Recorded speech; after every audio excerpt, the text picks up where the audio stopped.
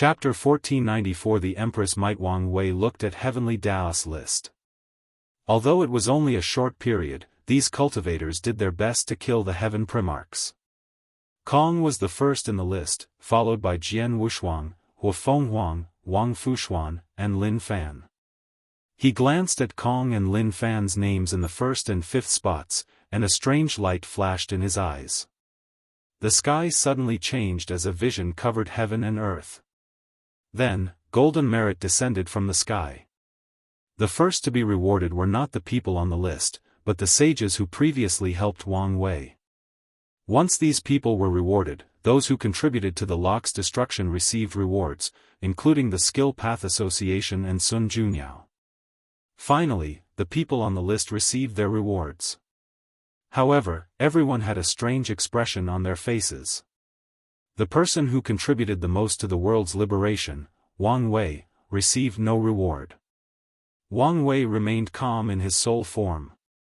Now that the lock had broken, he could use divination as freely as he wished, so he knew Heavenly Dao didn't reward him because the latter had prepared something special that it wanted to reward him privately. So, he focused on something that was occurring in the sky.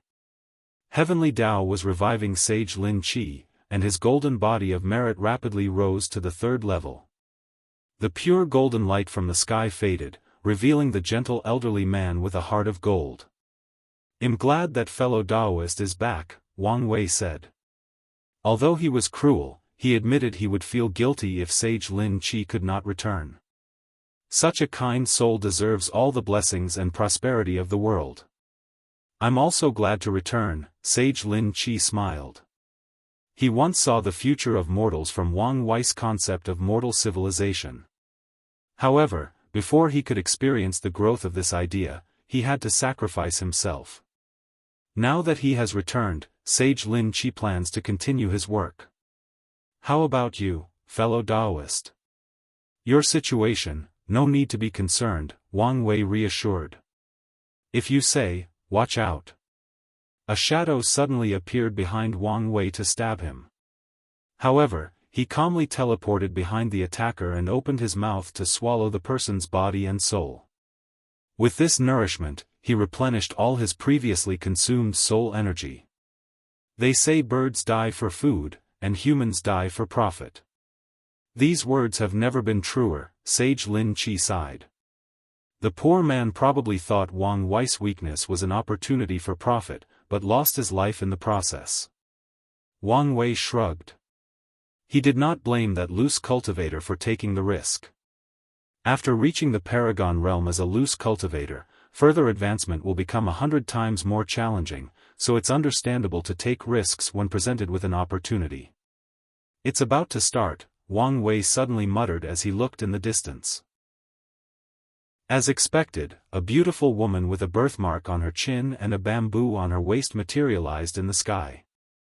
Everyone who looked at her felt a sharp pain in their eyes, shocked by the sharpness of her sword will.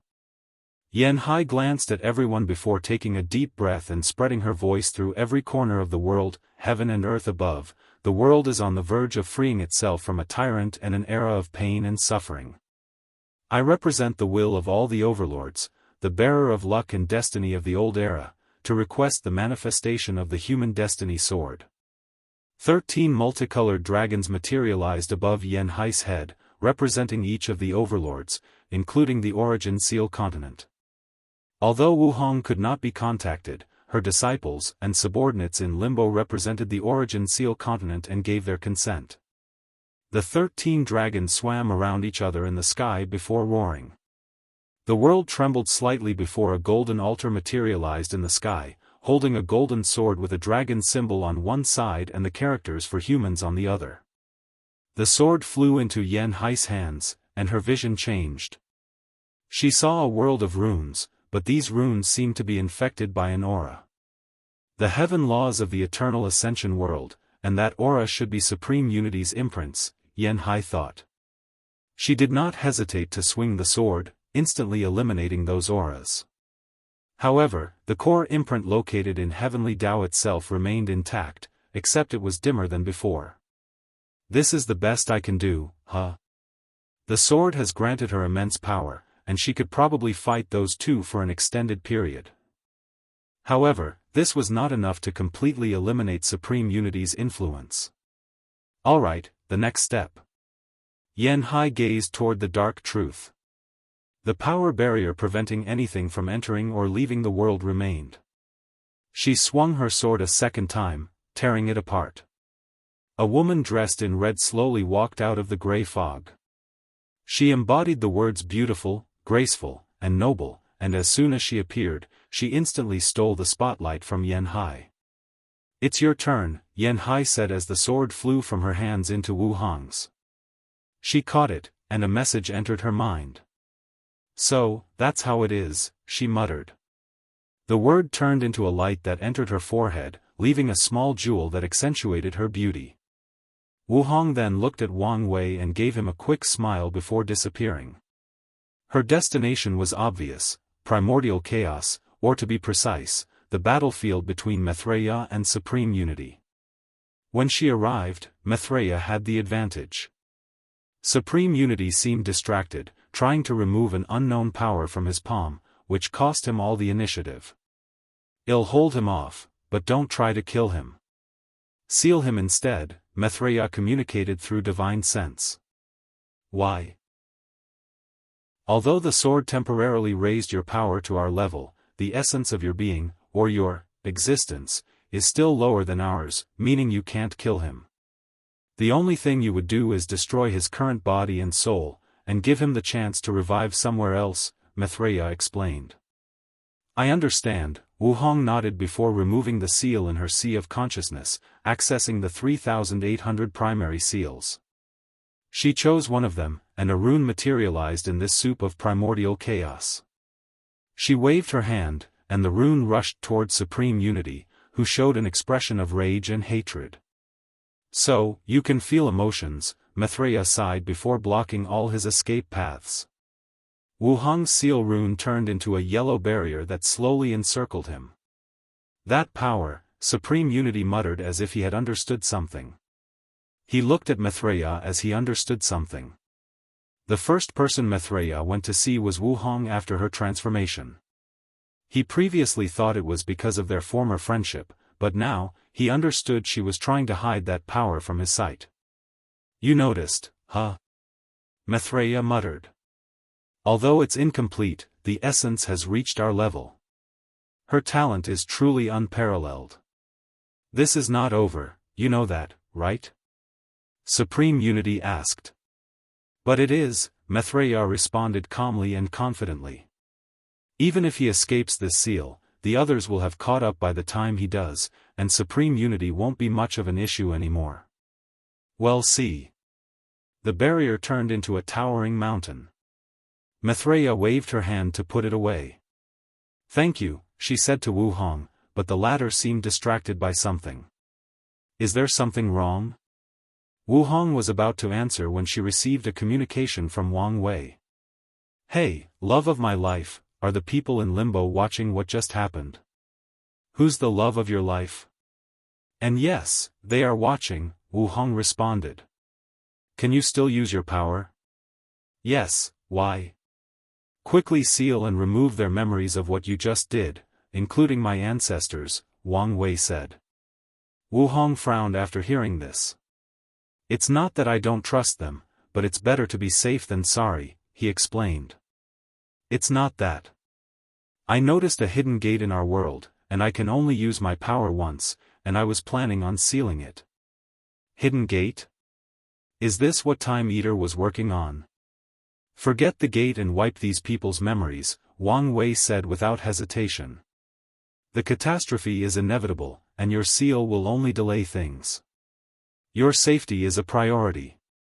Wang Wei did not trust these people to start targeting Wu Hong after seeing how capable she is, or even worse, sell the information to the catastrophe enemy to use their hands to remove a competitor. "Tell Maitreya the gate's location and deal with these people." "Alright, no need to nag," Wu Hong said before casting a new seal, removing the memories from the watchers' minds. However, her expression became severe once the act was done. "What's wrong?" Wang Wei asked. The technique failed for two people. Who? Dugu Batian and the human emperor, Wu Hong replied. Ingzheng has the jade butterfly pendant, which could explain it. But what's so special about this Dugu Tianbai?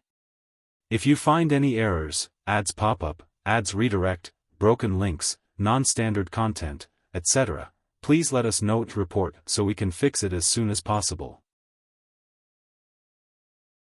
Chapter 1495 Long-awaited reunion. It may be related to the ultimate taboo now that I think about it. At some point near the end, he was acting a little shady, Wu Hong related. The Grand Sect Alliance suddenly became interested in a prisoner I have who is related to the Desire Heart Palace. Dugu Tianbai may have discovered something related to them or something related to the power of desire and obsession, Wang Wei explained. So, he has become more dangerous? I know I should have acted more petty and tried to kill him during the taboo, Wu Hong stated. Well, there is no pill for regret, so no point in complaining now. Come see me as soon as you're available. No problem, Wang Wei replied before ending the conversation. Meanwhile, Maitreya sighed after what Wu Hong did. Was that necessary? She asked. You have the luxury of trusting these people, but I don't, Wu Hong replied coldly. You have a point, Maitreya sighed. Listened, this is for you, Wu Hong said before throwing her a talisman. What's this? An unknown portal hidden in our world. I believe it is the source of the upcoming catastrophe, Wu Hong. You found it? I've been worrying about the sudden change to the world ever since Time Eater's death, Maitreya said as she used her divine scan to find the location pointed out by Wu Hong. Are your senses that terrifying? Maitreya asked as she realized that even if her primary body searched for this thing, the result would have been the same as the vessel. So, the fact that Wu Hong could find this thing is further proof that she will be miles ahead of Maitreya and Supreme Unity once she reaches their cultivation realm. You're overthinking things. I designed the Hong protective system, so when I sensed a flaw in our defenses, I checked and discovered this thing, Wu Hong explained. The previous power did allow her to sense something wrong with the world, but even then, she could not find it. It was only after using that power with the protective system that she succeeded. If even you couldn't sense it, that means the person or persons who designed this thing are powerful beyond my capabilities, Maitreya said with furrowed brows. The future is indeed bleak, Wu Hong nodded. But it's also an opportunity. Maybe, alright, I'll check on this gate. But once I'm done, I have something to talk to you and Wang Wei. Alright, Wu Hong nodded before teleporting away. Recent events had numerous applications, and she needed to oversee things in the Origin Seal continent. Once she returned home, the human destiny sword flew out of her body and into its altar before disappearing between heaven and earth. Meanwhile, back in the Eternal Ascension world, Wang Wei condensed a temporary body from the Dao Qi from the surrounding. He wanted to rush desperately toward the Origin Seal continent, but knew now was inappropriate. Instead, he returned to the Dao opening sect with ancestor Yan Hai. The two teleported to Origin Mountain, which was the place where elder meetings used to take place. As soon as they arrived, the power of luck rushed into the mountain, slowly condensing into numerous figures. Wang Wei noticed the memorialized luck he created from the sect for all his achievements in the lower dimension went to 3 people, and he guessed who they were. He waited with bated breath for the process to finish. What? In a hurry to see your wife? Ancestor, this is not the time to be teasing me, especially since an eternal single person such as yourself cannot understand the yearning and loneliness I've had to live with. Yan Hai's lips twitched. Boy, did you get a little arrogant after becoming a paragon? Do you want a taste of my bamboo? Ancestor, I'm just joking. Can't you take a joke? Wang Wei smiled wryly, and Yan Hai snorted coldly. The revival of these people from limbo took a few hours, to Wang Wei's distress. The final result, with the help of a small amount of merit from Yan Hai's actions, was that the 3 primals, Qiyuan, Battle Maniac, and Desolate, returned with a peak Empyrean realm, and the rest were either great emperors or lower. The world of the living, Qiuan muttered as he took a deep breath. It feels so good to be back alive. So true, Desolate replied, opening his mouth to swallow qi from the source like a whale drinking water. Battle Maniac stretched his body before making a short martial arts punching routine. Thank you, Qiuan said as he held Wang Wei on his shoulders. For everything you've done for us, the sect, and the world. I was just doing what I'm supposed to, Wang Wei replied politely. Heavenly Tao has burdened you with great destiny, but you rose to the occasion and even exceeded expectations, Qiuan smiled. The kid is not trying to hear all this. The only thing on his mind is to reunite with his wife, Yanhai suddenly said, making Qiuan and the others chuckle. In that case, we won't hold you up. We still have to recuperate, and you also must heal. There will be plenty of time in the future to talk and get acquainted. Wang Wei nodded before flying in the distance with ungodly speed, and as soon as he was out of the formation range, he teleported away. Oh, love, Miscellanea sighed deeply. The others rolled their eyes at him. Qiuan focused on Yu Kai and Elder Yen Shui. Should we say something? Battle Maniac asked. Based on how Wu Hong was behaving, she was distracted by something, and someone reminded her to erase our memory, most likely him. He knows when to put her interest above ours, and when to put ours above hers, so there is no need to worry, Qiuan replied. I'm starting to think you have too much faith in him, Desolate said. I concur, Battle Maniac added. Add me to this list of concerns. You've been different since the taboo, Yanhai added. To be precise, you've been acting odd since you saw the kid in the lower dimension. I've told you before, I know I've reached my limit. I've been worried about the future, but now I've found someone who can break my limitations and lead us to a better future. I understand passing the torch, but for many of us, it looks like you've retired and even given up, Desolate added. Maybe, I subconsciously haven't fully accepted my new role despite what I say. Who knows? But to reassure all of you, I have not given up. I know he's young and has a lot of room for improvement, and he'll need my help to hold the reins until he's ready, Qiuan replied. That's all we wanted to hear, Battle Maniac patted his shoulder. After this brief conversation through divine sense, the group focuses on the remaining sect people. Welcome, ancestors. You two did an excellent job keeping things together during that tumultuous era, Qiuan praised. It's all Primal Seed Wang Wei's effort, Elder Yen Shui said. That's right. Without his guidance, we may not have survived the Heaven Lock, Yu Kai swiftly added. You don't need to give your credit to him, Desolate added. Although we couldn't intervene, we watched all your efforts, sacrifice, and humiliation to protect our legacy. You will be rewarded for your achievements. Thank you. Origin Seal Continent, Wang Wei stood less than 2 meters from Wu Hong, looking at her captivating eyes. Everything around faded, leaving only her presence. He wanted to rush into her arms, but hesitated. However, Wu Hong had no such scruples. She flew into his arms and kissed him passionately for a good minute. What was that for? That's for all the days I spend thinking and missing you, Wu Hong replied.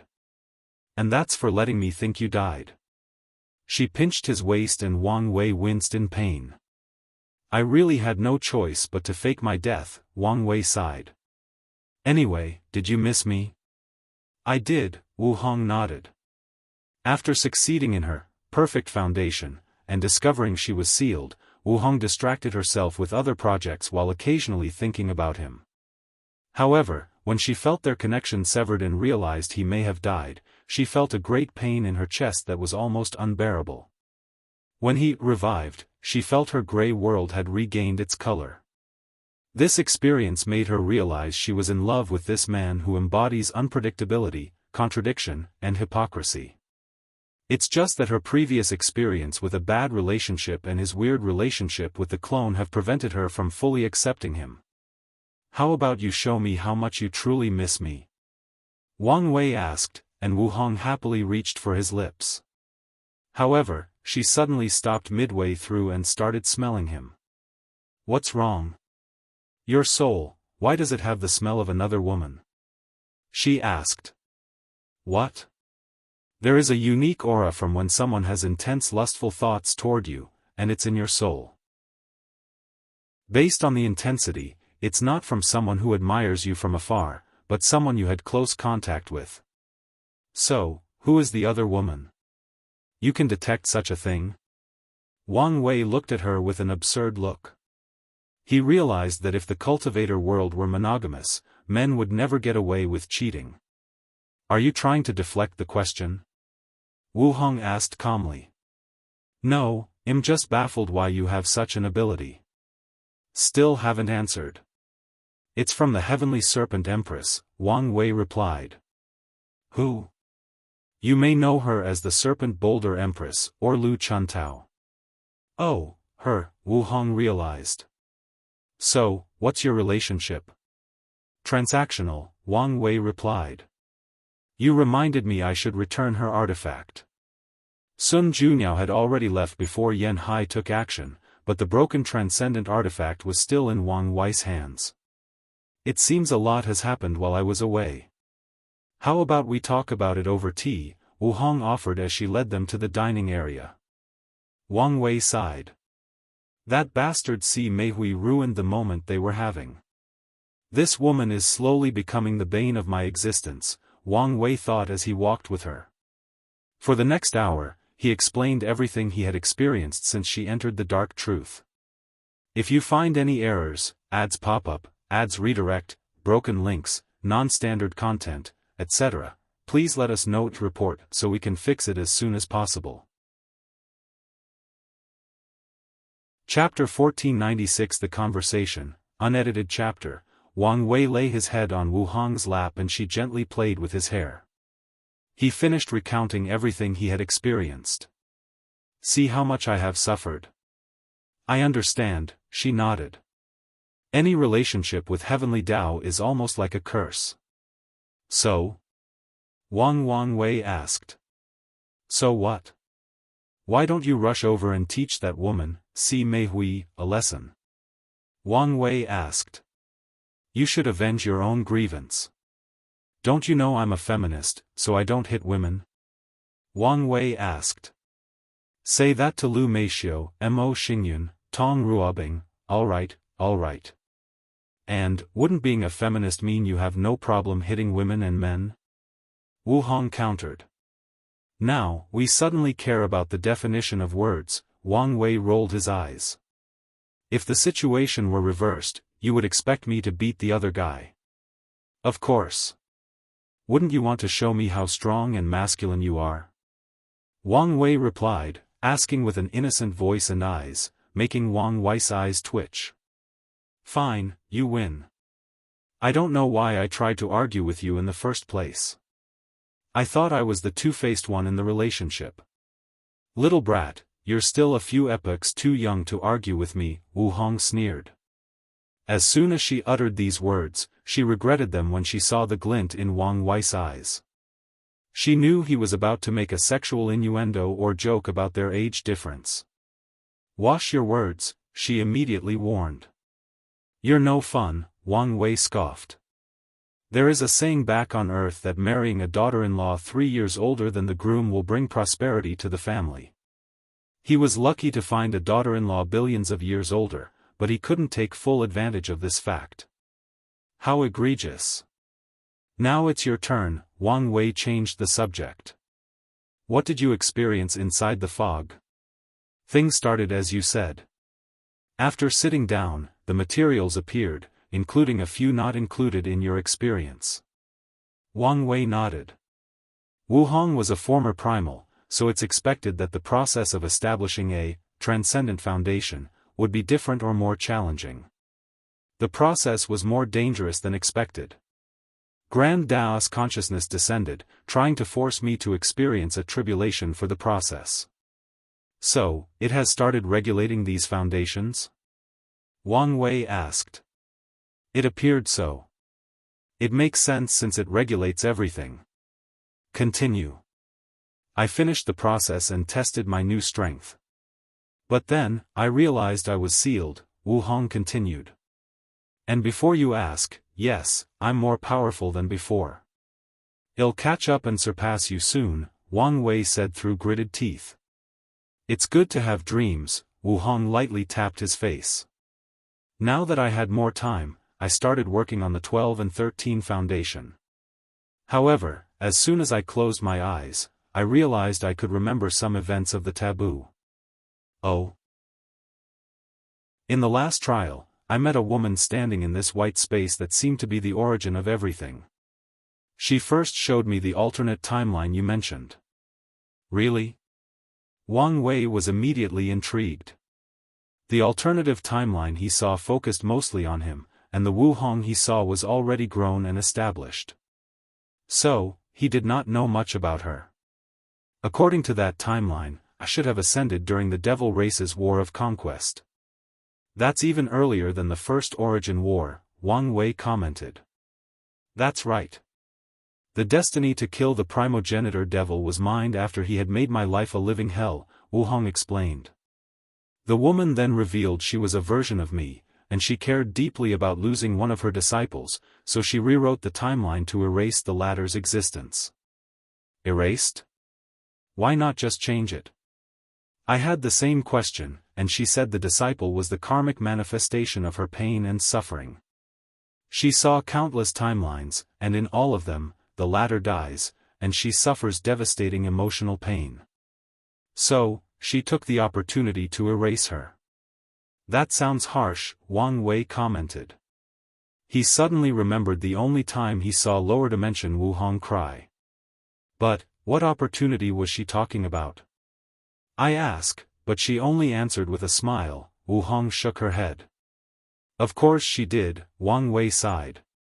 What else? I didn't just see the other timeline, but experienced it. I experienced all the trials and tribulations of the devil race eradication, the First and Second Origin War, and the tribulation from our relationship. Wang Wei was silent. Did you know that after you created that clone for Sun Junyao, I spent billions of yuan epochs fearing you were the clone and she had your real body? I would never do that. I know, but I could not remove that irrational fear from my mind, and it became a deep insecurity for me, Wu Hong sighed. Didn't I try to appease you? He did, but only years later when I couldn't hide it anymore, Wu Hong replied. Well, it's his fault he took so long to notice. Don't worry, one day, I'll search for him and beat him for all he put you through. Now is not the time for your cheekiness, Wu Hong said with a smile as she pinched his handsome face, and Wang Wei gave her puppy eyes. After experiencing that timeline, she asked me to choose. Choose? As in choosing a timeline? Wang Wei asked. Yes, she wanted me to choose which timeline I wanted to be the primary and secondary, or whether I wanted only to remember one, Wu Hong explained. Since you're here, I'm guessing you chose our timeline? Not exactly. I fought with her. You what? Wang Wei asked.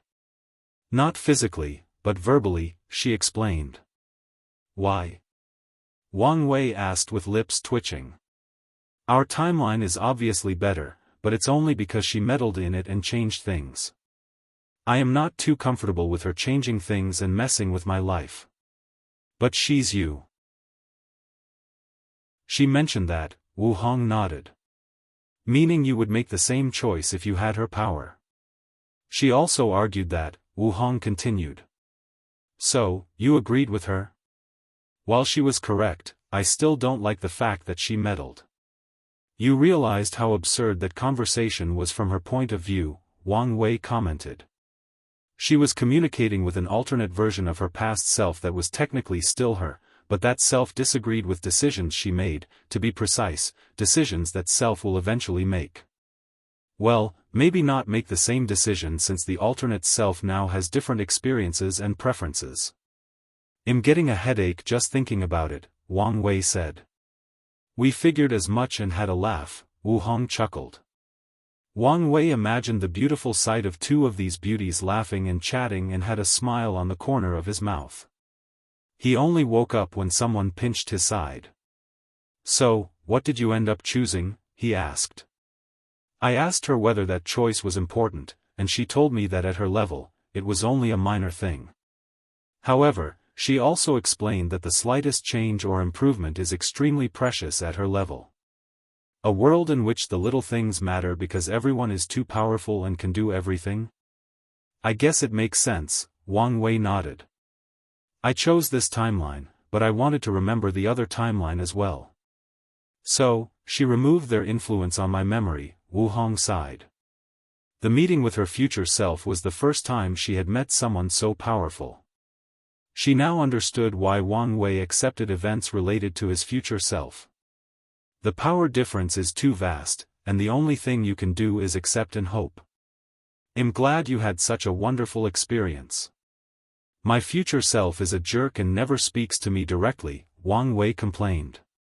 She had a message for you, Wu Hong continued. Oh? Did she want to remind you that our love is eternal? Just because she's me, don't think I won't consider it cheating if you get with her, Wu Hong warned, making Wang Wei speechless.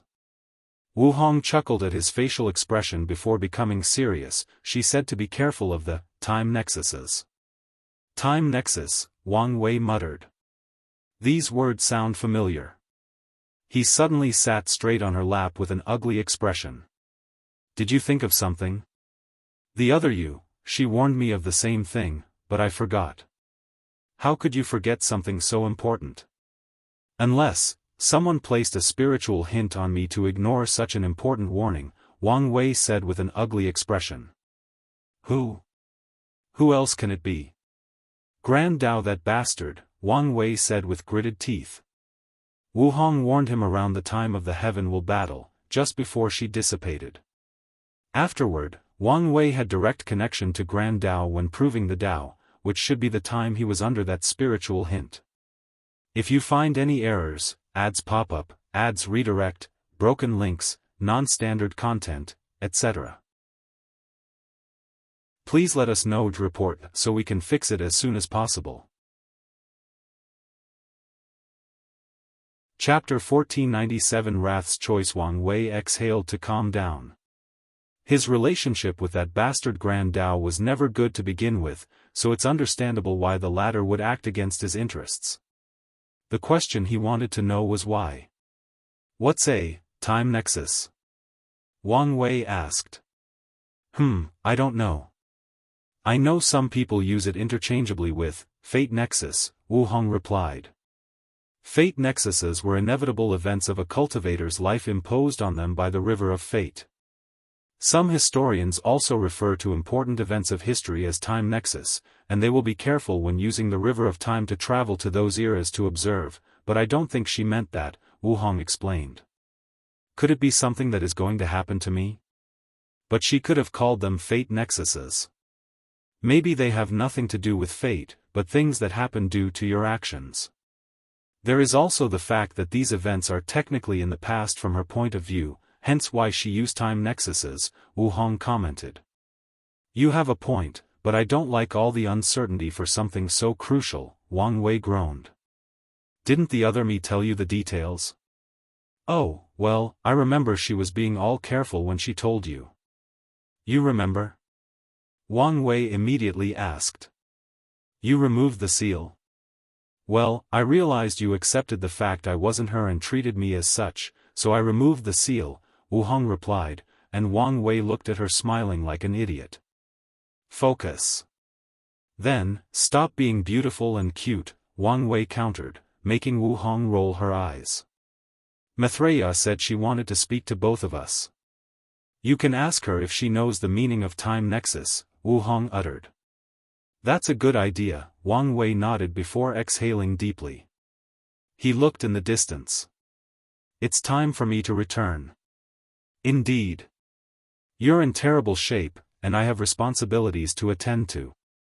One more thing, will you revive that girl, Hong Meiling?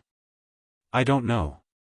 She had potential as long as she removed her obsessive veneration for me. However, in the upcoming catastrophe, spending 1 million yuan epochs reviving someone is unwise. So, I may wait until I reach that help to revive her. Maybe I can preserve her potential, Wu Hong explained before looking at him. Why are you staring this time? I just realized I never experienced your master-apprentice side except when you're beating me. You mean teaching? Yeah, teaching, Wang Wei said with air quotes. Unlike you, I enjoy raising and molding the next generation, she replied. That's too much work, and they usually become a burden, Wang Wei scoffed. Unless they are family or people with great talent, I'll only do the bare minimum if tasked to train them. You know, sometimes you have such a binary way to see the world. Okay, now we are attacking people's flaws, are we? Do you really want to go down that path? I don't think you want to get into this. Oh, really? What are my flaws? She looked at him intently. Don't listen to my stupid mouth. You're perfect and flawless, Wang Wei immediately answered. I think you're talking about Sun Junyao, Wu Hong countered, almost catching Wang Wei off guard. Sun, who? Who's that? Is that a new or old friend of yours I've never heard about? Nice try, Wu Hong snorted. Wang Wei smiled wryly before handing her a crystal-like object. Is that the nurture core? Yes. It'll be healing and cultivating, so I thought I would leave it with you to start the study.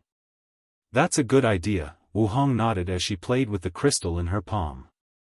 Wait, why did I just realize I'm doing all your work and research for you? First was the 10 to 12 foundations, and now, this thing. And here is your payment, Wang Wei said before giving her this existence blueprint technique. However, Wu Hong just stared at him. Hell, hand it over even without this project, making this pointless. Now, honey, it'll be going. Remember that I always love you, Wang Wei said before kissing her on her cheeks and disappearing from this place as if he was running for his life. Wu Hong smiled while muttering, your family is not here to keep you in check, and your reverence for your ancestors won't last once you're at their level. However, don't worry, it'll be here to keep you grounded. Wang Wei's way of acting is easy to understand. The more powerful he is, the less restraint he has, and the more reckless his brilliant mind has him acting. That's what happens when someone who pursues absolute personal freedom gets access to ungodly power and a mind without any cognitive blockades.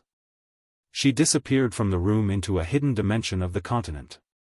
In this place, a similar situation to the Dao opening sect was occurring, with the revival of her disciples and other members of the continent. Wu Hong raised her hand to fill two people in the front with a small portion of merit. Their bodies and faces became more ethereal, revealing two people with quite similar faces, except one was a man and the other a woman. They were twins. The woman had a red hanfu, and the man wore blue robes. As soon as they appeared, their bodies released the aura of a paragon with a cultivation of 90%. Master. The twins bowed. It's good to see you again, Wu Hong nodded with a gentle smile. We're sorry to have disappointed you, the woman said. We did try our best, the man nodded. Don't worry about it. I have just acquired something that should help you, Wu Hong reassured. Song Luli and Song Jiang were the people closest in the Origin Seal continent to becoming a primal. They had developed their ultimate technique and unique Dao skill but failed to reach the time mark requirement. They did their best in the taboo to reach that realm, but the result was regrettable. However, after Wang Wei reminded her of the absolute killer, and having access to the nurturing stone, she had an idea on how to help these two. Master, what did you get? Song Luli asked. However, her brother immediately lightly pushed her with his elbow. Since the master said she has something to help, you don't need to know what it is, just wait for it. Song Luli stuck her tongue at him in defiance. It's not ready yet, and you still need to recuperate, so don't worry about it, Wu Hong replied, already used to her disciple's temper. Master, we can oversee the return of the others. You don't have to wait here, Song Jiang said. It's all right. It's been a while since I saw them, and I miss you guys, Wu Hong said before waiting for everyone to return. Meanwhile, Wang Wei teleported to a domain outside his sect's territory. He had contacted Si Meihui to meet and return her artifact, and they agreed on meeting in a neutral location since Wang Wei did not want to enter her palace, and she did not want to appear in the Dao opening sect's territory. They met atop a mountain near a small mortal village in the Dao Song domain. As Wang Wei waited, a portal appeared not too far from him and Si Meihui appeared with all her sexiness and charms on full display. Still not as good as my hunger, Wang Wei thought. Where is wrath? Where is my weapon? Wang Wei summoned the black orb, and Si Meihui scanned it with her divine sense. You're ruthless, she commented while staring at him. She could tell he had removed all his methods to complete this artifact, including traces of how he did it, meaning Si Meihui could not even use his repairing idea. Where is wrath? Wang Wei asked again. About that, there have been some complications, Si Meihui said with a bright smile. You're joking, right?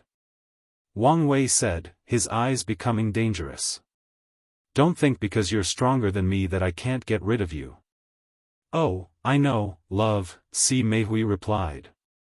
She had seen him destroy the lock and understood the implications of his actions and the history behind them. It doesn't appear that you do. Otherwise, you would not be playing with me right now, Wang Wei rebutted. All I said was the situation was complicated, not that something had happened to her. In fact, maybe she should explain it to you. Si Meihui waved her hand to open another portal. Wang Wei looked at the beautiful wrath with her and frowned. What is she talking about? He asked. I am not leaving with you, Wrath said. What are you talking about? Wang Wei's brow furrowed deeper.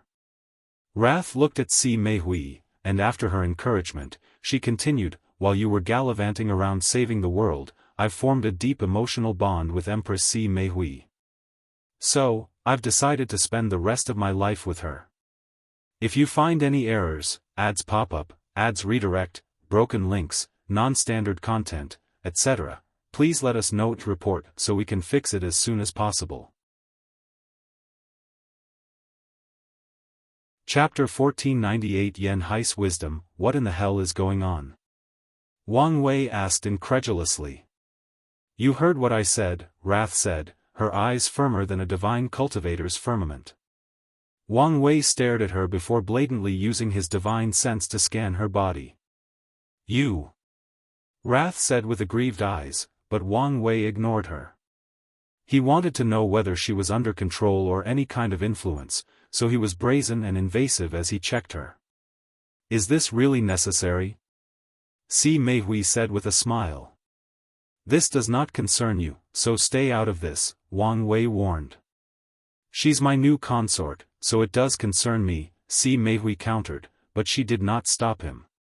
Wang Wei did not find anything, despite using divination and peeping into her past. Stockholm Syndrome?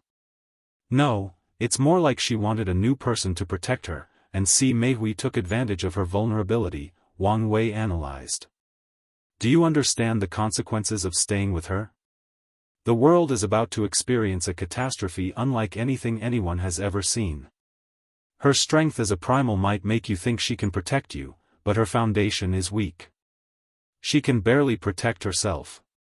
You don't have to worry about mine or her security, Si Meihui butted in, but Wang Wei stared at Wrath, waiting for her answer. I understand, and my choice remains the same, Wrath replied. What about your other brothers and sisters?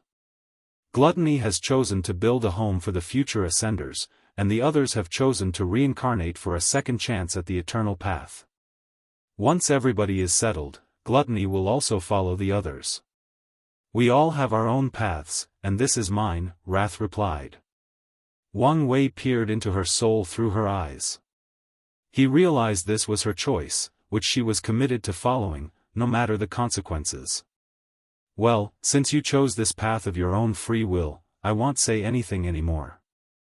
I've gone above board for the promise I made to your master, and whatever happens to you from now has nothing to do with me. That's what I want. I hope you're happy, sincerely, Wang Wei added. Thanks, she nodded, and he casually threw the weapon to Si Meihui before teleporting away. There was no hesitation or reluctance in his actions. Wang Wei wiped his hand clean of this karma. Wrath watched him leave, her gaze slightly dazed. What? Already regretting your choice? Si Meihui teased. Of course not, Wrath smiled. I just feel a little sad since he had such a great influence on my life for so long. That's normal, Si Meihui nodded. If what Wang Wei said was true, he kept his promise to her master and went the extra mile, forging a deep bond with Wrath. Come, let's return home. Wang Wei teleported home, still feeling absurd by everything that had occurred. Time is advancing, and the people in his life are changing, some to the point of becoming unpredictable by even his brilliant mind. While he was heading to his room, Wang Wei sensed a presence and his lips twitched. Ancestor, don't you have anything better to do? I actually don't, Xianxia replied. Her time in limbo and the merits she received have allowed her to return to the peak of the Paragon realm, meaning she only needed a small retreat to regain her full strength. What brought you here? Wang Wei asked with a sigh. I want to know your progress with my future daughter-in-law. Come, tell me and be honest. Wang Wei was speechless. He did not want to believe in the stereotype that women like gossip by nature, but the current arguments were appealing. Well, what are you waiting for? Wang Wei sighed. Our relationship is closer, can even say we're companions. But I feel there is a small and thin layer between us. He did not say that because they haven't slept together, but because of a feeling after the recent interaction. It's probably because of Nu Liang, Xianxia said. She mentioned they had a short fling, but she never gave me too much information, Wang Wei said. Nu Liang was a handsome and charismatic man with a golden tongue. During the war, Brother Qiuan tasked him to convince the battle spirit world to side with us, and Wu Hong was his protector. They grew close during that mission and almost became a couple. So, what happened? Wang Wei asked. It ended like all her other relationships.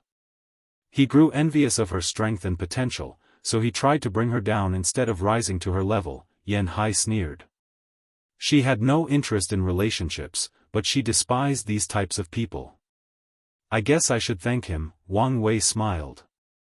His fate connection with Wu Hong was never going to guarantee their relationship, so he was glad all these other guys blew it. You're nothing like those guys. On the contrary, you challenge her to be even better, so I believe you will succeed. Give her some time, and she'll overcome these insecurities. I will, Wang Wei nodded. Good. My ability to dangle my seniority over her will lie on you. Don't disappoint me, Xianxia nodded before preparing to leave. Wait, ancestor, I have to file a complaint against you, Wang Wei said as he remembered something. Xianxia looked at him strangely. Kid, what did I ever do to you that you didn't deserve? You lied to me about the Empyrean taboo battle realm, Wang Wei said, not hiding the dissatisfaction in his face. Oh, you're talking about that. I didn't lie, but used the sect protocol. The sect's protocol is to lie about such an important matter? Wang Wei countered. We usually leave hints for people with talents early on before guiding them to this path. My original intention was to slowly give you hints after you ascended, but who would have thought you would succeed in the lower dimension? Xianxia shrugged. Wang Wei's lips twitched. Who designed such a stupid system? Who are you calling stupid? Xianxia appeared next to him and hit him with a bamboo stick, which was extremely painful. Kid, what do you know about educating the next generation?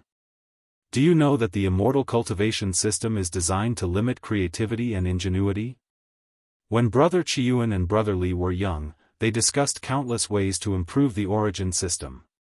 After a few million yuan epochs of cultivation, Brother Li lost most of his creativity, and Brother Qiuan had to spend years barely getting his back. You were lucky to reach this level at an astonishing speed, but I bet even you have been influenced by the system. After realizing how the system was designed, you probably accepted it as a fact and never tried to find a way around, didn't you? Xianxia asked with a sneer, making Wang Wei's body paused. He was indeed too quick to accept there was no way for him to make his Empyrean real unique, which was unlike someone like him who likes to break the mold, who likes to rebel. By your reaction, I'm guessing him right, Xianxia chuckled, her eyes filled with mockery, which made Wang Wei embarrassed. We have long realized this, so we designed the stupid system to motivate our disciples to think creatively while also playing within the rules of Grand Daoist system. Wang Wei coughed to hide his embarrassment. Ancestor, you know young people like me always have the mentality that we know better, so don't mind me. By the way, I noticed you've only achieved the Paragon Taboo realm. Is there a particular reason? Trying to bring up my sore spot? Xianxia asked in annoyance. Not at all, I'm just curious. Kid, haven't you realized how lucky you are to be born in such a powerful sect? Xianxia sighed.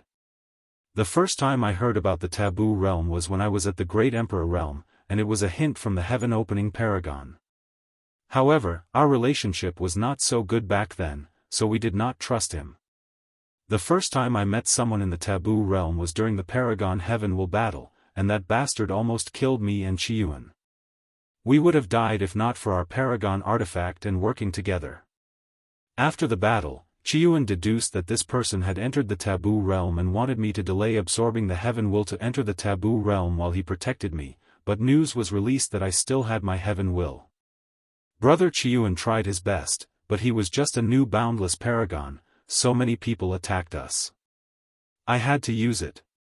We could only enter the paragon battle taboo realm after our sect was established and we had plenty of resources, time, and opportunity. Wang Wei was silent. Sometimes, he forgets the privilege afforded to him by his birth.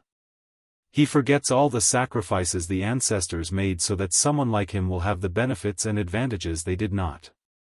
This conversation also made him realize how lucky and wonderful his future wife is for all she has accomplished. Thank you, ancestor, for everything you've done for me and the sect, Wang Wei bowed politely. It's weird seeing you so sincere. Regardless, I accept your bow, Xianxia said before disappearing, leaving a chuckle that echoed in the void. Wang Wei sighed before walking into his mansion. He did not call Xie Huan or Wang Qi. Now that he was alone, it was time to check Heavenly Daoist's special reward. If you find any errors, ads pop up, ads redirect, broken links, non-standard content, etc., please let us know to report so we can fix it as soon as possible. Chapter 1499 Heavenly Daoist Machination. As he closed his eyes, Wang Wei found himself in a white spirit with 3 items, a massive purple cloud, a golden scroll, and an orb with a small moving dragon. He looked at the cloud and smiled. As expected, his reward for this event was immense.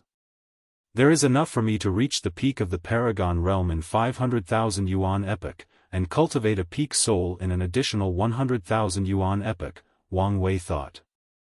Since he'll be using the best time acceleration array, he'll only have to spend 60,000 yuan epoch for his soul and cultivation to reach the peak. The only trouble is that rebuilding his body will also take some time. Wang Wei turned to look at the orb with the dragon, and immediately shook his head. No, thank you, he refused. It was a pain to be the chosen one in the previous era, and he had no desire to do it again for the upcoming catastrophe. As soon as he refused, this spiritual space trembled, and someone else appeared. It was a woman with jet black long hair, dressed in all white, with her robe leaving a trail behind her because of its length. She was extremely beautiful, almost to the point of appearing fake because of how perfect her features were. However, upon gazing at her, Wang Wei found himself incapable of thinking about her in any disrespectful or sexual manner. Her aura reminded him of the doting love of a mother, and the only thing he wanted was to rush into her embrace. The woman was the epitome of beauty, but her appearance had a major flaw, her icy and indifferent eyes. Heavenly Dao, Wang Wei muttered. I didn't know you could take other physical forms than that eye. I figure this appearance might be more appropriate for negotiation, Heavenly Dao replied, her voice devoid of any emotions, almost mechanical. If you're here to convince me to bear the burden of the upcoming catastrophe, you're wasting your time, Wang Wei said. In my long years of existence, I've blessed many talents with grand destiny, but your family is the only one I choose 3 times, and each time, they've risen to the occasion, and even exceeded my expectations. The upcoming resetting and ascension of the world will be my most outstanding work, and I need someone reliable to ensure success.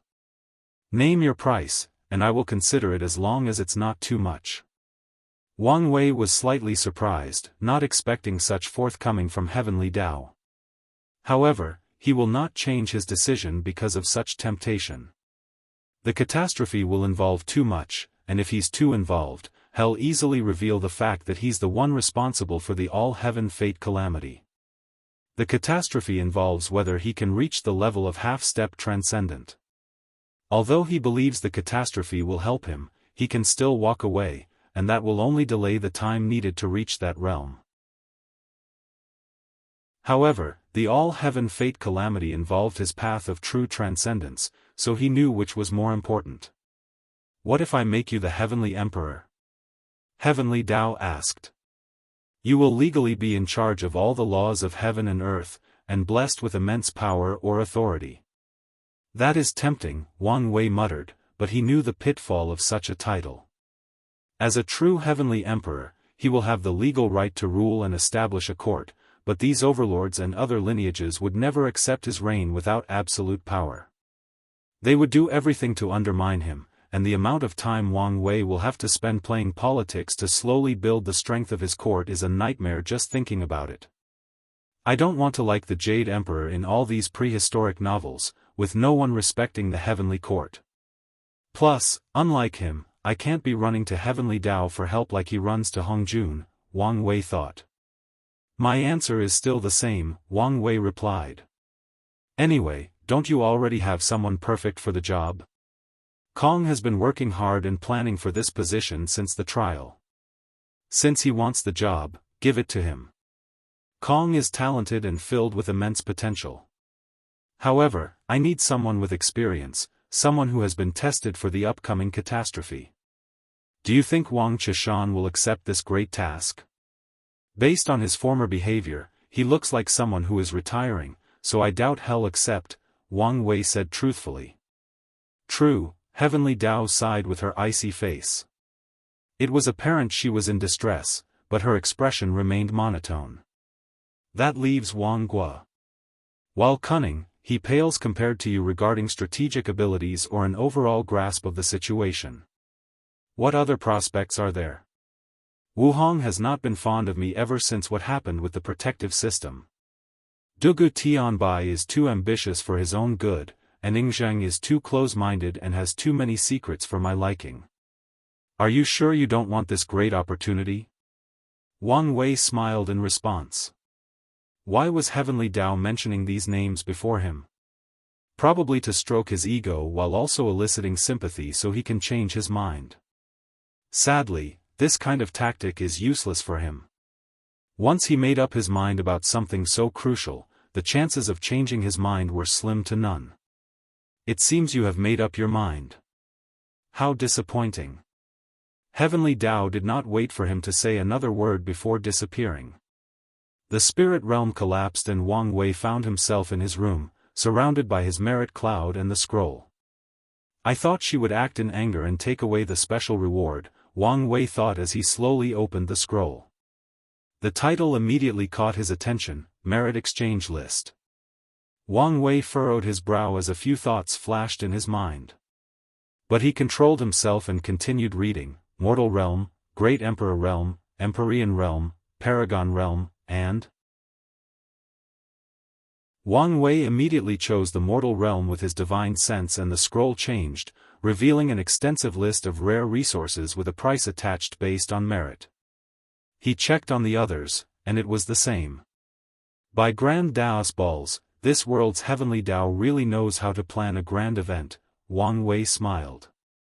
It did not matter whether the upcoming catastrophe was a direct invasion or a simple intervention of foreign powers. Heavenly Tao had already designated these people as karmically negative to the eternal ascension world, which allows the citizen to earn merit by killing or dealing with the threat. Then, the citizens can use that merit to exchange for rare resources to increase their strength, ensuring they survive the catastrophe. It's a brilliant move, especially since there will be transcendent tier resources, meaning that even someone like Maitreya will have to do her best, Wang Wei thought. What is one of the fundamental aspects of the cultivation world? Benefit. Heavenly Tao knows this and uses this fact to the fullest. It really planned everything, Wang Wei sighed. From the 81 tribulations to raise the eternal ascension world's destiny, to the golden era that cultivated numerous talents, to the ultimate taboo that made the world the semi-destiny center of the chaos universe, and now, this catastrophe, which will start the transcendent era throughout the chaos universe and guarantee the eternal ascension world's status as the center of the universe. The Heaven Cardinal should give this heavenly Tao a raise, Wang Wei joked before focusing on the scroll. Now that he had early access to the scroll, he needed to take full advantage of it. He scrolled through the Paragon tier resources and immediately complained that these things were too expensive. For example, there is something called the Paragon Heaven Will, which will guarantee someone to become a paragon, no matter how bad their talents are, with the limitation that it does not apply to people who wish to become boundless. Such an item was worth a quarter of all the merit Wang Wei had received. Wang Wei shook his head before buying two things. The first was an essence reconstruction pill, which would allow him to recondense his body in about 5,000 yuan epochs, which is only 500 yuan epochs with time acceleration. The second item he acquired was something he had never heard of, called the Grand Purification Talisman. Wang Wei planned to use it to remove the residual effects in his existence from using the abomination blood. Although he did his best to isolate the impact or influence from his soul, there were still residuals that he was worried about, and this talisman was the best in the Paragon realm. A portion of his cloud disappeared, and it pained Wang Wei slightly. He complained about heavenly Daoist greed and the price of these things before inviting the four ancestors and his future wife into his soul network for a meeting. If you find any errors, ads pop up, ads redirect, broken links, non-standard content, etc., please let us know to report so we can fix it as soon as possible. Chapter 1500 The Advantage of Early Access, and I changed my mind. His name is Dugu Badian instead of Dugu Tianbai. A handsome, muscular man with a burn mark on his chest slowly walked out of a blue pool. With a thought, a silk black robe with golden dragons on the cuff manifested on his body, along with a silver-white hairpin that meticulously and neatly arranged his jet black hair into a bun. A mirror manifested before the man, and he looked at his appearance with piercing, hawk eyes that could easily intimidate anyone. The man slowly stroked his goatee, which gave him an air of nobility and authority. After ensuring his appearance was perfect, Dugu Badian slowly walked out of the revival room. Alliance leader, said an elderly man dressed in blue robes with a scar above his left eye. Ping Dai Tan, you did a great job in my absence, Dugu Badian said with a smile as he patted his shoulder. I'm only keeping the rain for you, my lord, Ping Dai Tan bowed deeply. Although he was the alliance leader during the Two Suns Seven Moons era, he knew his position and never grew too ambitious or forgetful. In fact, he was chosen for that position because of his situational awareness. Dugu Badian nodded. What have I missed? I want a detailed explanation. I have left everything in your throne room. Good, lead the way. Despite his words, Dugu Badian walked in front while Ping Daitan followed. They soon reached a large red room with a black gold throne and numerous books and scrolls on the floor. It seems you haven't forgotten, Dugu Badian said with a smile. When he was young and first started cultivating, Dugu Badian entered the Dugu clan's library in search of a cultivation technique that suited him. He found an old communication jade talisman hidden in a corner, believing he had discovered a rare and ancient technique. Unfortunately, it was a prank by one of his uncles, and the talisman contained countless nude drawings and pictures. Ever since then, he preferred using books and scrolls instead of those damn talismans. How could I? Ping Daitan smiled. Dugu Badian sat on his throne and read all the scrolls individually. He took his time since the information presented to him involved everything that had happened since his disappearance. Ping Daitan waited quietly, and Dugu Badian took his time. By the end of this session, he held two things in his hand. The first was a picture of Wang Wei in his right hand. After reading everything, he had already decided this man could not stay alive. All signs showed this person would be a primal paragon, which is not a big deal after the ultimate taboo. A few people had fortunate encounters, and there should be a few more primals after a while. The issue is that this man was another brilliant mind like Qiyuan, and he might be even more dangerous. The Dao opening sect cannot have two such talents.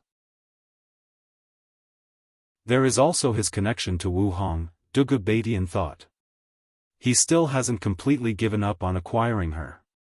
As long as he can reach the next realm before her, shall be his. However, Dugu Badian's primary concern now was a marriage alliance between the Dao opening sect and the Origin Seal continent. These two factions are already too close for his comfort, so Dugu Badian's last wish was an official marriage sealed through marriage. Dugu Badian put the picture away and looked at the scroll in his left hand. It was the list of the top 5 contributors in the battle against the Heaven Primarch. He looked at the list again, focusing on the only name from the upper dimension, Wang Fushuan. Did I make a mistake back then?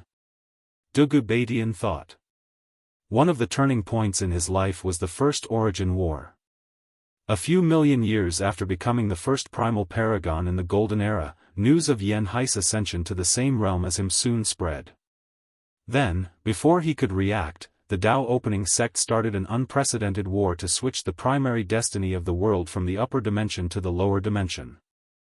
Dugu Badian immediately opposed them, leading to a massive war. The First Origin War was the primary cause of the Grand Sect Alliance's creation. He gathered countless factions who wanted to oppose Qiyuan and his actions. However, near the war's end, Dugu Badian realized he might lose and made a selfish decision. He did not betray his side but retreated and pledged neutrality. His decision allowed him to recruit many factions from the lower dimension who were fed up with the war, those who also wanted neutrality, and those whom Qiyuan rejected for one reason or another.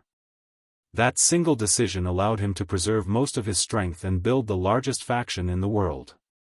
However, it also ruined any chances the people of the upper dimension had of winning. Although Dugu Badian knew he had made the correct choice, he sometimes wondered what could have been if he had waited and continued his previous course.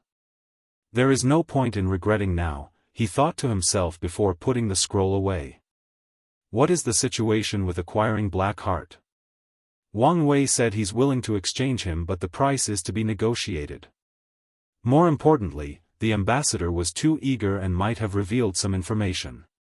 Of course he did, Dugu Badian muttered as he leaned on his chair. If he knew in detail what kind of person Wang Wei was, he would have personally chosen the ambassador for the meeting. Dugu Badian tapped his finger on the armrest while thinking of his next move.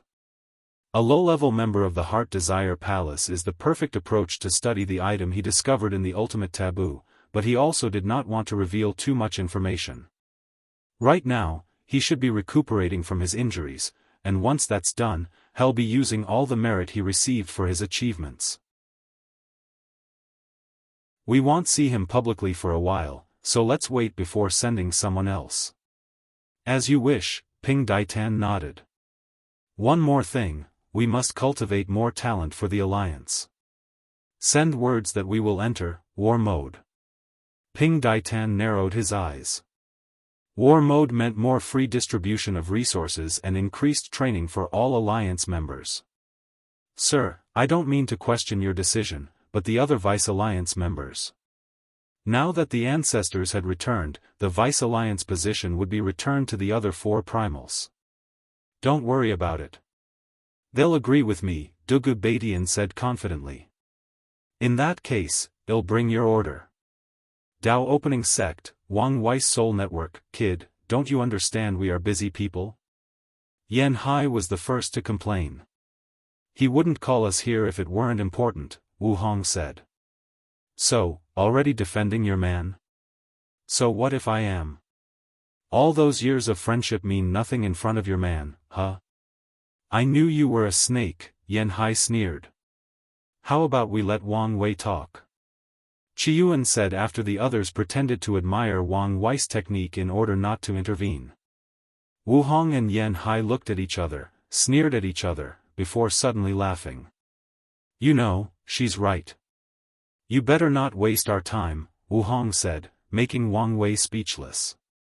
He did not say much, but showed them the scroll. Do you understand the implication of this? Qiyuan said as soon as he finished reading. I wouldn't be showing it to you if I didn't, Wang Wei replied. We must take full advantage of this early access, Li Ming said. How much merit do we have in reserve? Wang Chong asked. Let me check, Qiyuan said as he connected to his ancestor token and checked the sect's resources. We have enough to cultivate 3 peak paragons and 15 new paragons. That's a significant improvement, especially if you add the improvement from the taboo, Wang Chong nodded.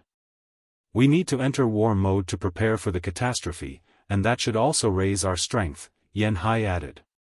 What about our allies? Maybe we can allow them to benefit from this early access, Li Ming suggested. But would that provoke heavenly Dao? Yan Hai asked. Since it didn't prevent Wang Wei from sharing, then there should be no problem. Of course, to be safe, it's probably best to hide the scroll from the public for as long as possible, Qiyuan commented. Fair. On another thought, do you think it would be best to save to buy something on the primal tier? She continued. You saw the exorbitant prices? Qiyuan smiled wryly. It's best to wait for the catastrophe, as there will be plenty of opportunity to acquire more merit. It's really a scam, Yan Hai complained, and the other agreed. Why are you so quiet? Wang Wei asked his future wife, and she sighed. I used most of my merit reserves to train people before the taboo, she revealed. So, you're broke, he said, and she glared at him. And I'm guessing you're thinking of some unlawful way to get merit, Wang Wei smiled. Unlike you, I was not born with a golden spoon in my mouth, so I have to sometimes be creative when gathering resources, she replied without a hint of shame. All right, as your husband, I cannot allow you to do things that could ruin your reputation. You have a way? Wu Hong asked. You need to start thinking like a businessman in this type of situation. And business is all about supply and demand. What is it that you have that only you can provide and is extremely valuable? It's also recent and relevant to the upcoming catastrophe. You're talking about news about the gate, Wu Hong said with shining eyes. That's right. You can sell the news and only take merit. I suggest you don't set an exact price and charge based on the faction. That's not a bad idea, Wu Hong smiled. Excuse us, but what gate are you talking about? Qiyuan asked. It's something, don't tell him for free. Even if he's an ally, just sell it at a discount, Wang Wei said, making everyone speechless. Boy, have you already forgotten your origin? Yan Hai asked with gritted teeth. Ancestor, you can't blame me for this. Look at my wife. She's living in abject poverty.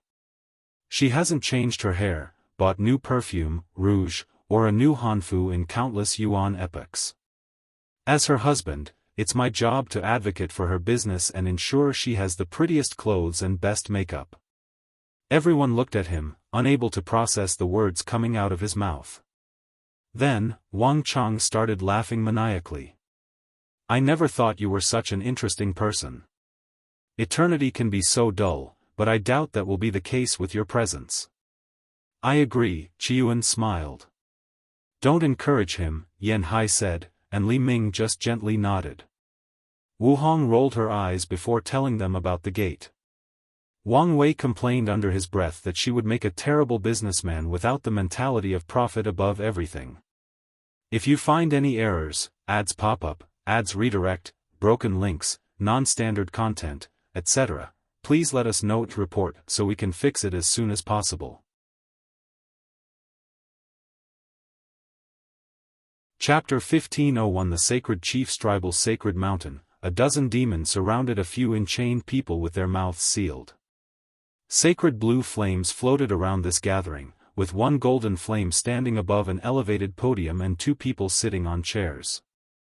They observed the boisterous discussions. "It was not my fault," yelled a middle-aged man with fangs wrapped in chains. He was the only one allowed to speak among the captives. "I couldn't resist the call of the mother." "What about the other people who resisted Heavenly Daoist's summon? Why can they resist, and you couldn't?" A demon with red eyes sneered. I don't know. These Primarchs have always been unreliable. We are not the temple, so I never liked that they were among us. That's not fair. Many of our fellow brothers choose that path since it's better than the Immortal and Dao path. So what? We now have proof that if our sacred mountain ever has animosity toward Heavenly Dao, these people will not hesitate to betray us. Like I said, I couldn't control myself, the prisoner argued. That's even worse, as that means you're unreliable. The prisoner gritted his teeth before saying, enough. The room immediately became quiet as everyone focused on the two sacred chiefs on their throne. "What do you think?" Sacred Chief Heavenly Ape asked. He was a man with dangerous eyes, white hair, two large ears, for sharp teeth, and dressed loosely with only pants and a flowing robe that was not properly wrapped, showing his upper body full of tribal markings. To be exact, he had 43 scars/marks. Heavenly Ape's story was interesting. He was from a powerful demon clan called the Saint Battle Ape. The Primarch Origin Temple annihilated the branch of his clan, so Heavenly Ape pretended to be an ordinary animal and hid in the mortal world. During that time, he was turned into a gladiator, forced to fight and kill other humans and animals. Since that period of his life, Heavenly Ape had the habit of scaring or tattooing a mark on his body to represent worthy foes he had killed. And in his long journey of cultivation, including the defeat of the innate demon gods, the Golden Era, the two Origin Wars, and the ultimate taboo, only 43 individuals were worthy of being scarred on his body. "I don't know," replied Sacred Chief Myriad Star Rabbit. She was a beautiful woman dressed in all white with star patterns on her cuffs, and luscious pink hair. Her rise to one of the two primals of the demon race is even more legendary than her companions because she was once a regular rabbit demonic beast. She had no special bloodline, but she slowly crawled to the pinnacle of the demon race, even creating the Myriad Star Rabbit clan. If we kill them, whether we like it or not, our strength will decrease. However, the recent event has revealed them to be unstable variables. The catastrophe is coming, and it seems Heavenly Dao has its hand on it. So, do we preserve our strength or remove this uncontrollable variable? Sacred Chief Star Rabbit said. "I ask you because I'm conflicted on the same issue," Heavenly Ape said. "Then, let's ask someone who can help us see another side," Star Rabbit said before looking at someone who was remaining quiet on the side. "Fan Sui, what do you think?" All eyes were on the Star Sage, but she remained calm and composed as she gathered her thoughts before speaking. "Chiefs, this may be an opportunity." "Oh?" Their eyes lit up. Their sacred mountain has survived numerous trials and tribulations due to the sage's wisdom. In fact, the two wanted her to participate in the ultimate taboo with them, but Fan Sui felt something was wrong and insisted on staying back to look out for the mountain. The entire world saw the betrayal of the Primarchs. So, we can ruin their reputation and brand them as traitors. We may need to kill our own, but the temple has the largest group of Primarchs. If the pressure of being traitors is applied at a sufficient level, they will have no choice but to eliminate their members. If they refuse, we can start gathering support from other overlords to pressure them. The catastrophe is approaching, and no one wants such an unstable variable as them in their backdoor. After all, if Heavenly Dao can be corrupted once, it can happen a second time. Heavenly Ape's eyes immediately squinted. Your plan is intriguing, but there are also hidden problems. What if they bear the pressure and refuse to eliminate their primarchs? We will have weakened our strength for no reason. Even if they resist, the pressure alone is enough to start internal fighting among them. Don't forget the temple's delicate situation between emperors and primarchs, Star Sage Fan Sui replied calmly. True, Star Rabbit nodded. Ancient heaven primarchs created the Primarch Origin Temple. But over the years, the Emperor path has become mainstream, and the two current temple lords are paragons. Despite the Emperor path being the controllers of the temple, the primarchs have plenty of power, which is why the temple is still named after them. A plan that kills many birds with one stone, should expect nothing less from you, Heavenly Ape smiled, showing his 4 canine fangs. He glanced at Star Rabbit. Do you have anything to add? No, I'm fine with this plan. In that case, let's proceed, Heavenly Ape said. No, Sacred Chief, the prisoner yelled, but someone immediately sealed his mouth. We still have to return to our peak, so we'll leave the execution plan to you, Fan Sui, Star Rabbit said. I know you also need to heal, but such an important task can only be overseen by you. I understand. All right. Everybody except the sage and this young man can leave, Heavenly Ape ordered, and the other tribal chiefs slowly left. This tribunal judgment session can only be attended by paragons and chiefs, and most of these people had just revived and needed to return to their peak as well.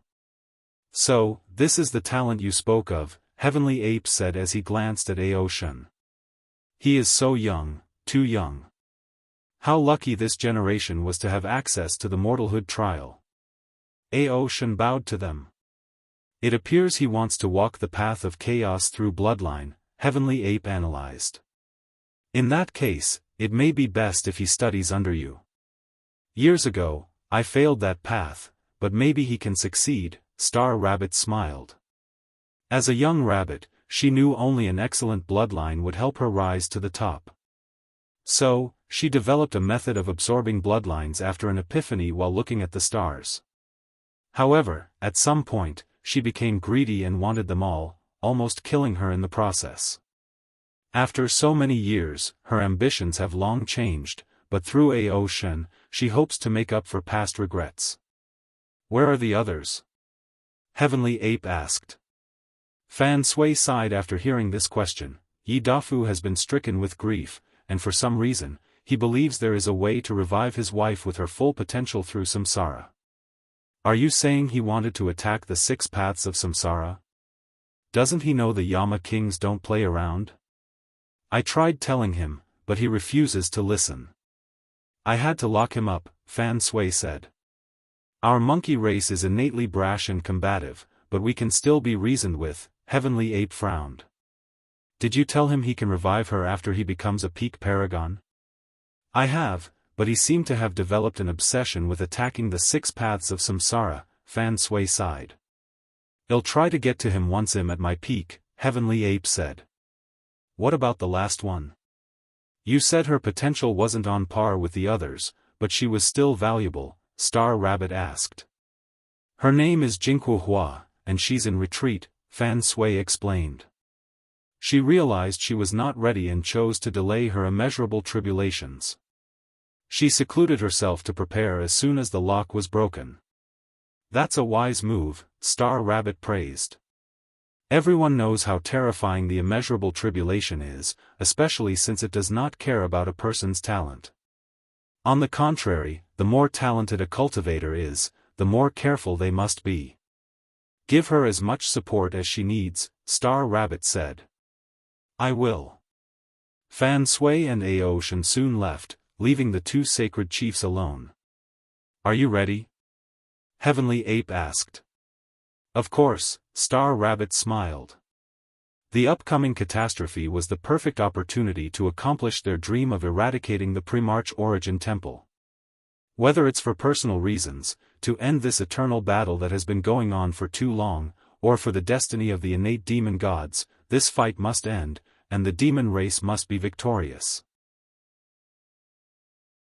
These two have been battling and waiting for a long time, and finally, they knew the opportunity to achieve their dreams was coming. If you find any errors, ads pop up, ads redirect, broken links, non-standard content, etc., please let us know to report so we can fix it as soon as possible. Chapter 1502 Soul Network Discussion. This is crucial information, Qiuan muttered while crossing his arms and caressing his chin. Are you interested in a deal? What deal? We'll pay you to delay selling the news, Qiuan said. We can't use merit, but we can use plenty of rare resources for the exchange. Delay? How long are we talking about? Wu Hong asked with a frown. How about 10,000 yuan epochs? That's at least 100,000 yuan epoch inside a time formation. Can you pay enough for me to delay for so long? She asked. Time was of the essence, and 10,000 true yuan epochs were enough to do many things with the merit Shell have acquired from selling other factions. We'll give you 10 million peak third-rank Dao sources, 20 primal soul pills, 10 innate source pills, and 2 boundary-breaking pills, Qiuan said. Wu Hong immediately made a rough calculation. The Dao sources were enough to set up a formation that granted a 25% cultivation boost for 5 paragons. One innate source pill granted another 75% boost and had a slow effect on eliminating cultivation bottlenecks. The boundary pills could forcefully remove bottlenecks for people whose talents had reached their ends. 10,000 is too long. I can only do 1,000. Now I know you're not being sincere, Qiuan said. At least 9,000. I cannot go higher than 1,500. Alright, let me stop you too, Wang Wei said. Are you going to take her side? Qiuan complained. No, I'm trying to save you money. Oh? Do you want to analyze the gate ahead of time and have more time than the others to prepare? Wang Wei asked. That's right, Qiuan nodded. Then, you're wasting your time. Maithreya could not detect the gate, and she only succeeded because of the Hong protective system. This means whoever designed the gate made sure that no information was leaked by even people of Maithreya's level. And if your idea is to stop the gate or delay it for an extended period, then I'm afraid it's useless. As you can deduce from the scroll, Heavenly Dao is counting on the catastrophe to fulfill its grand ambition, Wang Wei reminded. I didn't know about Maithreya, Qiuan muttered. However, you are underestimating us a little. Brother Qiuan can find the origin of all things, Yan Hai said. With a little help, we can find the origin of the gate. And even if we fail, we can find some clues. It seems I've butted in when I didn't need to, Wang Wei said. Not at all, Qiuan smiled before looking at Wu Hong. How about we agree on 5,000 yuan epoch? That's fine by me, she agreed since that number was her bottom line. I'll have someone send them to you immediately, Qiuan said, and Wu Hong was fine with that since she trusted them. So, is that it? I need to return to my retreat, Wang Wei asked. We still need to discuss which allies we can invite to use the scroll and how much to reveal, Li Ming said. I've become close with the barbarian race, so you can invite them. There is also Emperor Kong and the Enlightened Emperor Academy. If nothing unexpected happens, he should be the son of an era for the catastrophe. Maybe we can start building relationships with them, Wang Wei suggested. Not you? Li Ming asked. I refused, Wang Wei replied before telling them about his conversation with Heavenly Dao. Wu Hong immediately sneered, and Qian shook his head. He would also not accept that burden. That may be a wise choice, Qiuan uttered. I understand your choice, but being the chosen one would have given us a great advantage, Wang Chang sighed. It would also put us at the center of the catastrophe, Li Ming added. It's the kid's choice, and since he refuses, let's respect his decision, Yan Hai added. That's right, Qiuan said. Thank you, Wang Wei nodded. And one more thing, the Sword Path League came for a visit before the Mortalhood trial and wanted me to convince you to exchange the destiny of the ultimate sword path with them. Are they crazy or do they think I'm stupid?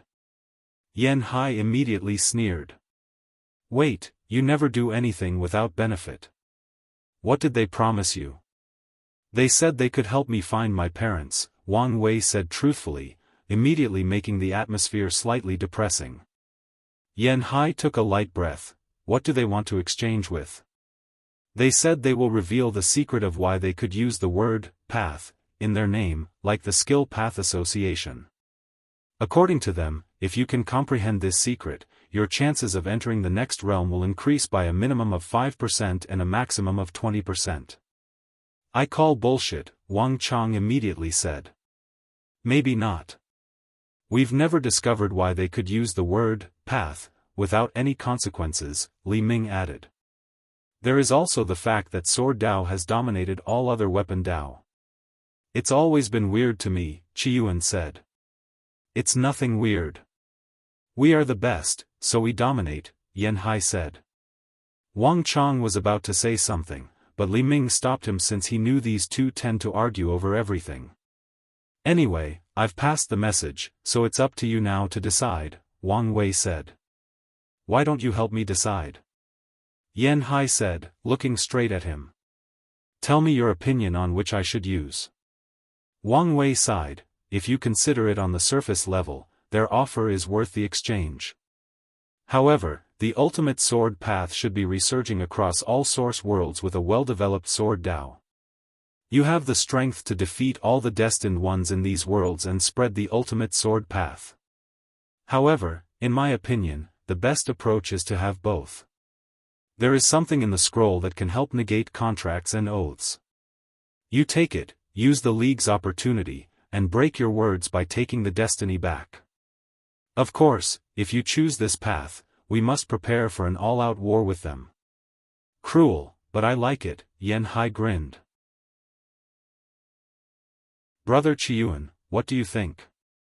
A reshuffle is coming, so the chances of a civil war are high. We don't fear a battle against the League, but must prepare for the Grand Sect Alliance's intervention. They will be occupied dealing with Kong and his academy, Wang Wei said. Oh. Wang Wei then explained the relationship between Lin Fan and Suya, and Kong's radical approach of attacking the Alliance's academy.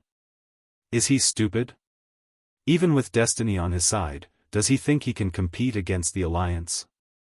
Wang Chang asked. Unless he's counting on us secretly helping him and even keeping the Alliance at bay, Li Ming said. So, he's got balls, using the subtle balance of the overlords to plan his rise, Wang Chang said with a grin. So, do we help him? Yan Hai asked. Depends on whether he's capable enough, Qiyuan said. If he shows potential, I don't see why not. Anyway, hell be the Alliance's problem as long as he can use his destiny to grow. Then, we can fight the League without any worries. Aren't we getting ahead of ourselves? Whatever enemy we'll be facing in the catastrophe will probably require everyone working together, Wang Chang added. No, we should be prepared, Qiyuan said. If we are facing an invasion, the first waves of attacks will be a test to determine our level of strength. If the enemy is competent, the next wave will be infiltration and destabilization. The 13 of us have maintained a balance for a long time, but that also means we have amassed a great deal of animosity. With a little effort, it's easy to get us to fight each other. He's right. Whether it's the demon race and the innate demon gods, Hunger Continent and the Skill Path Association, us and the Grand Sect Alliance, Qin and Taoism, it's relatively easy to get us to fight each other, Wang Wei added. Not to mention you've offended the Divine Faith Haven and Qin, Wu Hong added, making everyone look at Wang Wei. It was all necessary, Wang Wei said. I can't wait to hear your explanation, Yan Hai said. Hunger is the person with the highest probability of entering the next realm, but her origin Seal Continent has the weakest foundation. Her situation makes her the perfect target for destiny to choose to be tested in the catastrophe. I need to influence its choice and switch it to the Divine Faith Haven. I can respect wanting to protect your woman, but what about the Qin court? Wang Chang asked. I'm doing it to stop Yingzheng's transcendent path, Wang Wei said before telling them about his deduction about Yingzheng's path. He even mentioned the situation with Honghua. You did the right thing, Qiyuan said seriously. Most people think Dugu Badian is ambitious, but Yingzheng is as bad as he is. When we were fighting for the overlord positions, he once showed his fangs toward Buddhism and Taoism, wishing to incorporate them as the Qin court's national religion and use their destiny for himself. The rapid rise of these two religions stopped his ambitions, and almost ruined his court, but I don't believe he ever stopped planning their assimilation. Can I ask you a question? Li Ming said. Me? All right, Wang Wei said. Is Yingzheng also from the prehistoric world like you? Do you have any relationship with him? His words immediately made the meeting tense. If you find any errors, ads pop up, ads redirect, broken links, non-standard content, etc., please let us know to report so we can fix it as soon as possible.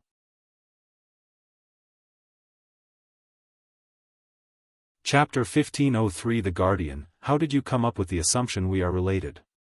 Wang Wei asked. He knew the ancestors should know about his connection to the prehistoric world. After all, they were the ones who helped him hide it from people of higher cultivation. When we met you in the lower dimension, we observed your growth, Li Ming explained. And there were signs, for example, the name Yingzheng. Few people know this name, as most people addressed him by his title or by his sovereign name, Qin Shi Huang. The world only knows the name Yingzheng because the world he first reincarnated in was revealed, and after that, he did not bother hiding it.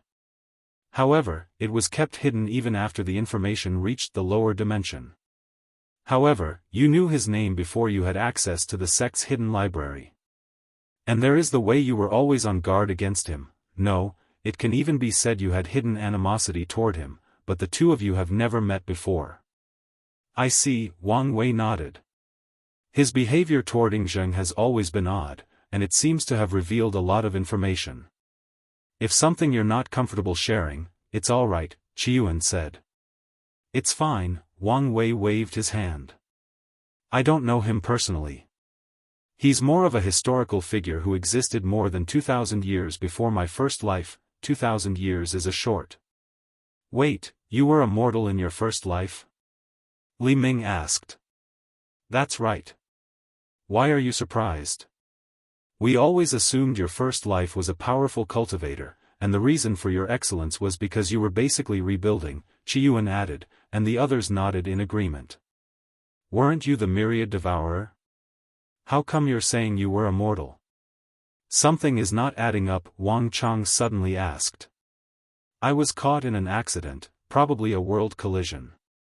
My soul entered primordial chaos, and I instinctively started swallowing up these purple orbs, probably world sources. That's how I became the myriad devourer. A mortal soul entering primordial chaos? Even if the world source could sustain you, the sight of seeing primordial chaos for the first time would have overwhelmed your mortal mind, Wang Chang commented. If you add the fear of death you were experiencing, the loneliness of traveling the infinite primordial chaos, no wonder you were born with paragon-tier willpower. How did you retain your memories? The years spent as the myriad devourer should have taken over your mortal memories? Qiyuan asked. I don't know myself, but I guess I was desperate. I think I may have accidentally created a technique to preserve my memories, and all the worlds I devoured were to fuel this technique, Wang Wei shrugged. You haven't retrieved your memory of the time? Yan Haya asked. Where would I have the time to do that? It hasn't been a Yuan epoch since I became a paragon, Wang Wei sighed. True. Let's get back to the topic, Li Ming said. If you never met Yingzheng, what's with the animosity? Although there was no cultivation in my first life, the concept of reincarnating into another world and cultivating was prevalent in the form of literature and other forms of entertainment. There is even a prevalent genre with millions of stories about people from our world reincarnating into cultivation worlds, Wang Wei expressed. That doesn't appear to occur randomly, Qiyuan observed. Is the information in these stories useful? They are. I've used many of them in this world. That would explain your unique ways of thinking, Qiyuan said. Someone definitely plans for the world to be like that, Li Ming added. It's almost like they were preparing your people for the possibility. That's probably. Wang Wei stopped himself and reinforced his soul network. If there is someone behind it, it's probably Hongjun. Why does that name sound familiar? Qiyuan said as he caressed his temple. Now that you mention it, I feel like I've heard it somewhere before, Yan Hao added. Me too, Wang Chang said, and Li Ming nodded. He's the prehistoric world's guardian. Everyone's gaze shifted to Wu Hong. Remember? During the war, we tried to contact and even forcefully enter the prehistoric world, and he showed up, introducing himself as Hongjun, the world's guardian, Wu Hong continued. He conversed with us for a few minutes before waving his hand and teleporting us away. I remember now, but the entire encounter is blurry in my mind, Yan Hai said. Me too, the others nodded. Then, they looked at each other with a somber atmosphere. Hongjun not only modified their memories but also influenced them not to think of the entire encounter for billions of yuan epochs. How do you remember? Yan Hai suddenly asked. I just do, Wu Hong said calmly, and no one questioned her, especially after what happened recently with Mithraea. However, only Wu Hong knows that her perfection foundation has allowed her to remember numerous encounters with transcendent entities. Why don't you continue? Li Ming motioned toward Wang Wei. Oh, right. Where was I? Information. Yes, the information from our world is so valuable that I instinctively was wary of Ingzheng's presence. However, now that I think about it, he lived more than 2,000 years ago, so he never had access to that period's literature and other media. Your words have increased the validity of the training's theory, Qiyuan said. Ingzheng was Hongjun's first test. After he saw success or failure considering his first life, he started training the population through literature and entertainment. Then, he picked the best to reincarnate. The world collision was most likely artificially created to make the reincarnations appear random. And you were probably an accident in the process. However, one thing I've learned in my long life is that there are no accidents. Qiyuan looked at Wang Wei in the eyes but he waved his hand, let's not get into this. Although he did not mind sharing about his life, some things were left for him and maybe his wife. So, he would not mention things about his fate seed status. If you wish, Qiyuan shrugged. Everyone has secrets. As close as he was with his brother and sister, there were things he also kept from them for one reason or another. Can you tell us more about the prehistoric world? Li Ming asked. Based on your words, many of the things you've done were inspired by your experience there. You also mentioned there was no cultivation. Is the cultivation separate from the mortal world? You want to know about my life on, Wang Wei didn't finish saying, Earth, before a terrifying consciences descended in their meetings, warning everybody present. It seems we've talked too much, Qiyuan said with a wry smile. So, even we're not worthy of peeping into the secrets of the prehistoric world? Yan Hai said in an aggravated tone. Didn't we already know we are just bigger ants? Wang Chang shrugged. There will be a day, Li Ming said quietly. Wu Hong was the one with the least reaction. The memory from the other self has granted her plenty of memories and knowledge about Earth and the prehistoric world, so she didn't care, except for maybe the sudden and rude interruption. Well, this is my cue to leave, Wang Wei said. This conversation had gone longer than he anticipated. Ancestor, you're going to be free, right? I need a favor. What is it? Yan Hai asked begrudgingly. My retreat should take between 60,000 to 90,000 yuan epochs. I need you to train one member of the Ma clan to the peak of the Paragon realm. How talented are they? Yan Hai asked. Depending on these people's talents, this was more than doable. That's the issue, they have terrible talent. However, one of their ancestor was excellent, so if you could revive that part of their blood, it's possible. And I don't just want a peak Empyrean, but someone with potential to enter the Paragon realm. Of course you do, Xianxia snorted. Bloodline purification and modification is slowly and research draining, in other words, a pain in my ass. So? Wang Wei asked. I'll do it, but why are you annoying me instead of your wife? She asked while looking at Wu Hong. He already dumped other responsibilities on me, Wu Hong immediately said. So, this is a pattern? Xianxia stared at Wang Wei. I just want to save time, Wang Wei explained. The Ma clan is the key to the largest soul energy reserves in the entire world. Once it gets it and takes what I need, there will still be enough for the sect to use and gain advantage in the upcoming catastrophe. The largest, you said? Wang Chong asked, not hiding his skepticism.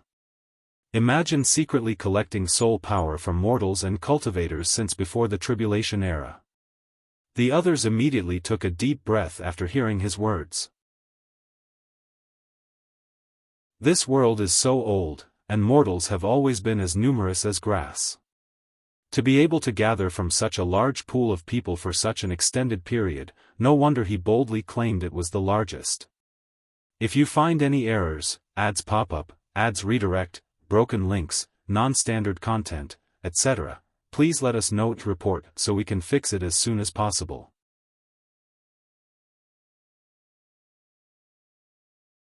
Chapter 1504 Spiritual Perfection. Where did you get such a thing? Xianxia asked. It's complicated, and I may need your help later if the buyer refuses to pay. However, we first have to fulfill our side of the agreement, which is to train a paragon from the Ma clan, Wang Wei replied. I understand, but this task would have been best left to Brother Li and Wang Chong, Xianxia sighed. Li Ming led the sect's training, including designing the trials, the sect's motto or spirit regarding training methods, the training manual for any elders in charge of disciples' cultivation, and so on.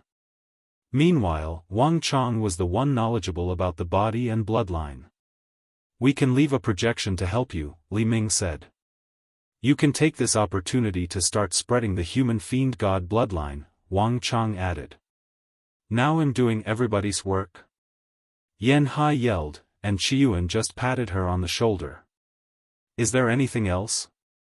Xianxia asked, staring at Wang Wei. That's it. Well, no, forget it. It's not that important, Wang Wei said. Xianxia snorted and talked with Wu Hong for a few seconds before leaving. The others said their goodbye, leaving the couple alone. Come see me when you leave your seclusion, Wu Hong said before kissing him on the cheek and disappearing. Wang Wei caressed his cheek for a few seconds before leaving the soul space with a grin on his face. Back at his manor, it took him a few seconds to remove that idiotic grin from his face and focus on his retreat. The first thing he did was activate all the arrays in his fate-transcending mountain, entering the best cultivation state. The time acceleration array on his mountain reached the peak of 10 times acceleration, and Wang Wei had an entire dimension of third-rank Dao sources to speed up his cultivation. And that's not mentioning the other arrays that helped cultivate the soul, reduced bottlenecks, boosted grand mist worlds, and all other matters of assistance. Once everything was ready, Wang Wei started his retreat, beginning with purifying his soul and existence, with the talisman he bought from Heavenly Dao. He methodically removed all the hidden dangers in his existence, through the talisman and assistance from his acupoint method, that allowed him to slowly influence his blueprint. Once his very essence was clean, Wang Wei focused on the next crucial part, recondensing his flesh. With the pill and the endless energy the sect reserved for him, the process was smooth.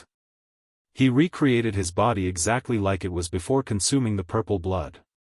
Although Wang Wei could have added some minor beneficial modifications from what he learned when he was using the blood, he did not want to risk it, so he chose a perfect replica from before. It's good to have flesh and blood, Wang Wei muttered as he clenched his fist, feeling the power coursing through his veins. He stood up and did a few physical exercises.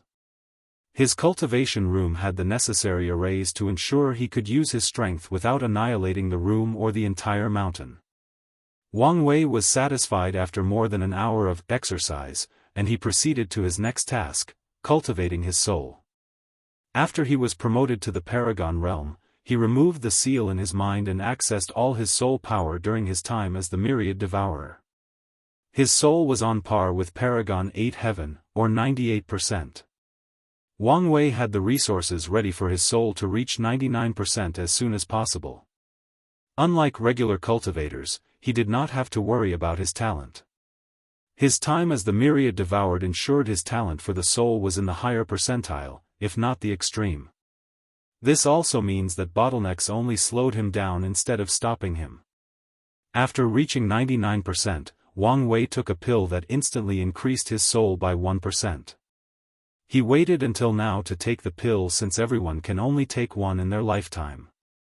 Wang Wei closed his eyes, feeling the changes in his soul. His first sensation was how much his control over his body and other aspects had improved. This change made sense to Wang Wei since his soul cultivation technique was created from studying others to focus on control, with the speed of growth being secondary. Wang Wei's soul technique was to lay down the foundation to use his force control skill as his ultimate skill to become a primal. Once he succeeds, he'll instantly have numerous ultimate skills. After all, the force control skill granted him ultimate control over his body, soul, Tao, and energy.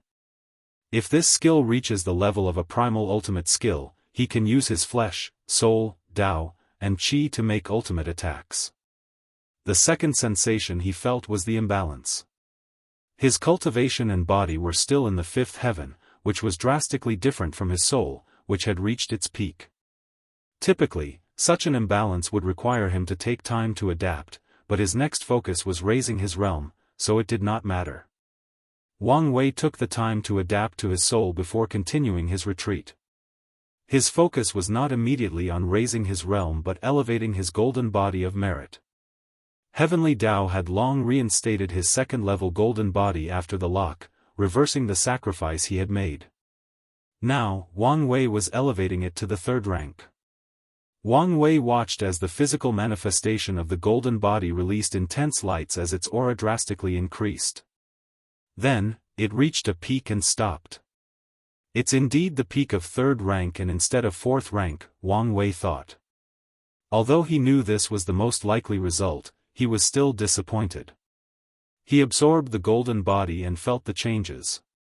Wang Wei was surprised. Besides all the advantages or boost to cultivation and protection, the third golden body granted him two useful abilities. The first one was one additional life. In other words, the golden body acted as a longevity resource at the third level. However, the one Wang Wei cared the most was the second, which was a protection ultimate skill. The skill is called Sage's Protection, and upon activation, a golden shield will appear around Wang Wei that can protect him from a primal paragon's ultimate skills for half an hour. The interesting part about this protection is even if his enemy has already found his time mark, Wang Wei will be immune from death in that 30 minutes. I should use this carefully, Wang Wei muttered. This protection has limits. The first use is free, but subsequent applications will require a great deal of merit to charge. The next step is to reach the peak of the Paragon realm, Wang Wei thought as he focused on his cultivation. He closed his eyes to access his grand mist world, linking his soul to all sentient beings to use their minds to help him comprehend the grand Tao source. Wang Wei used the array in the sect that allowed him to increase the size of his world beyond the limit, thus create more sentient beings to help him cultivate. He then activated his Bodhi tree, the borrowed Daoist pear tree, his 3 paths, 3 selves art, and his merit to boost his understanding. For the first time in his life, Wang Wei felt the grand Tao source was simple and even easy. He immediately lost track of time as the essence of fate became an open book to him. As expected, his cultivation increased like a rocket, stopping at 99. 999%. Have I encountered a bottleneck? Wang Wei thought before taking a pill for the occasion. However, the pill did not help him reach perfection, but revealed the problem. Back in the divine body realm, Wang Wei had fused his goal or ambition into his soul and Tao. So, if he wanted to reach the peak of the Paragon realm, he needed some soul-searching and spiritual achievement to realign his pursuit in life with his cultivation. Luckily, I have the perfect thing for this occasion, Wang Wei thought before taking out the path-refining stone. He had acquired this thing after raiding Blood Dragon's treasury. He put the stone on his forehead, which liquefied before fusing with him. Wang Wei's spirit immediately experienced an out-of-body experience. Wang Wei found himself in another world. He did not know whether his spirit had traveled there, whether it was another chaos world, or in the past or future, or whether this was a well-crafted illusion created by the stone. The truth did not matter more than the actual lesson the stone wanted him to learn. Wang Wei observed the world with his divine sense, even being a little brazen about the entire ordeal. He first frowned, followed by showing an unpleasant expression. How is that coward considered someone who pursues freedom? He was immediately annoyed that the main character of this trip was considered the same kind of person as he was. If you find any errors, ads pop up, ads redirect, broken links, non-standard content, etc., please let us know to report so we can fix it as soon as possible.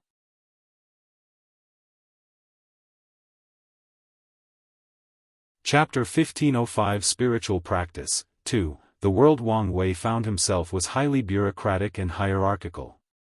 His current location was the lower realm where mortal stage cultivators lived. After spreading his divine sense, he saw numerous cities and tribes, but no ruling dynasty or sect. The first thing that caught his attention was the control of colors. According to this world system, mortals were only allowed to wear gray colors.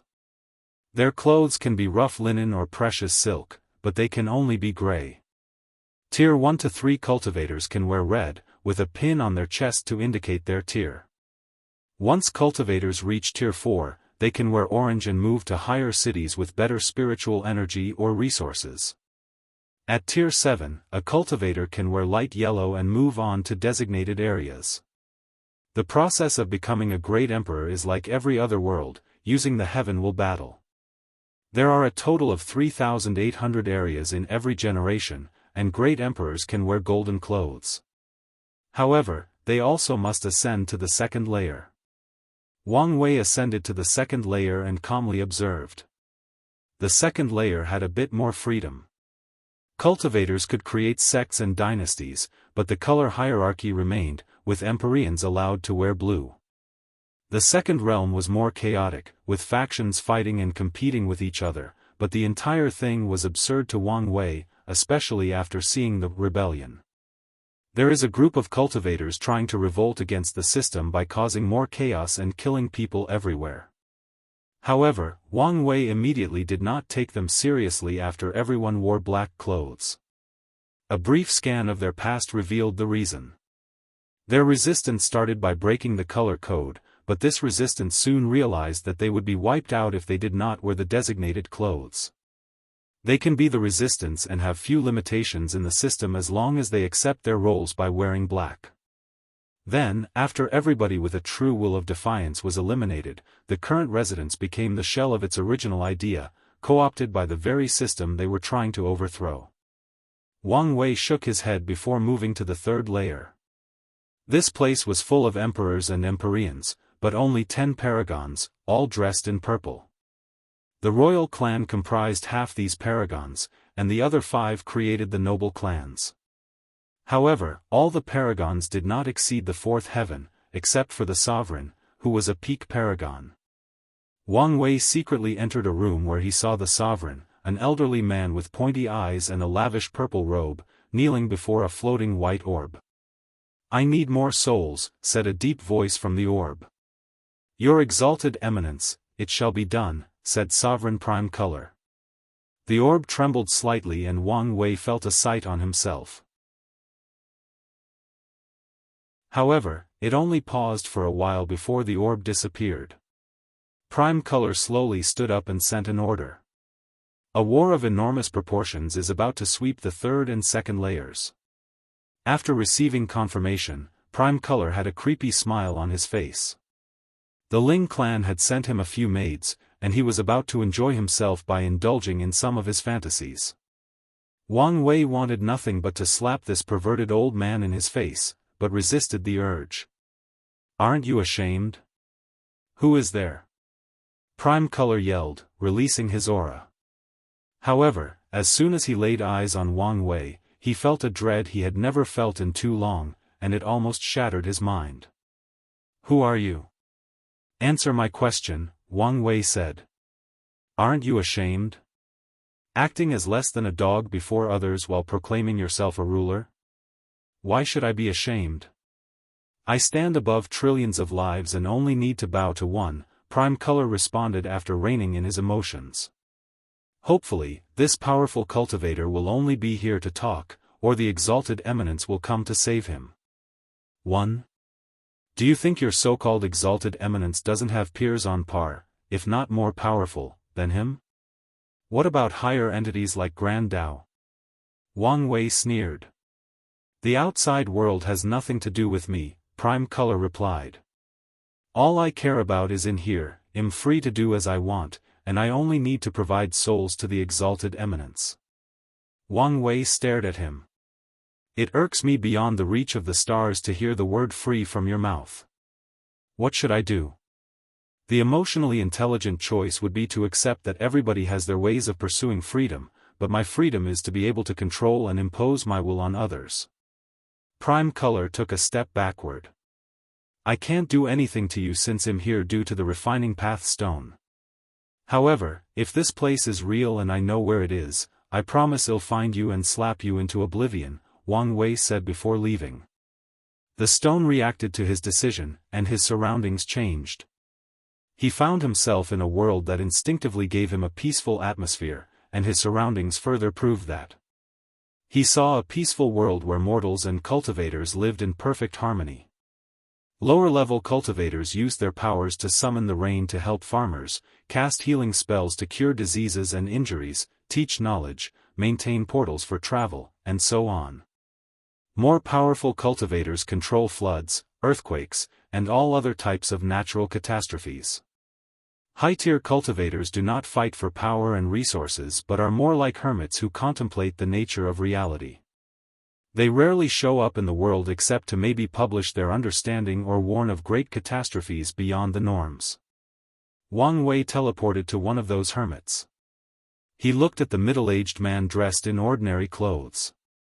You know this is escapism, not true freedom, right?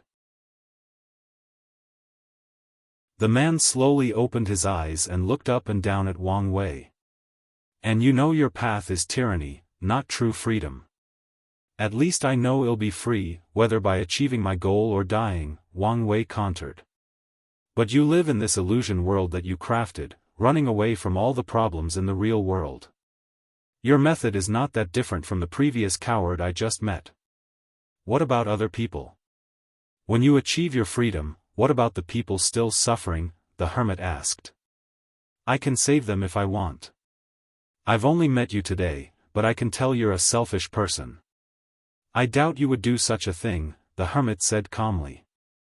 I want the power and choice to be able to save these people. You don't know me. I might save them, or I might ignore them. What matters is having the choice, Wang Wei replied. So, you admit it? That it's all about power for you. Do you think power doesn't matter? Wang Wei asked with a sneer. Without power, can you build this perfect haven? Without power, can you defend it against others? Interestingly enough, power is the fundamental flaw of your ideal. If one day, you meet an unstoppable force that wishes to end this beautiful dream of yours, can you stop it? The world is full of what-ifs. What if something suddenly goes wrong with your cultivation tomorrow? What if you suddenly encounter two powerhouses fighting and you're caught in the middle? The world is full of what-ifs, of endless possibilities. I do not let these worries dictate how I live my life, the hermit answered calmly. Interesting way of living, but indulge me a little. What would you do if a catastrophe suddenly destroyed this perfect little world of yours? Wang Wei asked. I'll move on and start over again. Life must move on, right? Even if you had to repeat the process over and over? Yes. The recreated worlds, would they be an exact copy? Wang Wei asked. I did not create this place as remembrance for the people I once loved. I allow the world to evolve naturally, so even if I restarted, the people would be the same, the hermit said. No need to be so defensive, Wang Wei smiled. But there is an argument to be made about free will. You call my way tyrannical, but the same can be said about yours. These people have no free will, at least, not completely. Their happiness and way of life are predicated on the rules you established for this world. So, isn't it hypocritical to call me a tyrant while you do the same? The hermit looked at him calmly. I've created a world with certain rules and let people live within it, without interference. Do you really believe it's the same as someone who desires to impose their will on others? I do. The people never had the choice to determine the fundamental rules. Maybe they did not want to live in a peaceful world. Maybe they wanted to indulge their violent desires. You never gave them the choice. The hermit shook his head. Your response says more about how you see the world. Have you thought that your definition of freedom is too extreme? Extreme how? There are many things we cannot or did not have the choice to make. We did not decide to be born, who our parents are, and how the world, speaking of the fundamental laws, and society operate. We just have to live with it. But we can decide. Isn't that the purpose of cultivation? Wang Wei rebutted. It gives us the choice. But what if you didn't have the talent for cultivation? Or worse, born in a mortal world with no spiritual energy? Could you practice your form of freedom? Probably not, Wang Wei admitted. Then, you must admit your freedom is extreme since it cannot be practiced without specific environments and conditions, the hermit said. I never thought of that, Wang Wei said as he pondered. His approach was impossible on Earth unless he had managed to found the cultivation world. I admit your point, but you must also admit that my path of freedom is the best and absolute. Best is subjective, but yes, it is an absolute path, the hermit admitted. The ability to bend reality to its whim, create and do things, and not be limited by the imagination, is the ultimate freedom. However, your way of trying to achieve that leaves something to be desired. I won't argue with that, Wang Wei nodded. If you find any errors, ads pop up, ads redirect, broken links, non-standard content, etc., please let us know to report so we can fix it as soon as possible.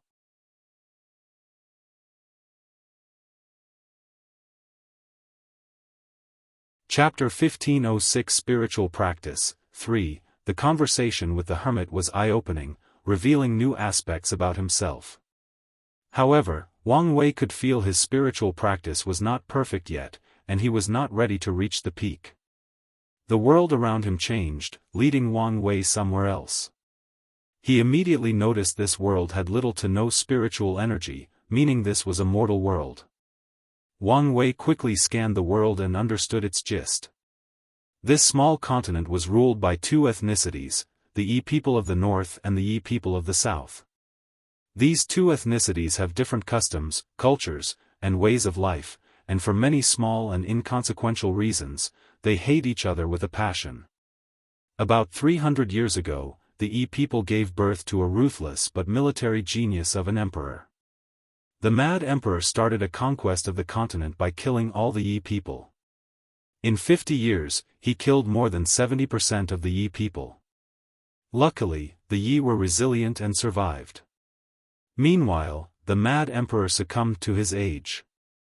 Then, as soon as the madman died, the world's fate seemed to have switched to the Yi people. In just 20 years, they slowly reversed all of the Mad Emperor's achievements, and the Yi people not only reversed their plight of being genocide, but they also conquered the world. So, what did the Yi people do after ruling over this world? If it were up to their leader, Emperor Yi Ling, peace between the two people would have been established, healing all their past and history. Unfortunately, Emperor Yi Ling was betrayed by his brother, who secretly assassinated him, took the throne, and blamed the Yi people. Emperor Ed was nothing like his brother, except for maybe their brilliant political mind.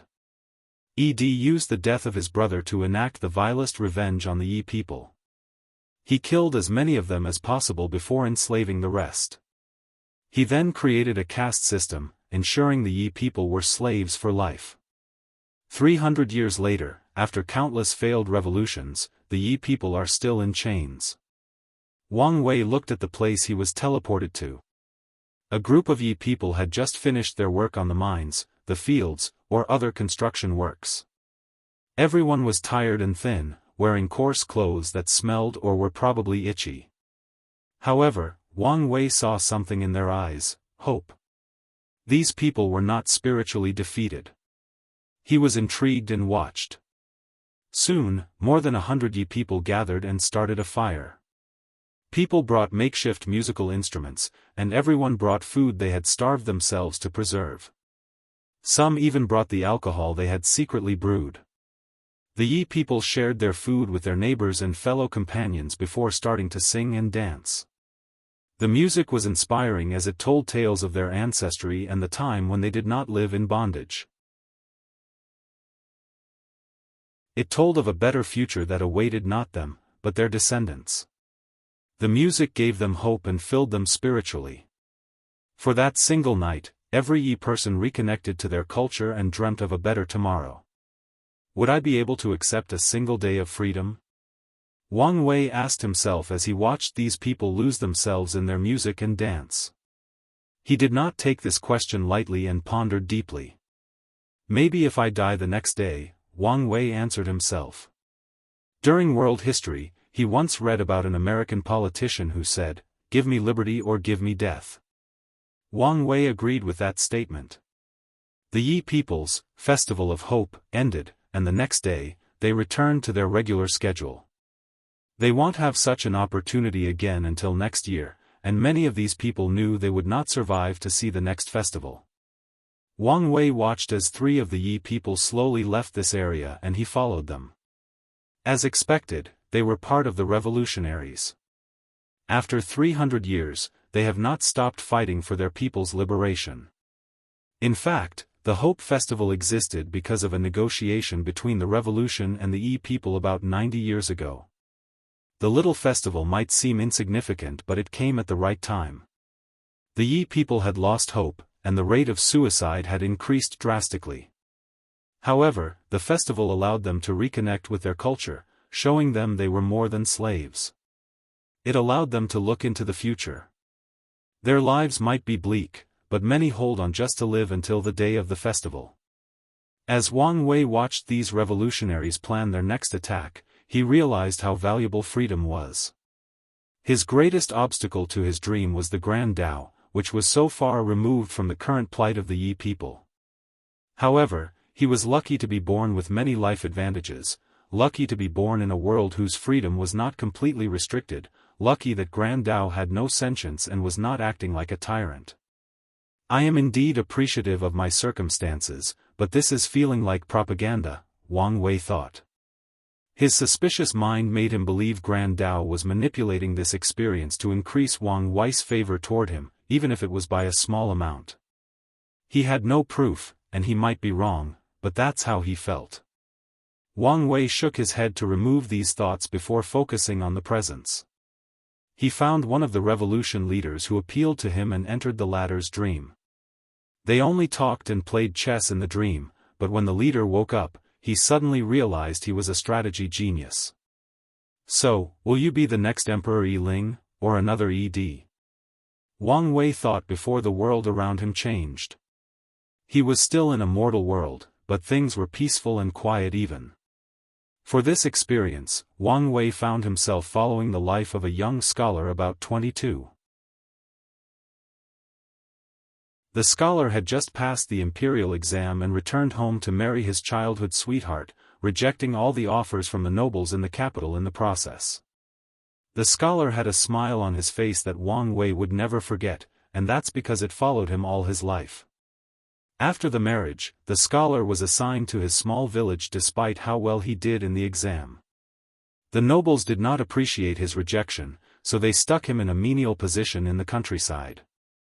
However, the scholar did not mind and accepted the imperial order with a smile.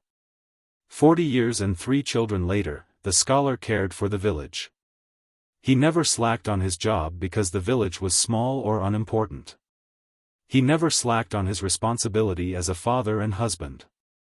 The scholar was a model of an official, an exemplary family man, and an overall inspiring human being. The world seemed infected by his smile and good nature, and quickly rewarded him. Someone from the capital noticed his work, and in the next 20 years, the scholar slowly rose through the ranks until he became prime minister. The emperor loved and trusted him because he was loyal and from a civilian background instead of a noble clan. When the scholar was in his 60s, the emperor died, and the dynasty started falling apart as everyone competed for the throne. He held everything together for 15 years, preventing the dynasty from completely falling apart. He held on, smiling, when his son died while defending. He held on when his second son was assassinated, when his third daughter was implicated by her husband's family, and was killed. The scholar even held on when his wife died soon after their daughter's death due to the immense grief. In his late 70s, the dynasty finally stabilized as a new ruler finally won the confrontation, and the first thing the emperor did after taking the throne was to fire the scholar. However, the latter only smiled and calmly accepted his fate. The old scholar returned to his village and continued caring for them until his 90s. On his dying bed, a line stood before his house as all the villagers came to send him off. Many people had already prepared shrines to worship him as a sage. The old man looked at everyone who came to see him off. He told them slowly that they didn't need to, but everyone insisted. So, he smiled before the last light disappeared from his soul. Wang Wei appeared right before his death and asked, "Why smile? Why did you smile through all the pain, all the ups and downs?" The scholar was shocked, thinking the Soul Reaper had come to him. However, he then realized he was at death's door, so it made sense for them to come. He figured the question was a test before entering the afterlife. "It's because I was happy, I was content," the scholar replied. "So, this is the kind of freedom that is achieved by being happy and content," Wang Wei muttered. "It makes sense. If I let my obsession with freedom rule my life, will I be happy once I achieve my dream? With the ungodly powers, I may be able to create everything that makes me happy, but that won't change anything. I must get my priorities straight. I have to be happy and content with myself first before I achieve my dream, and that involves loving myself and cherishing the people around me, like my beautiful wife, family, and sect." This realization completed Wang Wei's spiritual journey, but the effect of the stone was not finished yet. If you find any errors, ads pop up, ads redirect, broken links, non-standard content, etc., please let us know to report so we can fix it as soon as possible.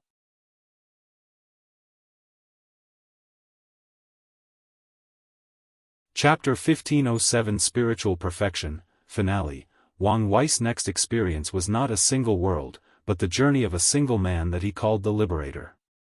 The experience started with Wang Wei battling a dragon in primordial chaos. The Liberator was dressed in all white, including his flowing hair. He had an infectious smile and playful nature as he fought, using his creation Tao and his wild imagination to the fullest. Wang Wei watched with speechlessness as the dragon caught the Liberator, wishing to crush him. But the latter turned into a giant to escape those dangerous claws. Then, the Liberator turned his tongue into an enormous rubber and caught the dragon, trying to drag him into his stomach.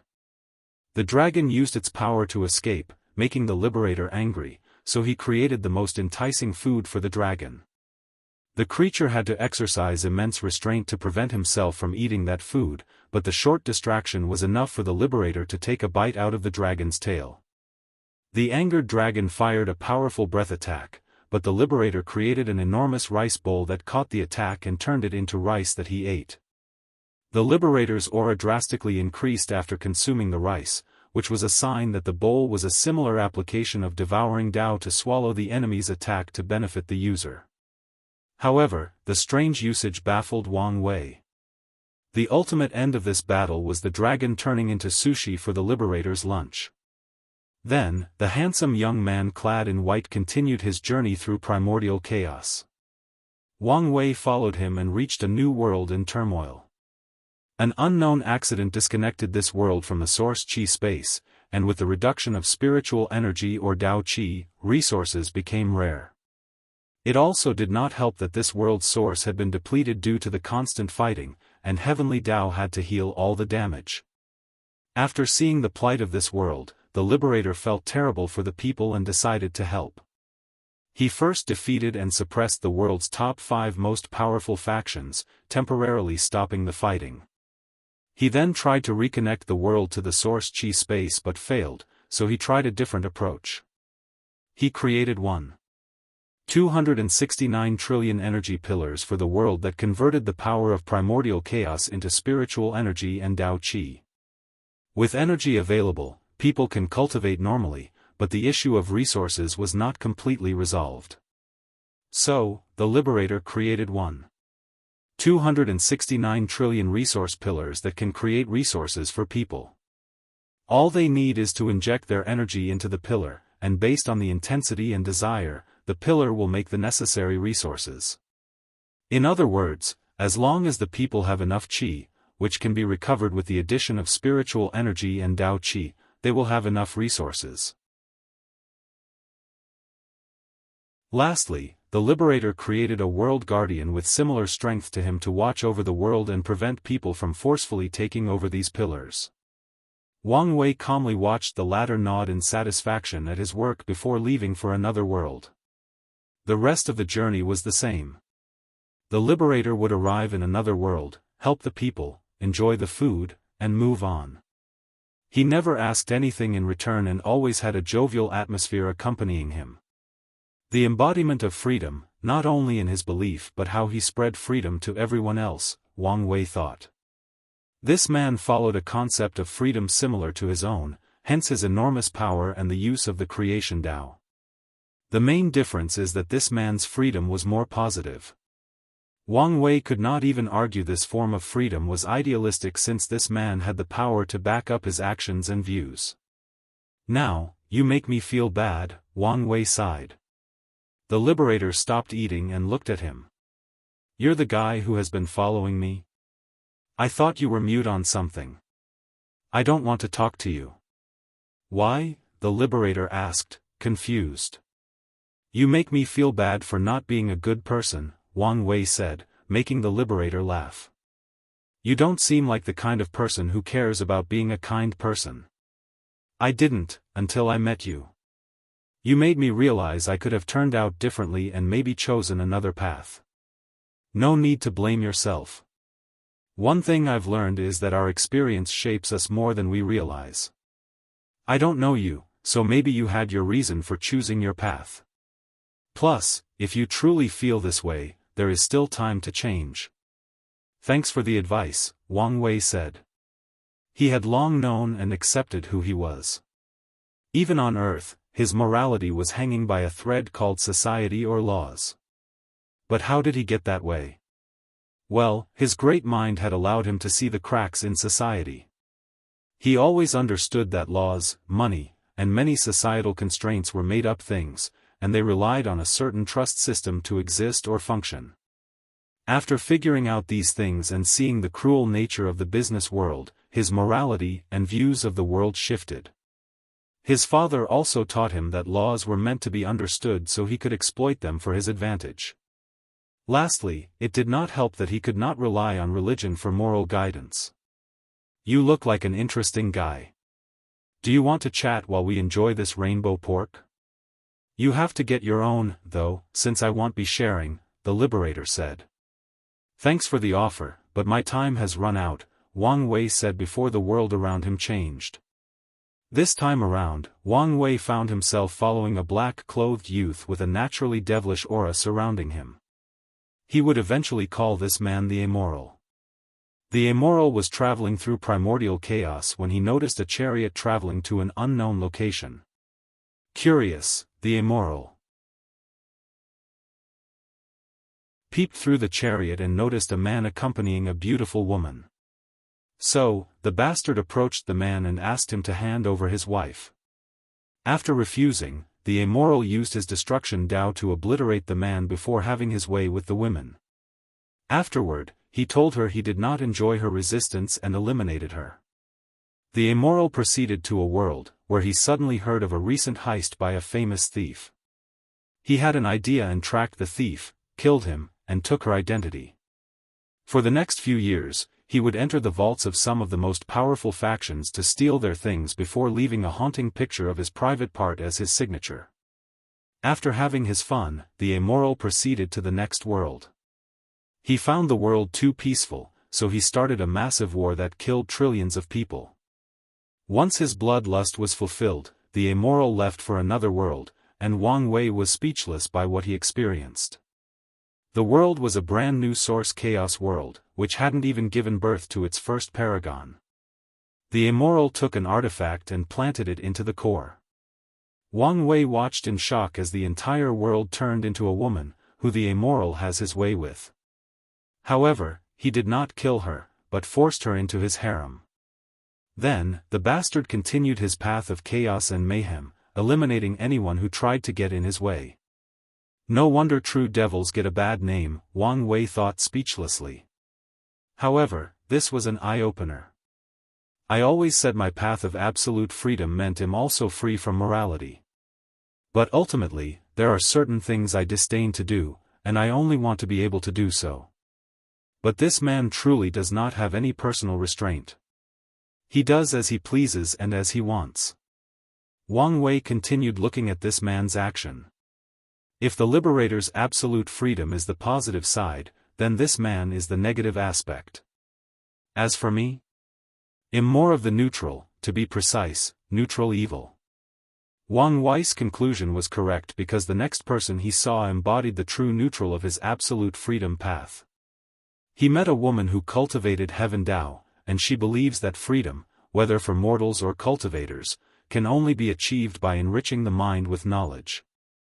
He called her the Keeper.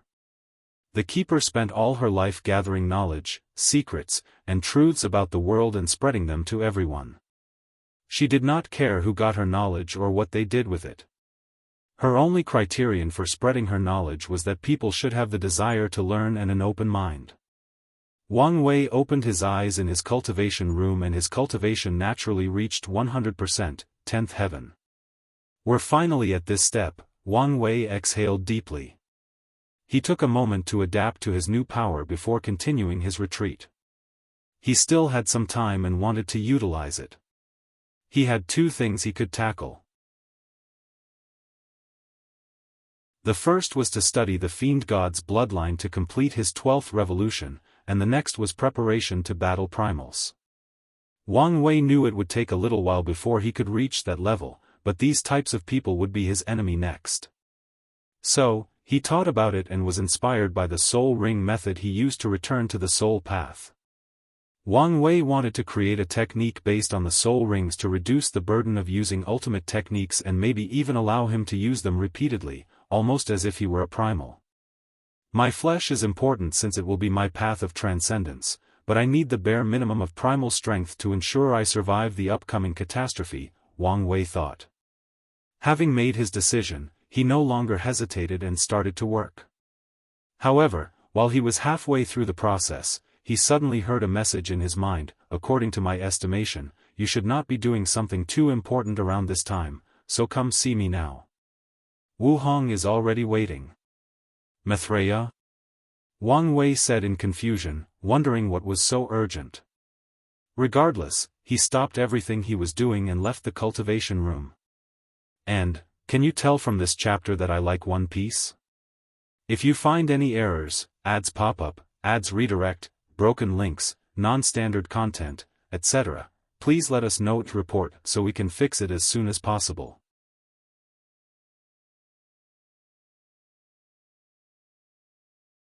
Chapter 1508 The 3 Steps. Wang Wei left the sect and teleported directly outside of Buddhism's domain. As soon as he arrived, a terrifying power teleported him to an unknown dimension where he saw his future wife sitting opposite Maitreya. "Why do you look so pale?" Wang Wei asked as he sat next to Wu Hong. "Small injury," Maitreya said. "Injury? From the gate?" "Yes. I was trying to seal the thing and buy us more time when a hand suddenly broke through and injured me." Her words immediately made the atmosphere tense. Maitreya is supposed to be the guardian of their world, but she was injured by an attack. "Then, why are we here?" Wu Hong asked. "If even you were defeated, there is nothing we can do." "I call you here to prepare in advance," Maitreya said before summoning a crystal orb. The two were confused until they scanned the orb with their divine sense. Wang Wei immediately noticed the orb contained a world of runes, and the runes seemed to form a technique. "Is this the method you use to achieve your realm?" Wu Hong asked. "That's right. You two are the people with the highest chances of entering my realm. More importantly, your morality meets my requirements," Maitreya explained, making Wang Wei speechless.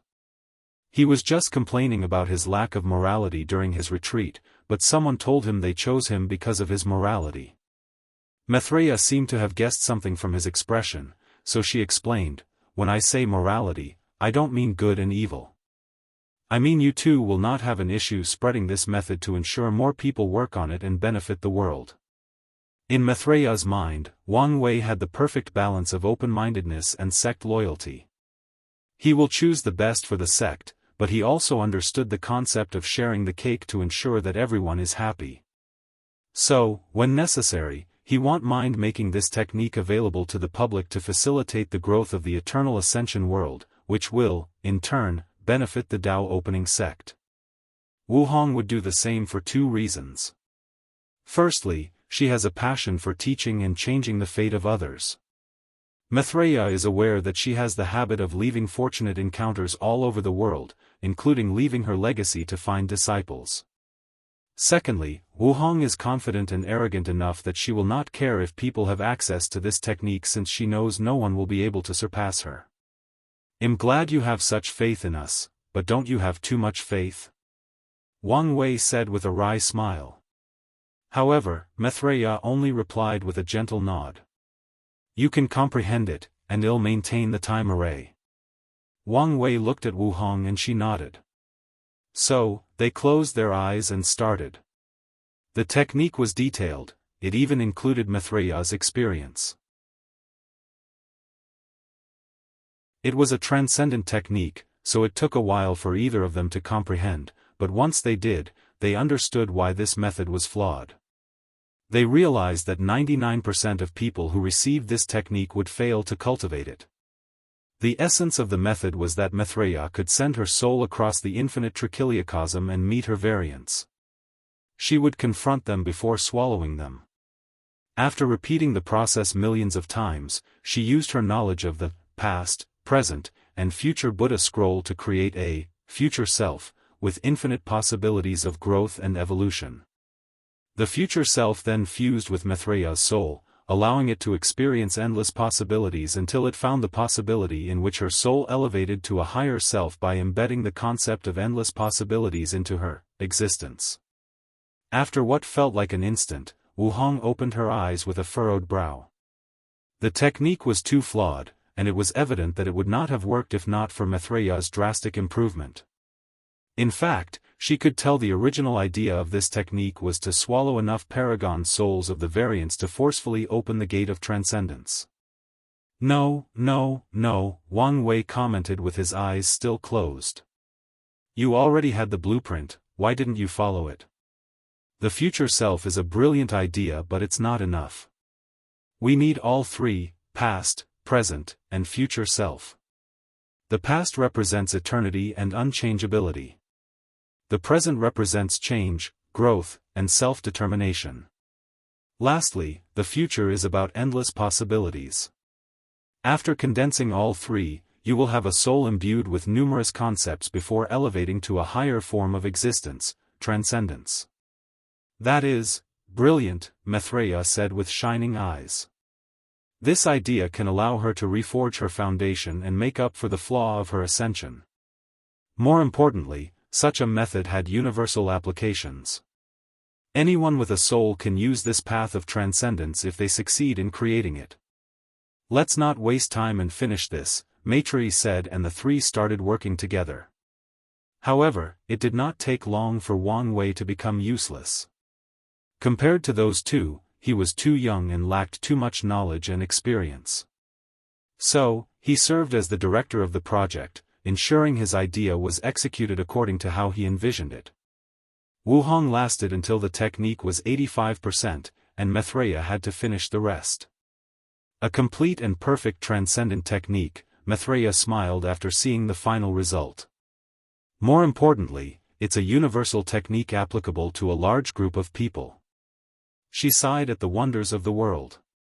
This technique was not possible only because of Wang Wei's idea but due to Buddhism's foundation. The past, present, future Buddha scroll was a unique project from the religion to write a supreme sutra. The three brothers from the lower dimension started this project, but it was refined and completed in the upper dimension when Buddhism finally gave birth to triplets who achieved Buddhahood and became peak paragons.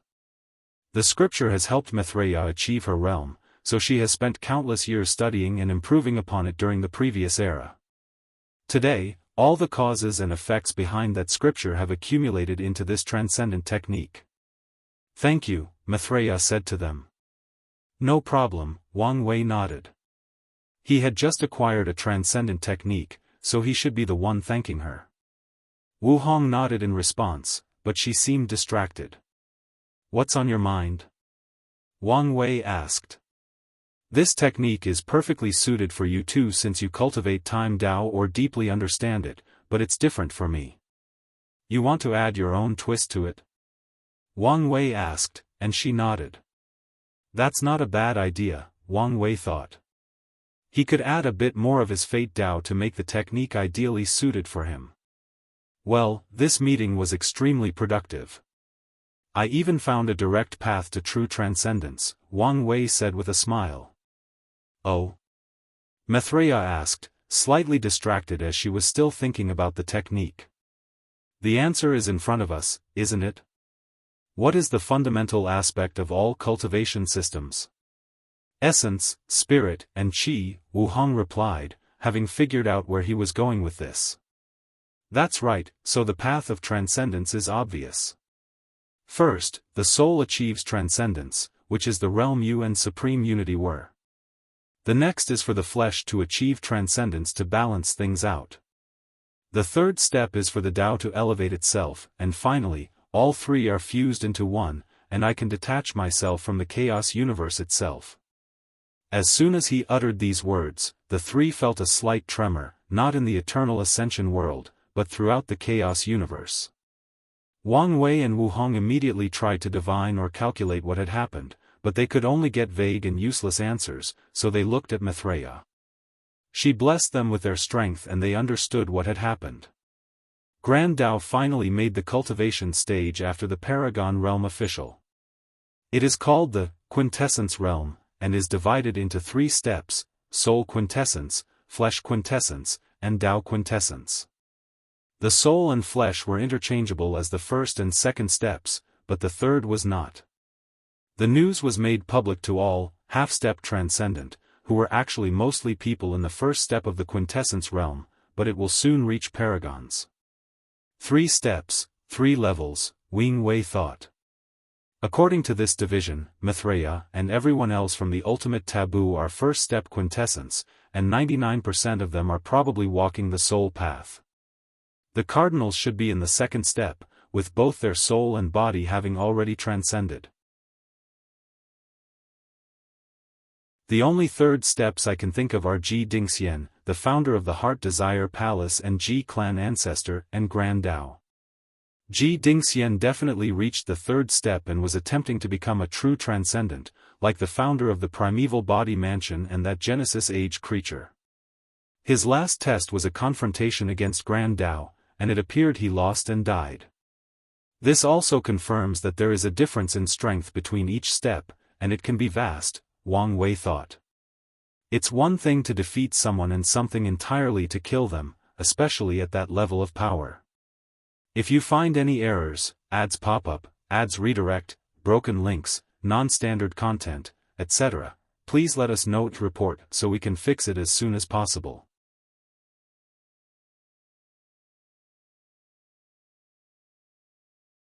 Chapter 1509 The Siddhartha Path. While analyzing the implications of this reveal, he realized Grand Daoist's actions were all showy and had no substance. While it revealed the name of the next realm, it did not release information on how to enter it. On the contrary, how the realm is named and phrased will have specific adverse effects. Wang Wei stopped receiving the information and looked at Wu Hong. Your 3,800 seals, are they?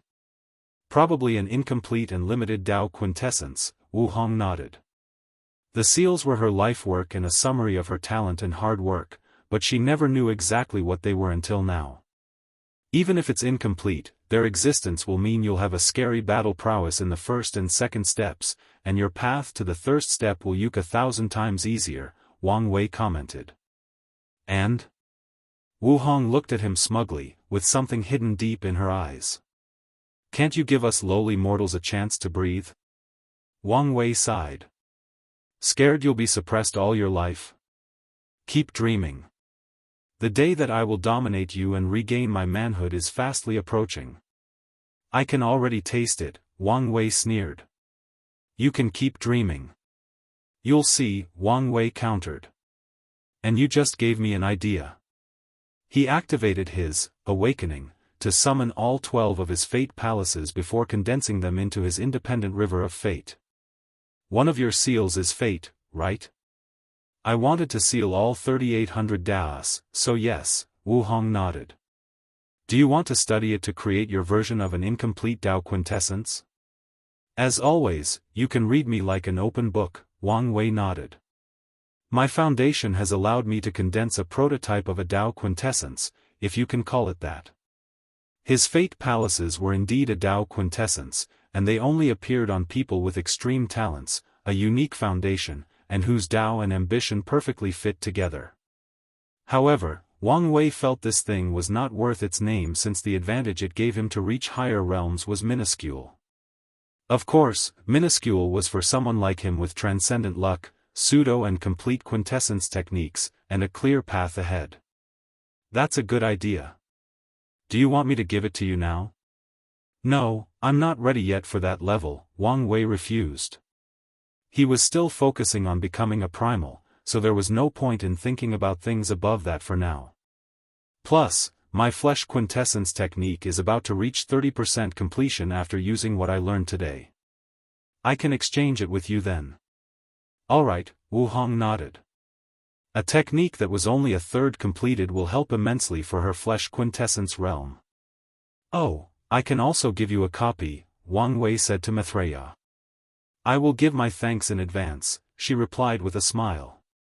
It was quite enjoyable watching the seamless rapport between these two. No problem. By the way, how is Feng Heng and Wuxia? You should have already revived them, right? They are doing well, preparing to enter the Paragon realm. Oh. Your sect has granted me early access to the scroll, and since I felt I owed them, I used my personal merit to buy all the resources they need to become Paragon as soon as possible, Maitreya explained. That's good to hear. I've had this idea on how to achieve soul quintessence that may be perfectly suited for Feng Heng, Wang Wei said before telling her about his idea of a pure spiritual cultivation. You're talking about the Siddhartha path, Maitreya said, and Wang Wei's eyes squinted at that name. Back on Earth, the founder of Buddhism was Siddhartha Gautama. The what path? It's a secret of Buddhism passed on only to the venerable abbot, Maitreya explained, not caring that she was revealing such a vital secret. The first Buddha, Siddhartha Gautama, showed up during the Essence Age and spread Buddhism and its path of spiritual practice, focusing on enlightening the mind instead of cultivation. However, this path is slow, even slower than cultivating the Grand Tao Source, which meant only people with great patience and intense focus could walk on it, but even then, no one has ever come close to Sir Gautama. After the Essence Age ended, the Buddhist sect saw how Grand Tao limited the body refining path, so they decided to keep Siddhartha's path a secret. Maitreya shook her head. The path was already difficult, and now, the number of people partaking in it has drastically decreased. You can imagine what happened next. It slowly faded into the shadows, Wang Wei replied. In the current era, less than 200 people know of its existence, and less than 5 are practicing it, Maitreya sighed. You? I used to in my youth, but I've long lost my way, Maitreya said truthfully. There is still a chance to return, Wang Wei added. There is no need. I have my own path, she denied. Her path was more of a balance of the two. She would not favor cultivation or spiritual practice, but used the advantage of both. Normally, such an attempt would be futile, but her previous spiritual enlightenment and the new soul quintessence have granted her this opportunity. That's good to hear, Wang Wei nodded. You're right that Feng Heng's personality is suited for this path, Maitreya said before she felt something. It did not help that Wang Wei and Wu Hong were staring at her in shock and worry.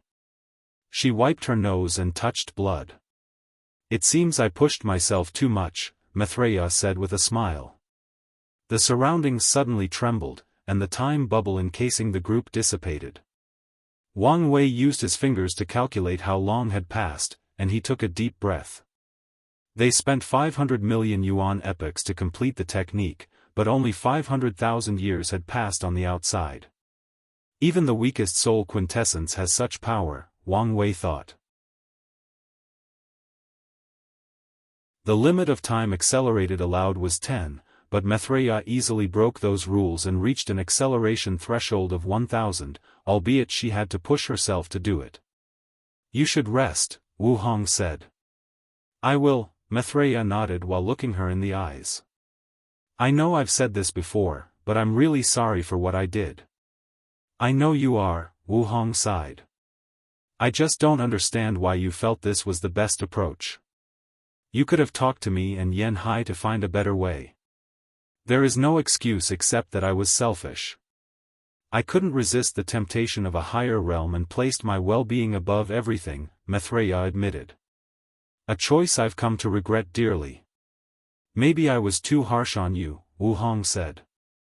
Despite Maitreya's status as a nun, Wu Hong never treated her as an infallible Buddha with great moral virtue. It's one of the reasons they got along so well. She has always treated Maitreya as human, as someone capable of making mistakes. Do you want me to give you some space? Wang Wei asked. That would be great, Wu Hong said. But don't forget to come see me once you finish your sect affair. Of course, Wang Wei nodded before standing up and bowing to Maitreya. He cheekily sent an air kiss to Wu Hong before leaving in a happy mood. Wu Hong shook her head while a smile crept onto her mouth. You two are perfect for each other, Maitreya commented. Maybe we are, Wu Hong muttered. Let's not talk about him. How about we drink and eat like old times? Is hibiscus tea still your favorite? Oh, yes, please. You have no idea how much I crave your tea. I've stolen it from my past self or other timelines, but somehow, the taste is never quite right. That's because it's not the same. I prepare the tea based on the mood and atmosphere, and they are perfectly designed for your taste and the moment, Wu Hong explained as she weaved runes to prepare the tea. So, that's how it is. You've always been attentive, Maitreya smiled. What's on the menu today? Your second favorite meal, earthroot cabbage from the White Heaven world, boiled in purifying abyss water from the Howling Wolf world, and seasoned with my own pepper grown from positive emotion. The joyous sea cabbage soup, Maitreya said with shining eyes. She looked at the soup, which was shining with golden light, and could barely restrain herself. Every time I think I've escaped my earthly desires, your food appears to humble me. You don't have to eat it if you don't want to, Wu Hong said, almost rolling her eyes at her friend's exaggeration. She took a bite of her food, which contained meat. Like her future husband, she greatly enjoyed meat and rice. I never said that, Maitreya swiftly replied as she used her chopsticks to take a bite out of the cabbage. She closed her eyes as her tongue experienced flavors unlike anything she had felt before. One of the disadvantages of a powerful cultivator is how their sense of taste is potent beyond anything mortals could imagine. However, this disadvantage can turn into an advantage when met with the right chef and food. Your cooking subdao should have reached 100%, right? Maitreya asked. What do you think? Wu Hong said. When she was young, she spent most of her time on the run and had to eat whatever was available. At one point, she wanted to eat something good, and since she couldn't enter any restaurant because the devil race was searching for her, she decided to learn to cook.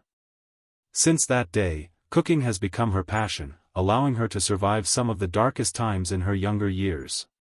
So, when the opportunity arrived, she learned cooking as a subdao and pushed it to the limit. I once tried to learn how to cook, but I didn't have the talent for it, Maitreya said. She could make a passable meal with her cultivation, but she knew her dishes were nothing compared to the people who were talented and passionate about this field. We all have our limitations, Wu Hong said, thinking about how a certain bastard said her talent for writing and creativity was mediocre. If you find any errors, ads pop up, ads redirect, broken links, non-standard content, etc., please let us know to report so we can fix it as soon as possible.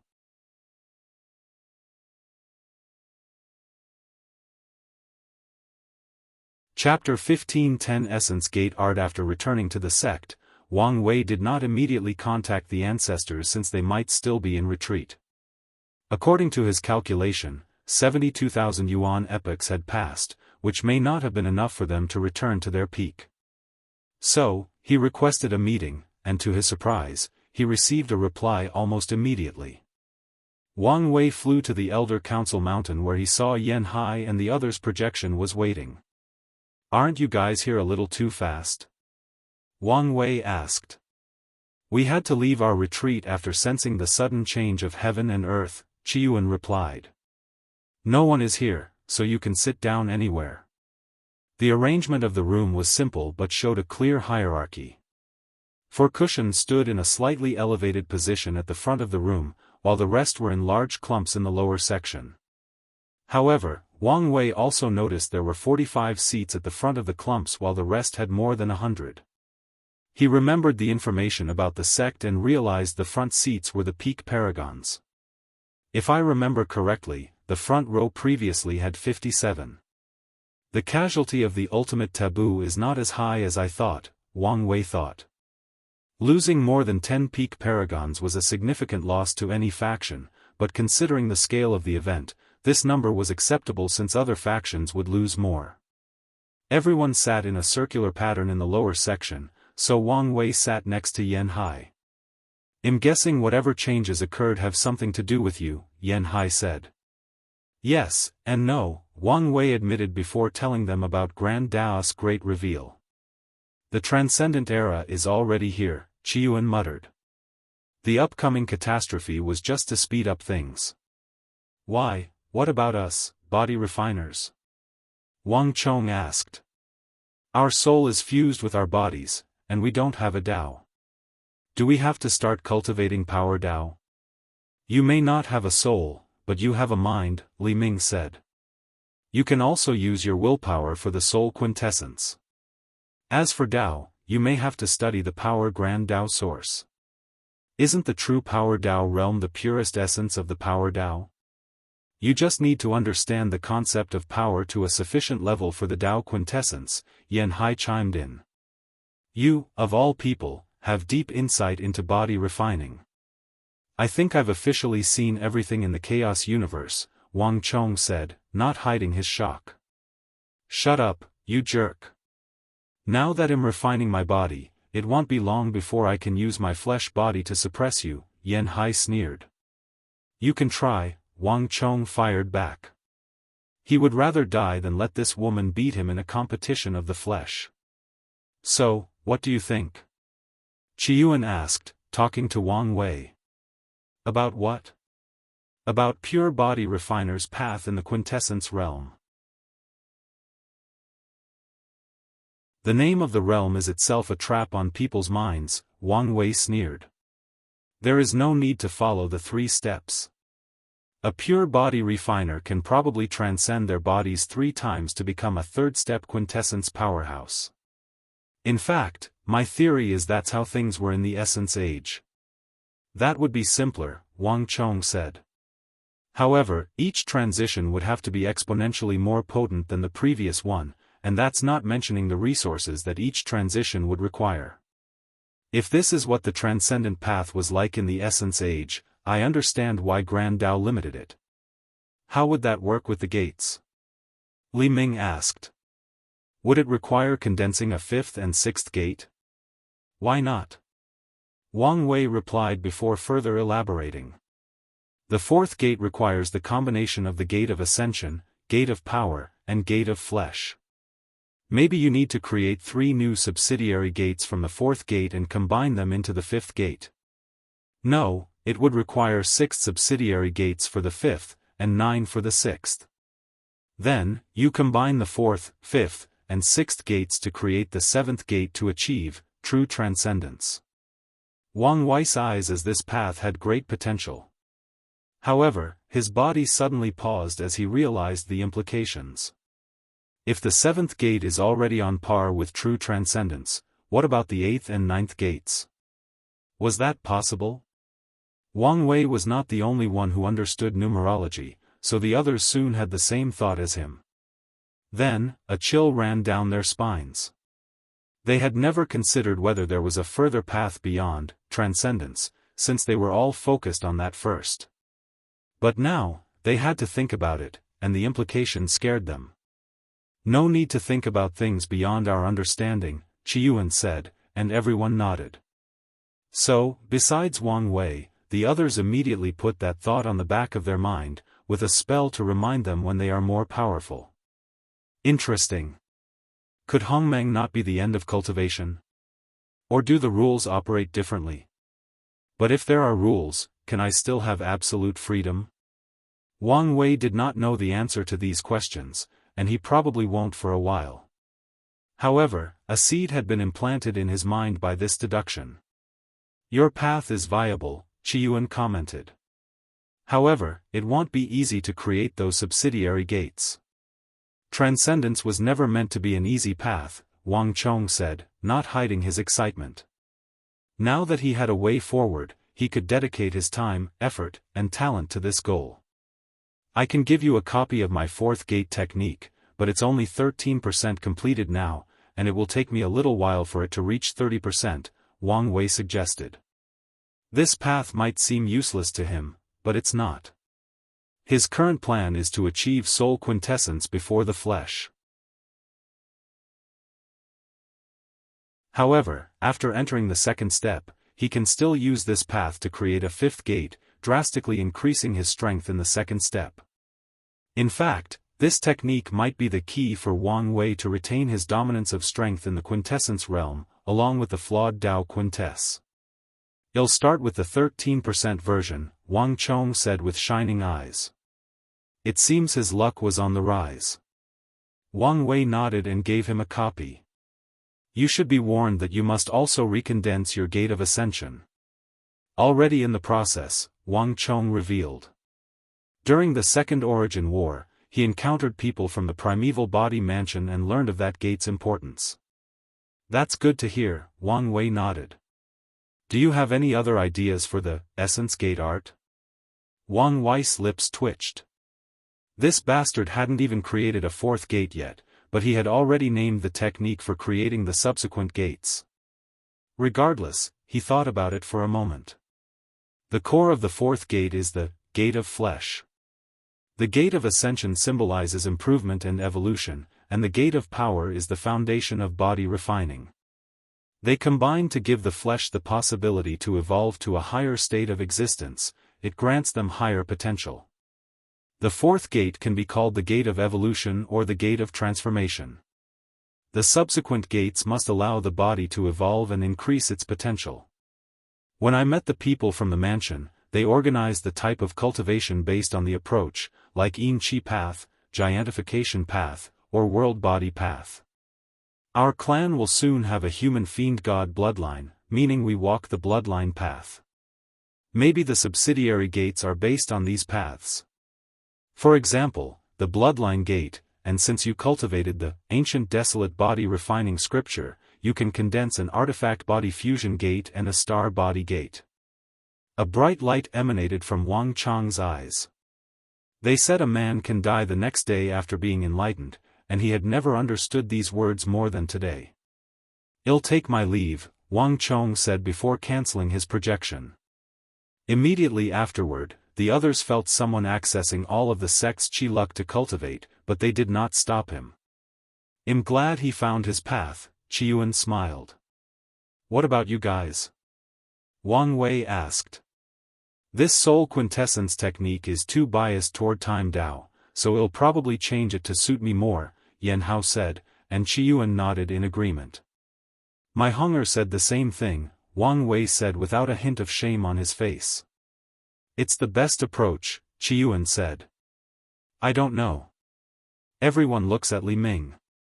"Is something wrong?" "I have this feeling this may not be the best suited path for me," Li Ming said. As a fighter, his soul and body were in top shape, albeit not the best. However, he felt the standard path might not fit his personality and ambitions. "I may have a suggestion." Everyone looked at Wang Wei. "If you find any errors, ads pop up, ads redirect, broken links, non-standard content, etc., please let us know to report so we can fix it as soon as possible."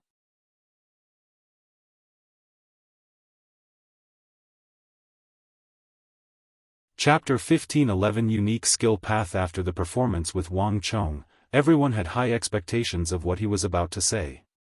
However, Wang Wei remained calm and asked a question first: "Be honest with me. Throughout the Chaos Universe, how would you rank your fighting ability? If you're talking about pure fighting skill, then I can say with confidence I'm in the top 5, and top 3 if I'm being cocky," Li Ming said calmly. "That's good. In that case, you can draw inspiration from Maitreya's flaw method," Wang Wei said. "You can visit all your variants and fight them to absorb their battle skills. Then, you can slowly and methodically elevate your skill to the level of transcendence. That's an interesting plan, but isn't that a path of condensing a Dao quintessence?"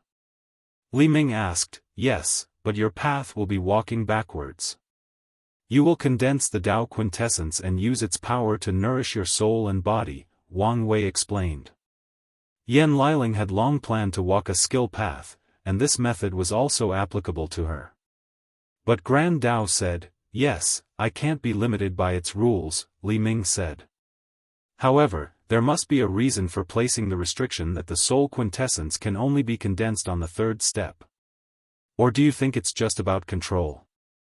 "Control plays a role, but I also think there is some logic to this decision," Wang Wei continued. "What do you think the Dao quintessence is?" Li Ming frowned deeply, thinking for a few seconds. Luckily, his big brother came to his rescue, "An independent Grand Dao source or Grand Construct," Qiyuan said. "Exactly," Wang Wei nodded. "It makes sense you would need a potent soul and body to contain or control a grand construct as powerful as the one in our universe." Li Ming's eyes shone with brilliant lights. "As long as I can control the size of my battle grand construct, it won't be considered a true Dao quintessence and can bypass Grand Daoist rules and not suffer any punishment. Then, I will use its power to elevate my body and soul."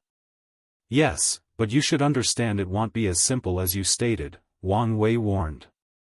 "Oh, I know," Li Ming nodded. Grand Dao was not a fool, so it would not allow such a loophole to be easily exploited. "Can I see Maitreya's original flawed technique?" "Oh, no problem," Wang Wei said before condensing an orb and slowly entering the rune world. The recording process took him 3 hours since he had to do it by memorization instead of just copying an existing version. Thanks, Li Ming nodded. No problem, Wang Wei said before thinking of something.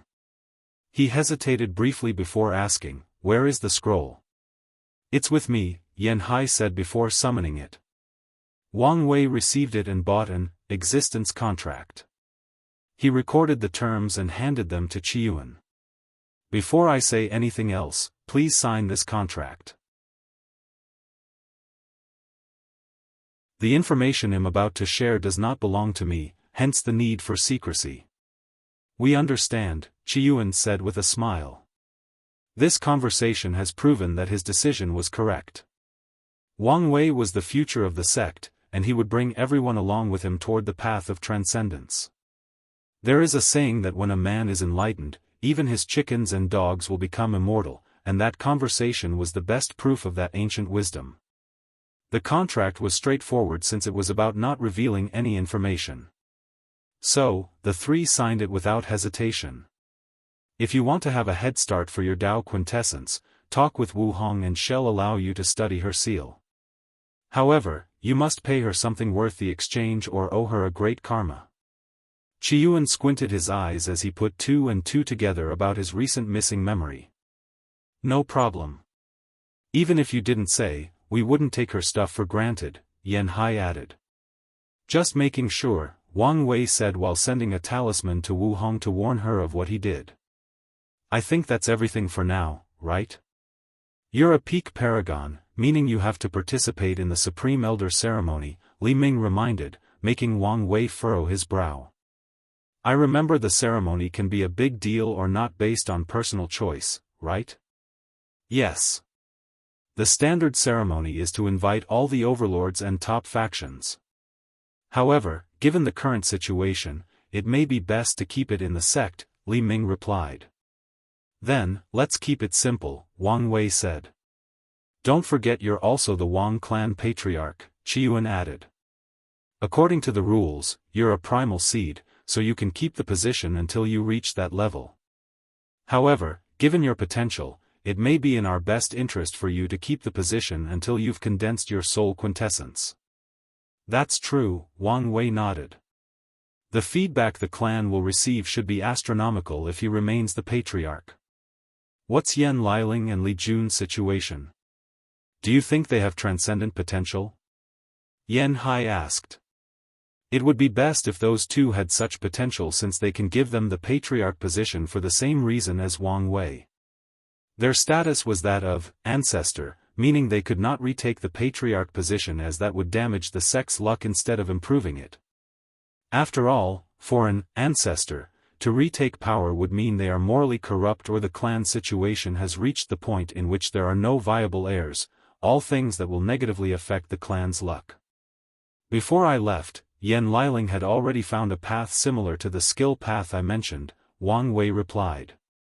As for Li Jun, I have a feeling his time as the Earth Emperor will be an immense opportunity for him. You haven't checked on them? When did I have the time? Wang Wei sighed.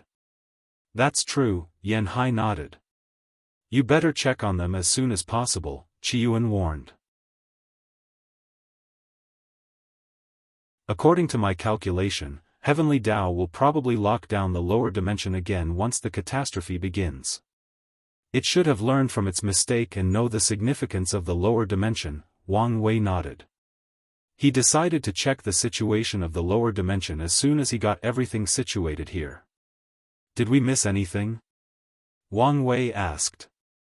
I should tell you that Su Dandan has already left for the primeval body mansion, Qiyuan said. So, you agreed with my decision? Wang Wei asked. We indeed need a possible way out of this catastrophe, Qiyuan nodded.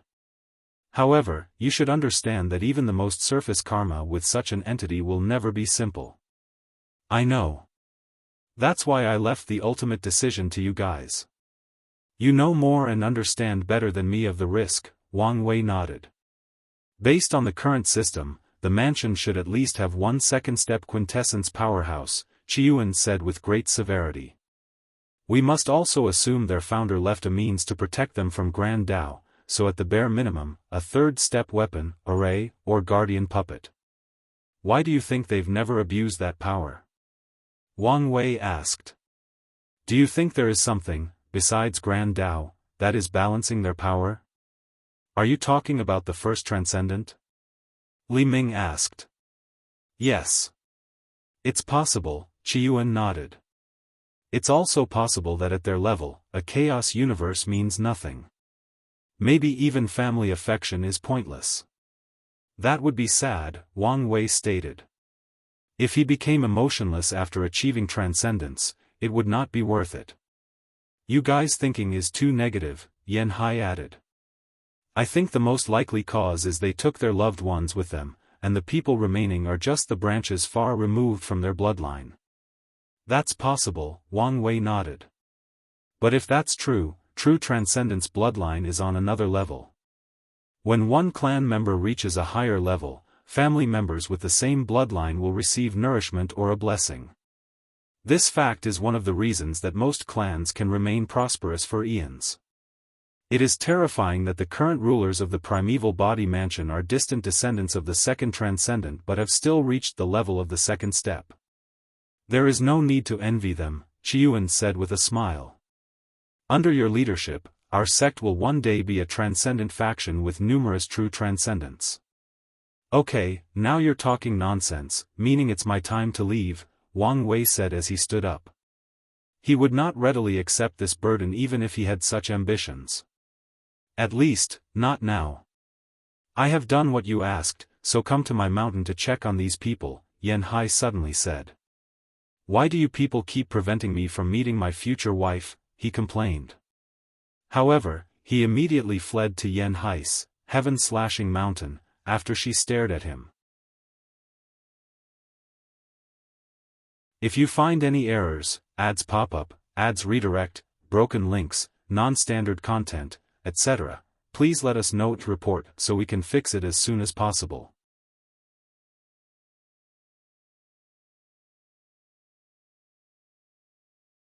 Chapter 15:12 The Ma clan's heaven chosens. As soon as Wang Wei arrived in heaven-slashing mountain, an assembly of sword wills and intents assaulted his spirit. He remained calm since he was not a swordsman and his spirit could take it, but the sight before him was oddly beautiful. The mountain was a sword grave or monument. From the bottom to the top, swords of different shapes and sizes were embedded in the ground. The mountain itself was made of a unique material that could nourish these swords to preserve their spirit, sword intent, or sword will.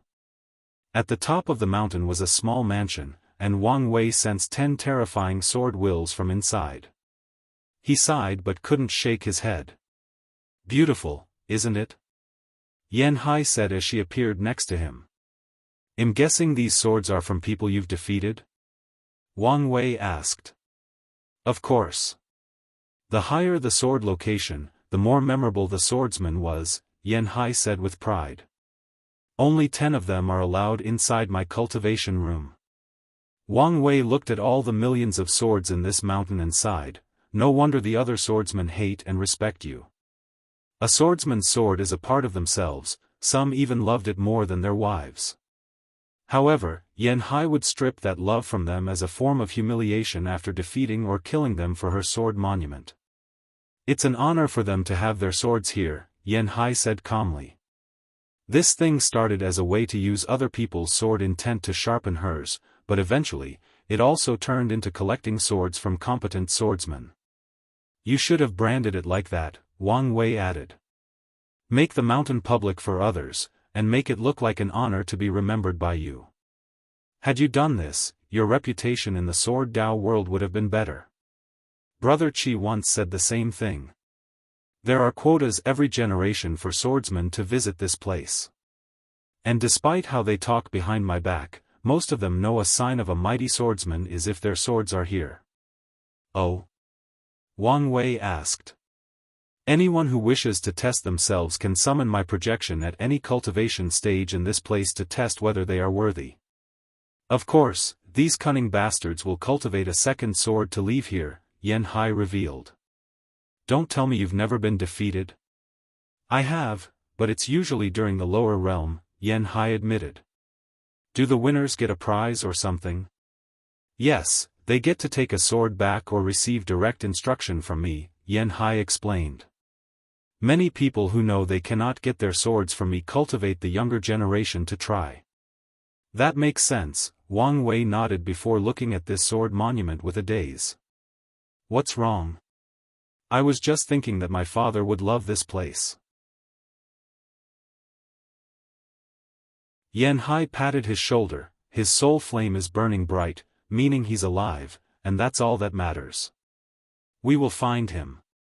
I know, Wang Wei nodded, taking a moment to control himself. They slowly flew toward the mountain's top. How are things going with the Sword League path? I've started the negotiation, but I'm delaying things until the catastrophe. They should be more desperate by then and willing to pay a higher price. So, you've decided to cheat them? It's the best approach, isn't it? Xianxia smiled. True. Have you started planning for the other sword paths? I have activated our previous dormant agents, and they've revealed the ultimate sword path has appeared in 5 other chaos worlds. Only 5? After so many years of dormancy, our exterior shadow agency has been damaged, and that's all the information we can gather for now, Xianxia explained. Should we be doing something about this? Shadow Ruler will be taking care of it, but as you know, many eyes are on us now, so it's dangerous for him to travel through primordial chaos at this time. Wang Wei nodded. Under normal circumstances, Shadow Ruler's skill was enough to evade even primals, but his ability would be useless before any first-step quintessence tried to catch him. He should send Carmelis clones and wait until the last section of the Heaven Scroll is open, and we buy him something for protection. That's what Brother Qi suggested. I've also sent a new proxy avatar to protect his clone, but I doubt that would be of much help, Xianxia replied. They had arrived at the mountain, and Wang Wei looked around. The mansion was simple, with 1 layer and 4 rooms. One was for guests, the other for her cultivation. It was also the place she kept the top 10 swords. The 3rd room contained a sword collection, but this one appeared to be the one refined by Xianxia and nourished by her sword will. Wang Wei reckoned these swords were rewards for the sect's disciples. The last room was a dimension of its own with numerous bamboos, probably from other chaos worlds since Wang Wei couldn't recognize many of them. The bamboos were beautiful and of different varieties, and based on a preliminary observation, they were well taken care of. Ancestor, I didn't know you love bamboo this much, Wang Wei commented. What exactly do you think of me? Wang Wei's body paused. For my safety, it's best I don't answer that question. Xianxia stared at him, making Wang Wei embarrassed. I'm not just a swordsman or your ancestor. I have my own life and hobbies. She has been cultivating bamboo gardens since she was young under Gao Zhu's care. One of the reasons she regretted turning her into Sword 1 and leaving her in the lower dimension because the experience was never the same without her. Sorry about that. Xianxia didn't care. Most people think she's one-dimensional anyway. She led him to the guest room but did not offer tea, which made Wang Wei think the ancestor was a little petty. After all, he had apologized. Xianxia waved her hand to summon 2 people, a man and a woman. Them? Yes. Of all the Ma clan, they are the most talented, Xianxia nodded. Wang Wei observed them. They had dreamy eyes, which is usually a sign of people with high spirituality, dream, or illusion talents. They resembled each other and wore blue, except Ma Honghua had a red flower on her hanfu, and Ma Wen had a butterfly on his robe. Their body language indicated they were closed and strict competitors. Di Realm, 9-Leaf Foundation, Emperor Taboo Battle Realm, Peak Empyrean Cultivation, and a Paragon Soul, Wang Wei muttered. You went above and beyond. Thank you, Ancestor. You should thank me, Xianxia said with slightly gritted teeth. These Ma clan people used to be protected by the memorialized luck of creating the Void Illusion realm, yet they were reduced to such a terrible state. Do you know how many terrible decisions they made to reach that level? Decisions I had to deal with when purifying their bloodline.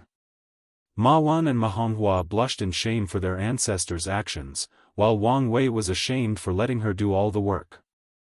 I didn't expect it would be this challenging. Yan Hai caressed her temple. I really hope our descendants won't be so stupid if something happens to us. The entire process stressed her out as she thought this may be the fact of the Dao opening sect. Wang Wei wanted to reassure her, but couldn't find the words. If all of them were gone, the Dao opening sect might face the same situation. Despite the sect's rules and spirit, nothing can resist the erosion of time. So, without guidance and protection, it's highly likely their fate would eventually be the same as the Ma clan. We just have to ensure nothing happens to us, Wang Wei said before focusing on the two heaven chosens. He pondered briefly before pointing at Ma Wan. I choose you. Ma Honghua's body tensed, and she secretly clenched her fists. However, she immediately controlled herself and cupped her hands together. Congratulations, Brother Wan. Thank you, Sister Honghua. I promise you to lead our clan to glory, and even find the resources for your paragon tribulations, Ma Wan replied with a salute, but his eyes did not hide his contentment and mockery. Wang Wei looked at them with an odd look. Ma Wan did not know being chosen was a death sentence. He chose him not because he was better, but because he thought it would be funny for Ma Liqiu to revive herself in a man's body. He handed Ma Wan one of the mortalhood trials tokens. Take a few years to calm your mind and reach your peak state before activating the token. I will, Ma Wan said, having calmed down from the previous excited state. Wang Wei nodded in acknowledgement before looking at Ma Honghua. While he's away, you're in charge of the Ma clan. As you wish, Lord. If you find any errors, ads pop up, ads redirect, broken links, non-standard content, etc.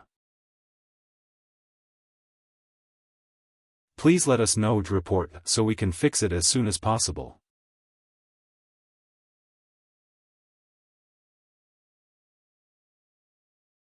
Chapter 1513 The State of the World, unedited chapter.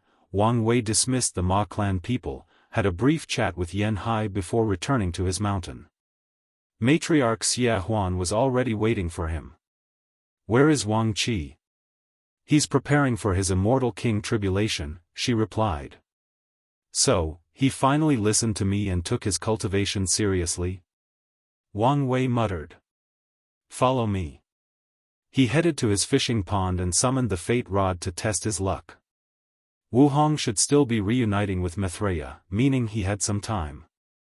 What do you need to report? The first thing is about the flame blacksmith, Xia Huan said.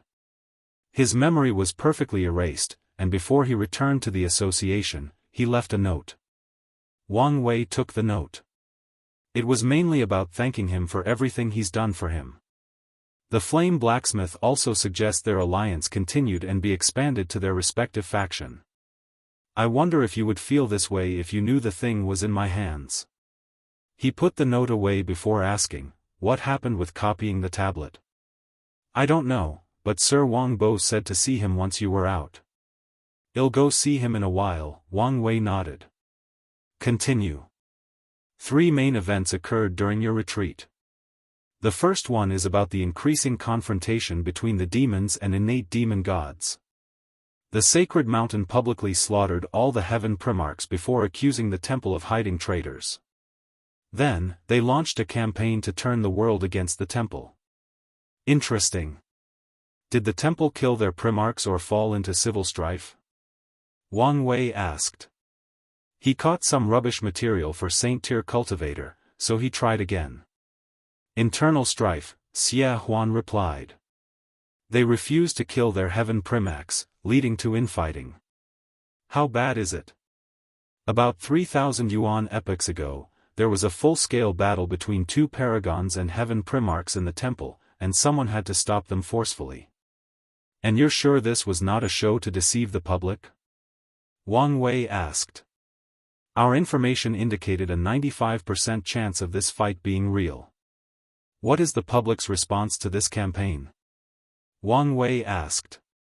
The loose cultivators are in an uproar, but it's more because they see this as a chance for chaos and plunder. Many have even attacked the resource centers of the temple. The Limitless Exchange Hall has publicly denounced the actions of these people. The other overlords? That's where the second major event comes into play, Xianxia replied. The tribal sacred mountains have called for a grand assembly, calling for all the overlords to discuss the possibility of the temple being a liability. Wang squinted. The Grand Assembly was a meeting of all the overlords and lineages with a primal paragon.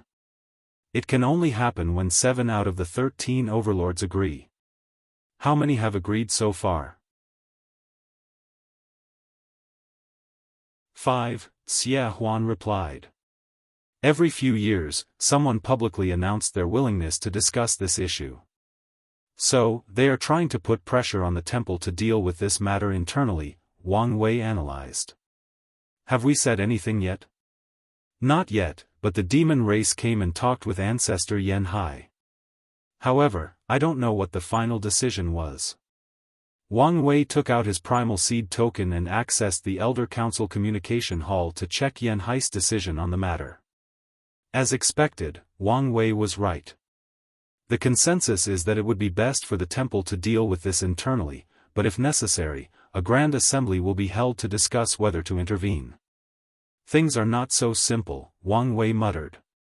The assembly has the power to intervene in a faction's affairs, but only if the faction's affairs are a security threat to everyone else, and the majority decides to enforce the ruling.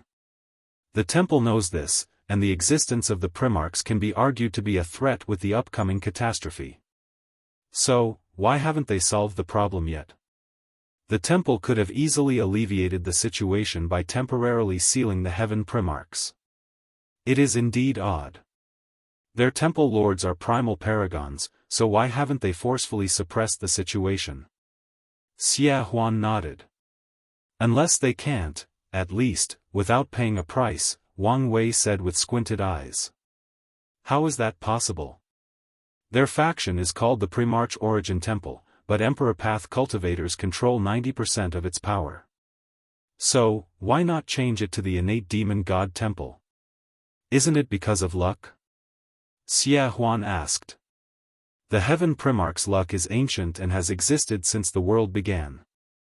I figured since it originated from the time when they ruled above the Emperor Path, it was more beneficial to them to keep it. You would think so, but how much of that luck remains after so long? After their defeat in the innate acquired war? Wang asked. In the current era, it's more beneficial for them to change their name and refine a secondary luck artifact to continue benefiting from the remaining luck of the Primarchs. You may be right, but the only logical reason the Temple Lords haven't changed the name would be because it would be detrimental to them. Does that mean the Primarchs have something capable of hurting a primal? No, that doesn't make sense.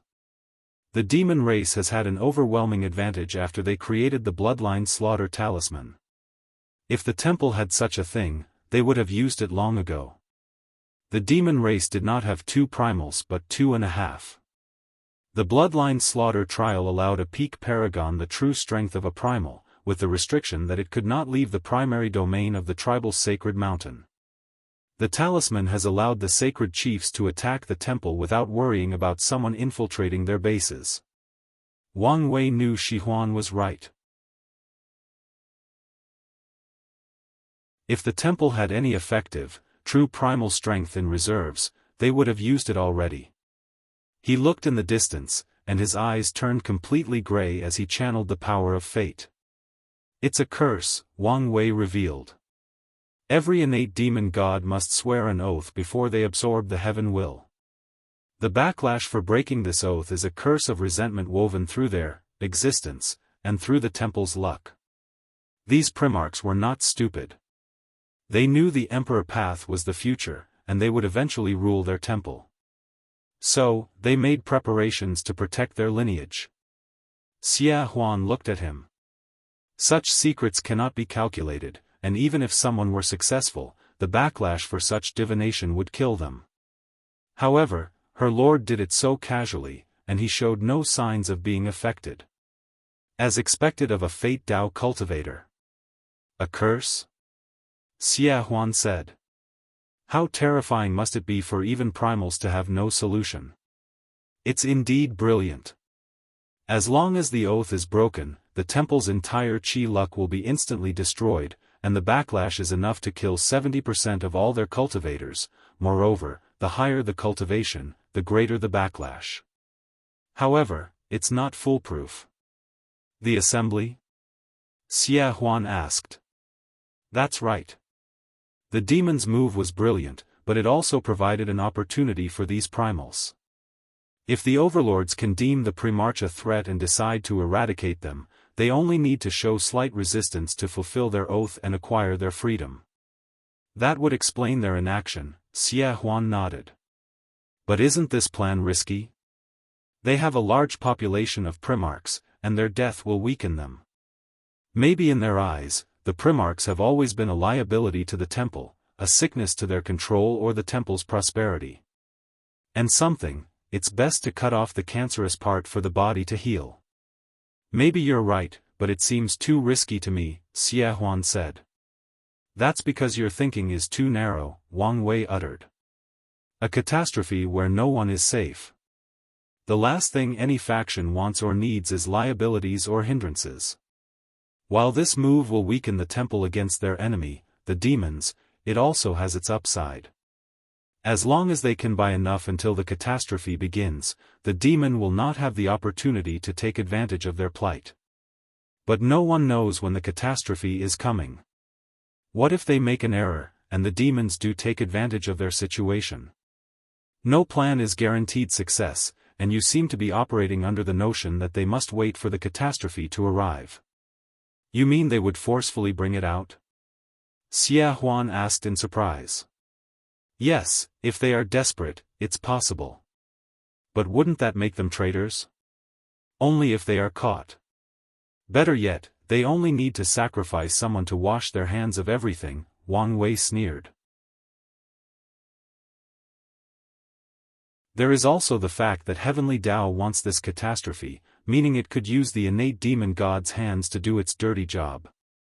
If you find any errors, ads pop up, ads redirect, broken links, non-standard content, etc., please let us know to report so we can fix it as soon as possible.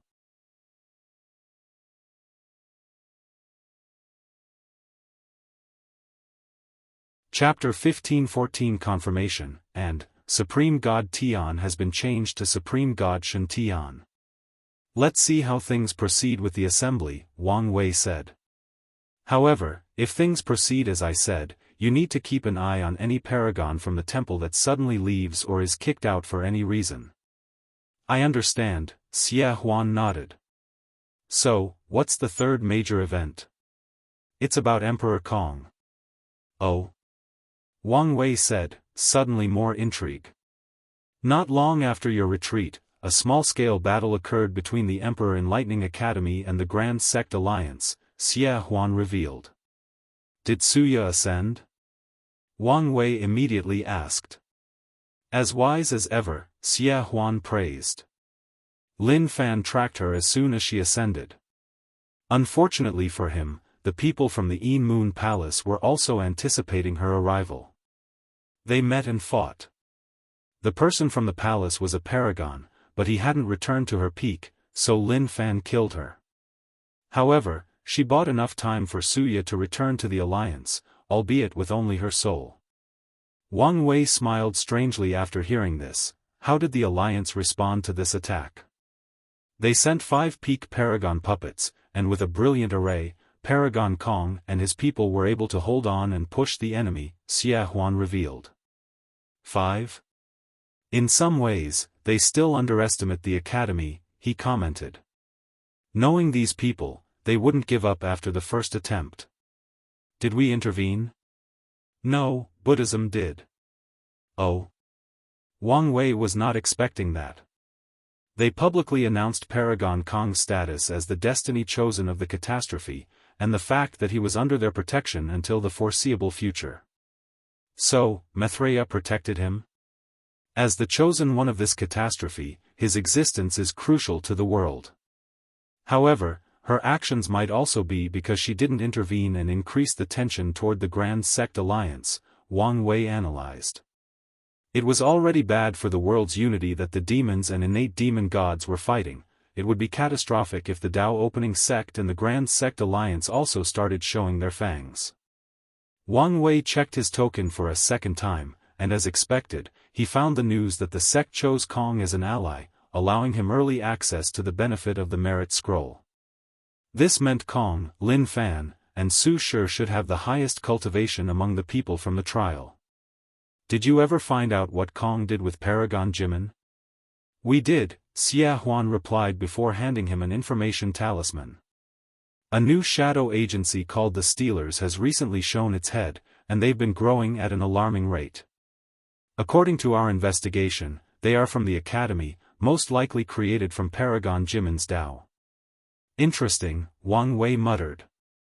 One of his plans was to study Jimin's Dao and incorporate it into his Fate Shadow Guards. However, it seemed Kong had gotten his power before him. Send Kong a message. Tell him I'm cashing in one of my karma debts. I want all the information he gathered about Jimin's power. Since Kong had done most of the work for him, he would gladly accept the fruit of his labor. Now, he only needs to wait for Red Mask and Wang Ju to perfectly incorporate his thief Dao into his guard. I think he'll call them Fate Stealers. Yes, that's an excellent name, Wang Wei thought. As you wish, Xie Huan nodded. Anything else to report? Yes. First, Grand Elder Wang Bo wishes to see you. However, he refuses to tell me why. That's understandable, Wang Wei nodded. Secondly, we've received news from Red Mask. She said her mission was a success, but something went wrong, and she was injured. She asked whether to take the risk to return home or wait and observe for a while. Take a risk? Has she been compromised? Wang Wei muttered with squinted eyes. The only way it would be risky for her to return home from an injury was if she noticed someone might be trying to use her as a pawn. Wang Wei closed his eyes to sense his connection with her. He did not approach, but observed from a distance. Then, without hesitation, he used his dominion over her to forcefully annihilate Red Mask. Wang Wei opened his eyes and raised his hand to condense a shadow cocoon. Feed her the best shadow materials to ensure she's revived as soon as possible, he ordered. Yes, Lord. Once she's back, put her through the existence-observing artifact. Although he killed Red Mask's previous body, Wang Wei wanted to be careful in case he missed something. Yes. By the way, what happened to the artifact? Did the ancestors find other people with problems? He created an artifact for the sect to observe people's existence, and find people with problems. Yukai had discovered a few people, but the cultivators from the ultimate taboo hadn't been checked yet. Such information is above my status, Xie Huan replied truthfully, forcing Wang Wei to check his token. A few people were contaminated, but Qiyuan and the others haven't decided how to deal with them. There will probably be a meeting to discuss what course of action to take. Xie Huan's subsequent report was about minor things. For example, Jiaping did an excellent job of establishing his dynasty. The puppet demon was locked somewhere, with his sole purpose in life to build as many puppets as possible. The Divine Faith Haven has been eerily quiet since the return of Supreme God Shen Tian. The Skill Path Association has been increasingly bold and direct in its demands for its artifact, and the Grand Sect Alliance has controlled its outward desire for Black Heart.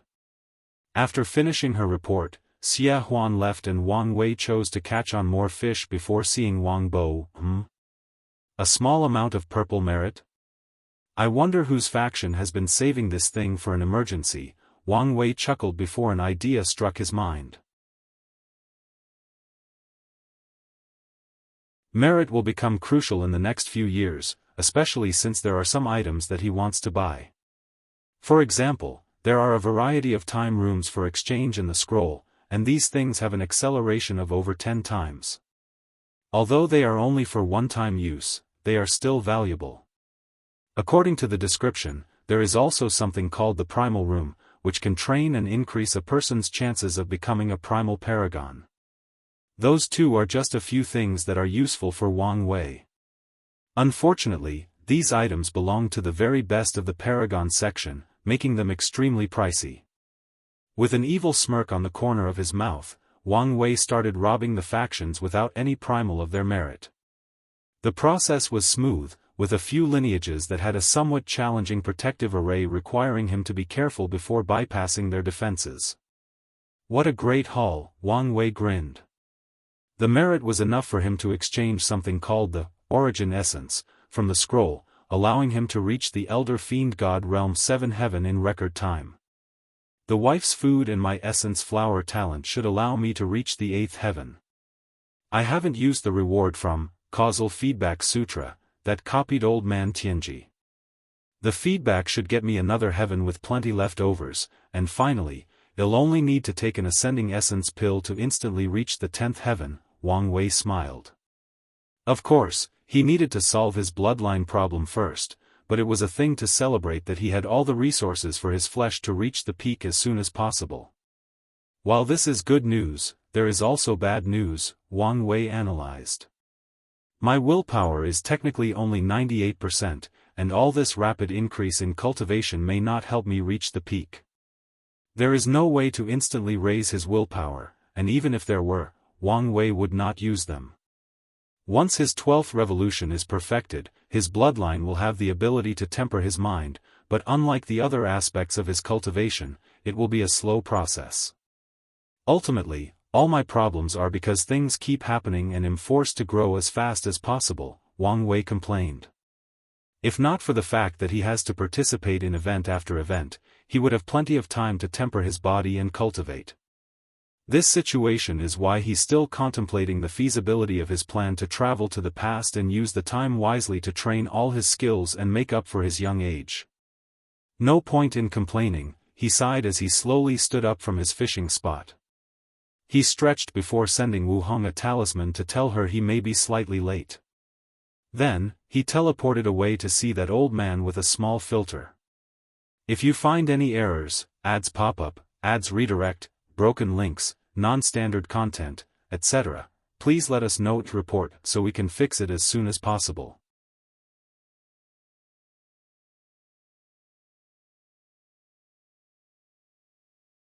Chapter 15:15 Wang Boss Update. Boy, you're finally here, Wang Bo said as he finished putting a rune on a boat. Yes, I am. Hold on. Wang Wei looked at him. You're healed? Wang Boss cultivation was stuck because of a Dao injury, but now, Wang Wei noticed his realm had increased by 1%. Partially, Wang Bo replied. Did you get something from the scroll? Wang Wei asked. That's right, Wang Bo nodded. I didn't want them to waste the resources on me, but Miscellaneous and Yen Shurong insisted. It was the first time he had met his disciples in person, and they insisted on helping his injuries. Qiyuan immediately accepted their proposal, but Wang Bo was adamant that they didn't need to worry about him now and focus on the other talents of the sect. Ultimately, Miscellaneous and Yen Shurong had to insist that it was a gift to their teacher, forcing Wang Bo to accept the pill that can alleviate his injuries. As for the one that could completely heal him, it was currently too expensive. Well, I guess I don't have to do anything, Wang Wei nodded. What could you do? Wang Bo asked. I had an experimental treatment I was going to try, but there is no need now, Wang Wei explained. Hold on. We can still try. If it were before, Wang Bo would never have believed these words. But he took the time to learn more about this boy and understood that he was capable of making miracles. Aren't you fine? Just wait a while and we'll get you a problem-free healing pill, Wang Wei persuaded. I saw the prices of these things.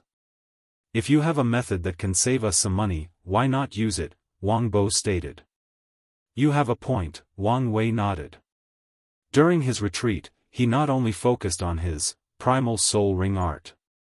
His 3 arts, 3 selves allowed him to multitask, so he also completed the Causal Feedback Sutra, based on the outline from Wu Hong, and upgraded his existence acupoint technique. Let's get down to official business first. You're right, Wang Bo nodded. Although he now saw hope for his previously destroyed future, he knew how to control himself and focused on what was important. Wang Bo waved his hand and they teleported to another dimension full of boats. Wang Wei glanced at the top and saw numerous floating mountains, volcanoes, and other natural phenomena, with individuals creating the exact same boat as the one from Time Eater. You've reverse-engineered it? We did, Wang Bo nodded. Boy, I don't know what existence you saved in your past life to have such a woman in your life, but you better not mess things up. If I didn't know that, you think I would have gotten this far with her? Wang Wei replied. That's what I'm talking about, Wang Bo patted his shoulder.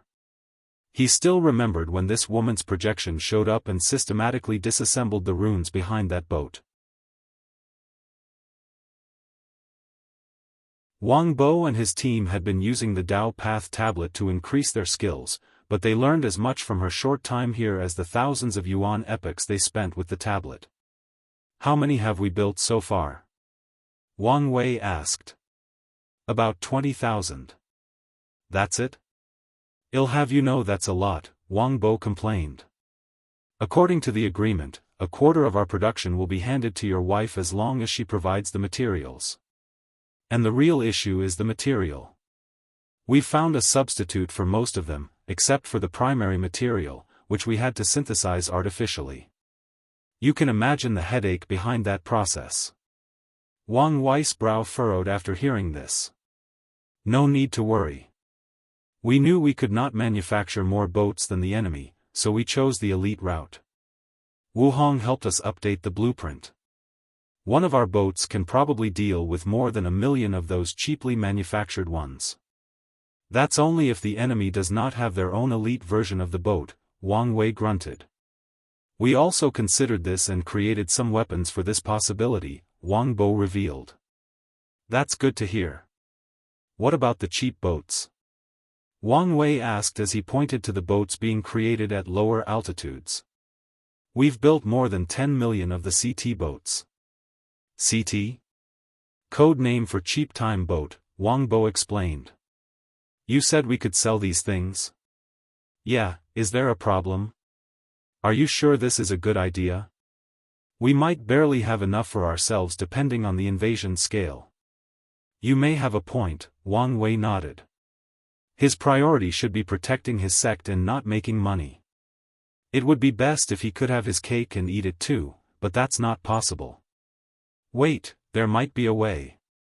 What if we sold the blueprint to Heavenly Dao to put on the scroll? Wang Wei suddenly said.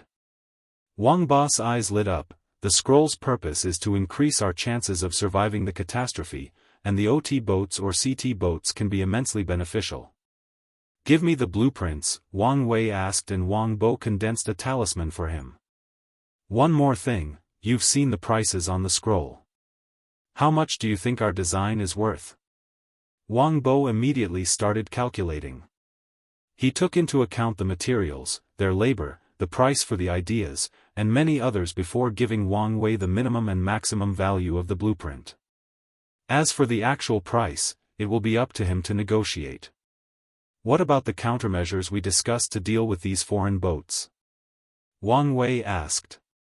Ask the Empress, Wang Bo said before handing him another talisman. She left a basic explanation of her plan but said she would take over the project and add it to the Hong protection system.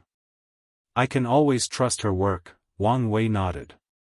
His gaze shifted to a floating continent a few distances away.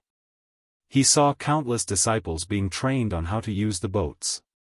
You should add puppets to the training regimen. In fact, they should be the core. Why would we want these things? Wang Bo said uncomfortably. By your tone, I'm guessing you're not a fan? Wang Wei asked.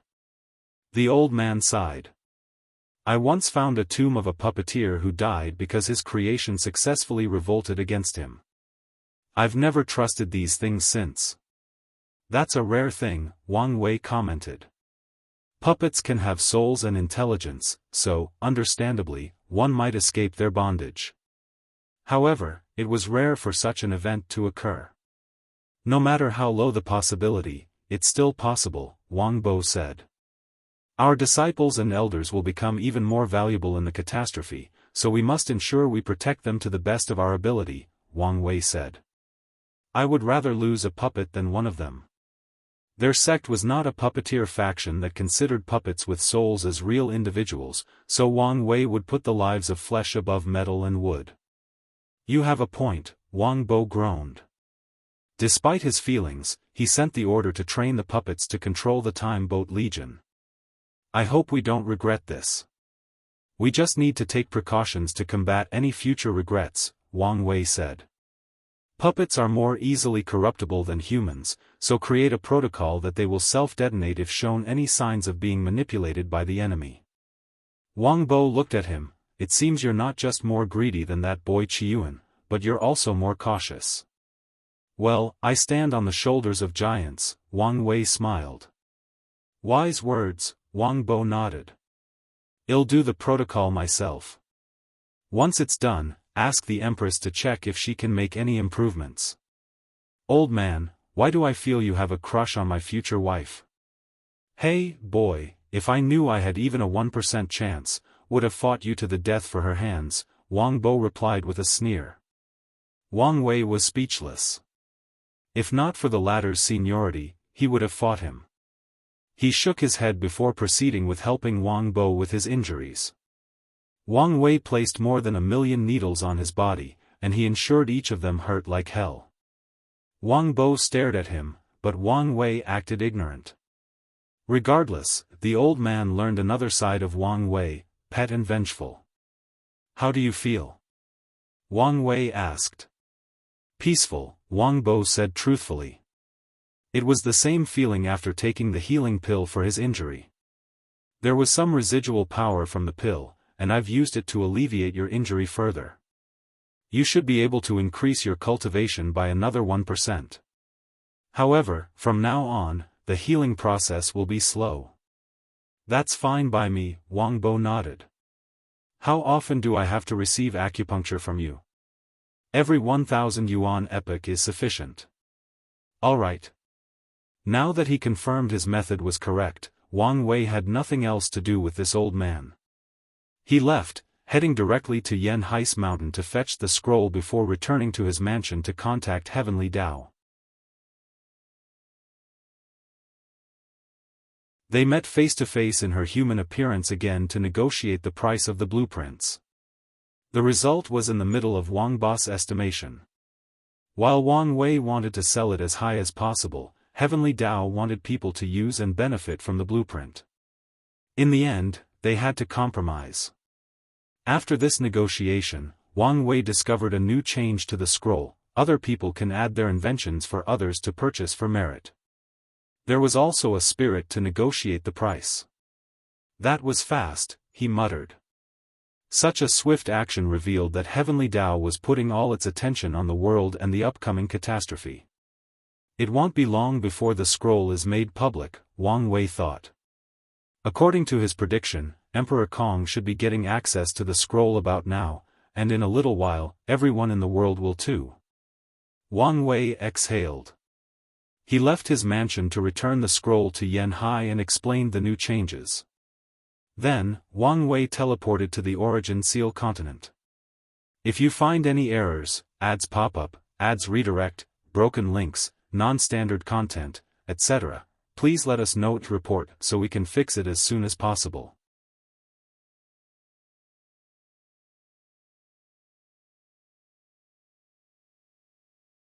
Chapter 15-16 Uncle Master's authority. As soon as he arrived, Wang Wei realized he couldn't sense Wu Hong's aura. Is she still with Maitreya? I guess I'll make myself comfortable before she returns, he muttered.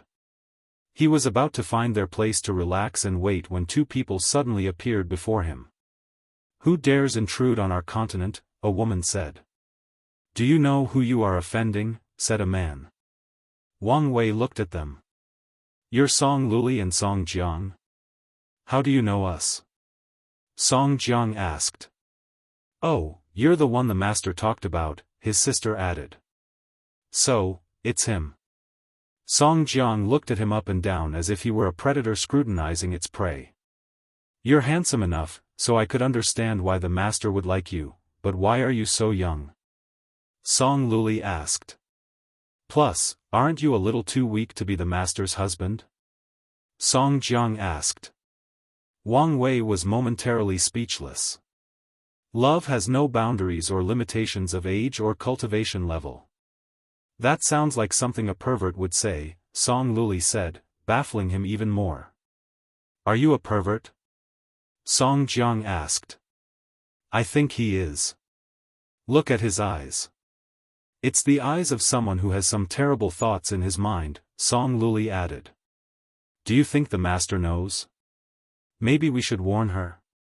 She's usually good at discerning people. Maybe she's been blinded by love. We can't allow her to marry a pervert, Song Jiang said. Don't worry, she will see him for who he is eventually. However, we can't meddle, or she'll think we are trying to hinder her happiness. You have a point. But I feel bad how she'll be with a pervert for such a long time before he sees him for who he is. Song Luli sighed deeply, her voice full of melancholy. Even the master cannot escape the curse known as love. Don't worry, we will be beside her once the perv is gone. Are you guys done? Wang Wei asked, still baffled. Wu Hong warned him about the playful nature of her disciples, but this went beyond playful. What do you mean by done? Song Luli asked. All right, it's my time now to speak, Wang Wei raised his hand. First of all, you should address me as Uncle Master. What? You must be out of your mind, Song Jiang sneered. As your master's future husband, isn't that my official title? His words immediately made them speechless. He was right. I'm not a person who cares about hierarchy and status, so I couldn't care how you address me, but unfortunately, you offended me. So, go ahead, address me properly. Song Luli and Song Jiang's lips twitched. They glanced at each other before looking back at Wang Wei. Their eyes were firm, and their mouths even firmer. Rebels, aren't you? My favorite pastime is to break rebellion spirits, Wang Wei chuckled as a bamboo stick slowly materialized on his palm. In my clan, there is this ancestral bamboo that can discipline all the members of the Wang clan as long as it's in the ancestors' hands. The one in my hand is a projection and modified based on my status as your Uncle Master. In other words, I can beat you up, and you can do nothing about it. Of course, I encourage you to resist so I can tell your master, and she can truly punish you. The twins' face changed. Is there a need for you to do this? Song Luli asked. Uncle Master, there is no need for such humiliation, Song Jiang added. Traitor, why are you calling him that? Song Luli snapped. Stupid. Do you really want to be beaten?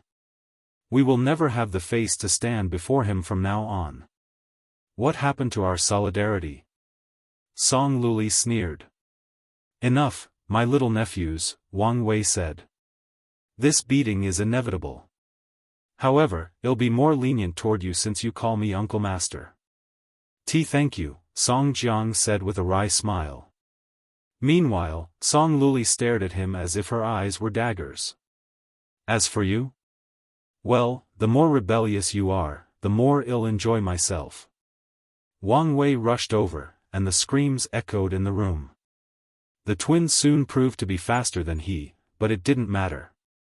The bamboo will hit its target as long as Wang Wei swings. Half an hour later, they knelt before Wang Wei with bruises on their faces. How dare you call me a pervert? Wang Wei said. Even if it's true, but that's something between me and your master and what we do behind closed doors. Don't speak about the master like that, Song Luli said. You want some more? And no. No, what? No, Uncle Master. That's a good girl, Wang Wei nodded. I'm a chill guy. My original plan was to be the fun uncle master who secretly helps you when your master is too strict with you. But, look what you've made me do. It's all her fault, Song Jiang said as he pointed at his sister without an ounce of shame. Spineless traitor, Song Luli cursed. I'll never forget you for this. I won't speak to you for the next 10,000 yuan epoch. And I'm tired of being dragged into your shenanigans. And, 10,000 yuan epoch is too long. Make it 1,000. No, it has to be at least 9,000, 2,000 is as far as I can accept. How can you understand the severity of my anger with only 2,000 yuan epoch? No, I won't talk to you for at least 8,000, Song Luli countered. Alright, you guys are giving me a headache. I don't know how she can deal with you for so long, Wang Wei said. Don't you have anything better to do? We still have training to do, Uncle Master, Song Jiang said. Well, get to it, you Uncle Master, Song Luli uttered, her voice almost a whisper with the last part. Wang Wei waved his hand to dismiss them, and the twins disappeared as if they were running away. However, he suddenly jumped as he sensed something. By the fate's blessing, how long have you been here? He asked as he held his heart. Long enough, Wu Hong replied with a smile. You should have said something. Wang Wei approached and kissed her before they sat in front of each other. These two have been with me for a long time, and I know their personalities. You did the right thing by establishing your authority, Wu Hong nodded. You did a great job. If I'm not mistaken, they are only a breath away from becoming primals. If nothing unexpected occurs, they should reach that level in the next few yuan epochs. Thanks, but you also have some credit. The nourishing core? Yes, but also because you reminded me of the absolute killer, Wu Hong explained. For the training, I recreated the absolute killer's reign of terror, sealed the twins' memories, and forced them to fight for their lives against him. Wang Wei nodded. Life and death are consistently among the best forms of training, no matter the cultivation stage. I always wonder, would the absolute killer be as terrifying in our current era? Oh, no, Wu Hong replied. After his disappearance, paragons came together and dissected his ability. They learned and improved from it, and I believe the first primals appeared after that event. So, he would be nothing special unless he learned and adapted from modern techniques. I figured as much, Wang Wei nodded. Although it appeared the cultivation had remained stagnant with no improvement, that's only on the surface. Skills and techniques have drastically improved from the old era, and a sign of this improvement is the number of primals and paragons that exist in the modern age. Once the twins become primal, you can finally avenge your grievance, Wang Wei smiled. That's right, Wu Hong sneered. Her experience in the lower dimension forced her to develop a strong and prideful personality. Now, no one in the world can underestimate her. However, one of her sore spots was that everybody called her origin seal continent the weakest overlord because her second primal is a puppet. However, once the twins become primals, she can finally hold her head proudly and no longer be humiliated. Let's not talk about these brats. How was your talk with Maitreya? It was good, Wu Hong nodded. She sincerely apologized, and I stopped being hard-headed and accepted her apology. It was good to have my old friend back. Wang Wei looked at the smile plastered on her face, and his mood improved. Do you want to go to the beach? Why all of a sudden? I don't know, but I suddenly felt like experiencing a beach day. Are you asking because you want to see me in a bikini? Wu Hong stared at him. While that would be appreciated, I promise this time, my purpose is pure. I just want to spend some time at the beach with you. Wu Hong believed him. If that were his motive, he would have just stated it or asked directly. I don't see why not. Do you want to build one here or use the Grand Mist Wheel? If you find any errors, ads pop up, ads redirect, broken links, non-standard content, etc., please let us know to report so we can fix it as soon as possible.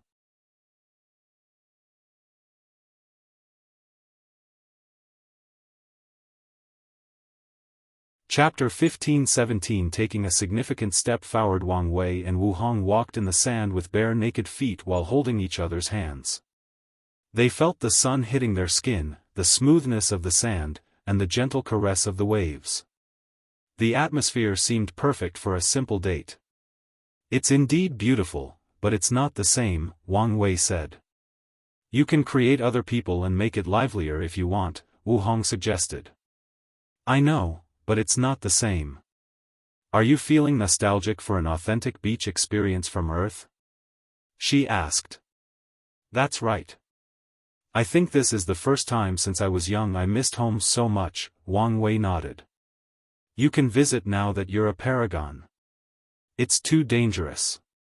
"You can at least send a projection to check things out," Wu Hong said. "That may not be a bad idea," Wang Wei nodded. He would need some preparation, but it's possible to visit Earth and the prehistoric world for a short period. The couple enjoyed the sand before looking at the sunset. "It's beautiful," Wu Hong said. "Although they can control the concepts that make up realities themselves, it's always good to ground themselves by enjoying the purest form of nature. If only we could enjoy this kind of thing together for all eternity." "Why can't we?" Wang Wei asked as he turned to face her, his palms still closely grasping hers. Wu Hong looked him in the eyes. "Tell me, you want one day suddenly ask me to dim my light so you can shine? If one day I need you to do that, it means I've failed as a husband and as a cultivator," Wang Wei replied. Wu Hong was arrogant, but so was he. If he ever needed her to shrink herself for him to shine, then his pride and arrogance must have been abandoned, making him a failure as a husband and a cultivator. "You promised?" "I do," Wang Wei said firmly. "Good. I hope you won't forget today's words." "I won't," Wang Wei smiled as he kissed her forehead. They continued walking in the sand. "No more hypothetical? Is your curiosity satiated? Since you ask for more, I'll give you." Let me think. What if one day, you had to choose between your absolute freedom and me? What would you choose?" Wang Wei stopped walking and looked her in the eyes as he answered. "My obsession is too deep. I'm afraid I'll choose my ambitions." "Is that a deal-breaker for you?" "No. Ultimately, we are cultivators first, driven by our obsession and ambitions." "I would do the same," Wu Hong replied. She also has her ambitions and dreams and would not give them up for anyone else. Wang Wei smiled. "I'm glad to hear that. Let's continue," she uttered while they continued walking. "Let's say I was captured and you needed to save me, but you know there is absolutely no way to save me, and you would 100% die in the process. Would you still come? I'm assuming in this scenario, I cannot just cultivate to a higher realm to revive and avenge you?" "That's right," Wu Hong nodded. "In that case, I would come to save you." "Why? Aren't you giving up on your dream by rushing into a sure-death situation?" she asked. "It's one thing for me to end things between us for my ambition, but another for someone to force it to happen," Wang Wei explained. "I will fight until the end to save you and continue living. You know that's illogical, right?" They stopped, facing each other once again. "So? I would never forgive myself if I allowed you to experience true death without doing everything in power to prevent it," Wang Wei admitted. Wu Hong looked him in the eyes, looking at its purity and clarity. She smiled before kissing him, "My hero." "Of course," Wang Wei grinned. "What about you? What's your goal in life? I know when you were young, you wanted to prove to the world you were worthy. Now, you're the famous Empress Wu, you should have proven your worth to the world, no, to the chaos universe." "I have indeed outgrown my previous goal," Wu Hong nodded. "Currently, I only have one obsession, unraveling the world's mysteries. I want to know all the taboos, find what happened in the Lost Age, what the Genesis Age was like, discover the essence of all the grand constructs, study the operation mechanism of Grand Tao, and more importantly, I want to see with my eyes what lies beyond the chaos universe." That's an excellent goal, and one very fitting to you, Wang Wei praised. Wu Hong was probably the most knowledgeable person he knew due to the nature of her Dao.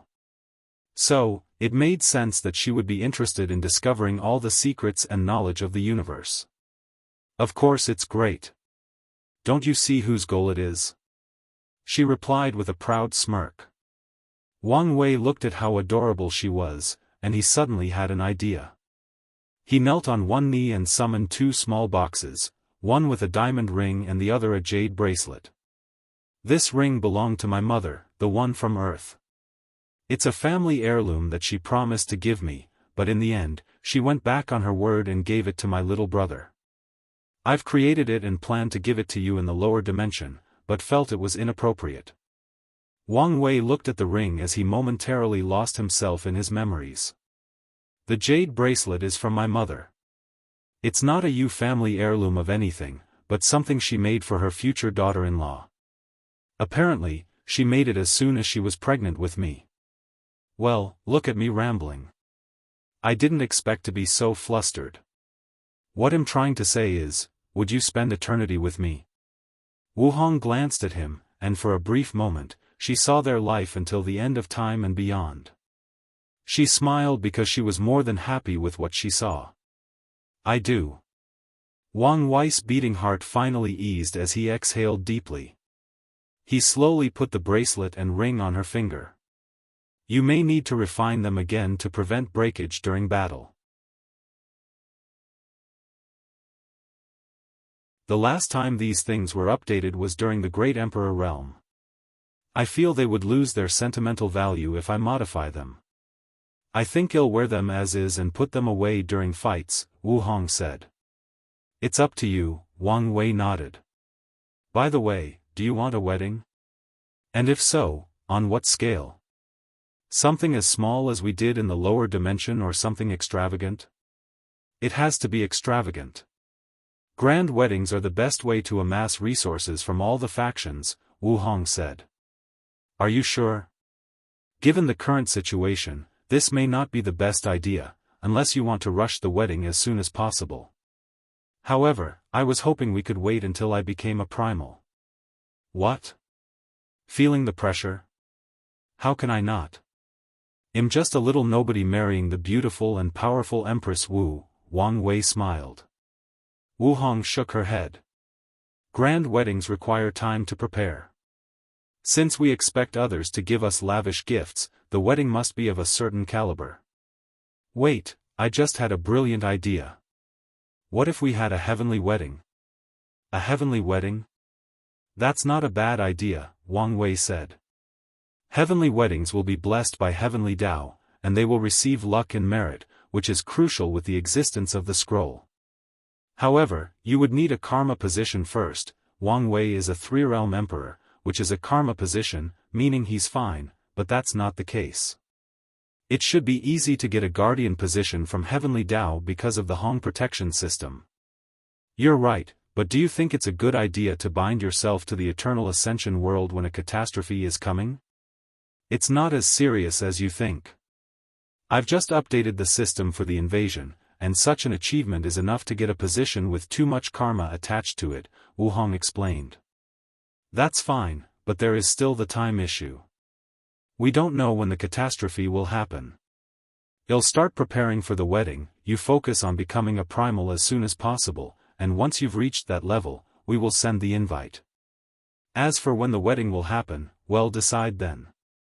If push comes to shove, we'll have it during the catastrophe and use it as bait to lure the enemy to cause trouble. You would risk ruining our wedding? Wang Wei asked. The best kind of wedding is the type that is followed by small bloodshed, Wu Hong replied as she licked her luscious lip. That's my girl, Wang Wei smiled before kissing her cheek. If you find any errors, ads pop up, ads redirect, broken links, non-standard content, etc., please let us know to report so we can fix it as soon as possible.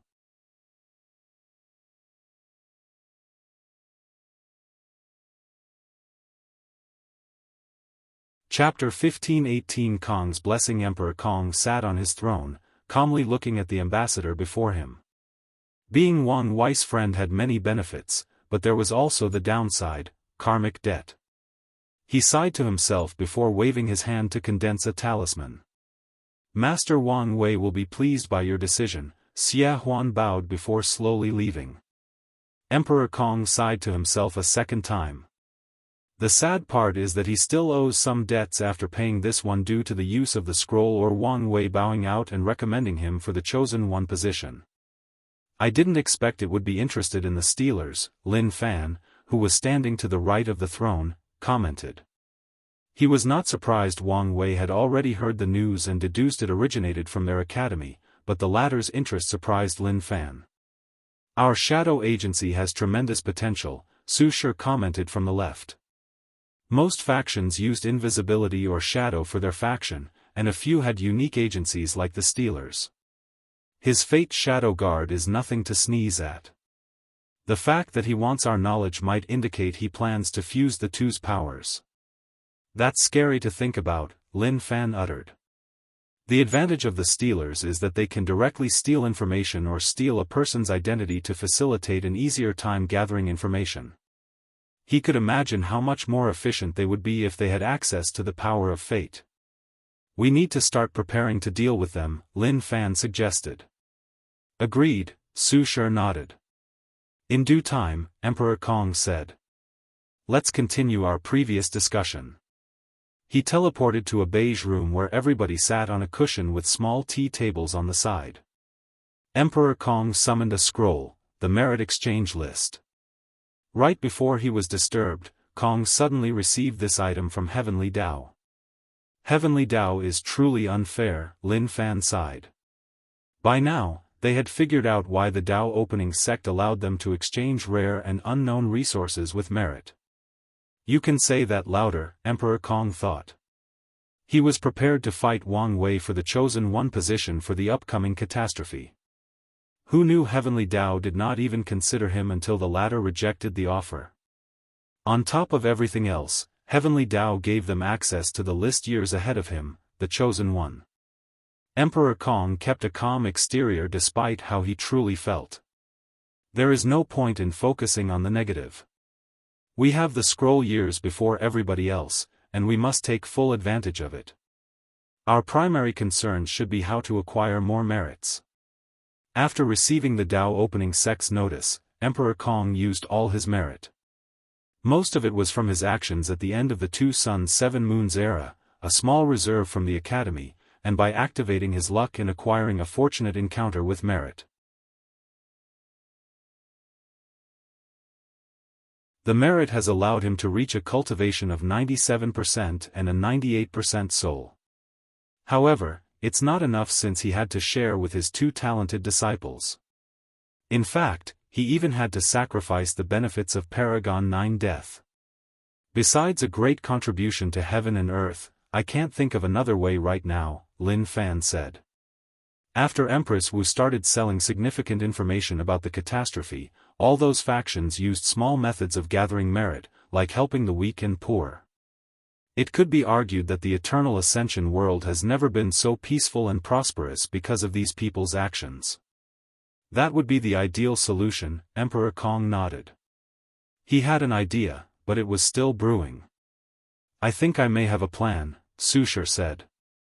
Oh? Kong looked at her.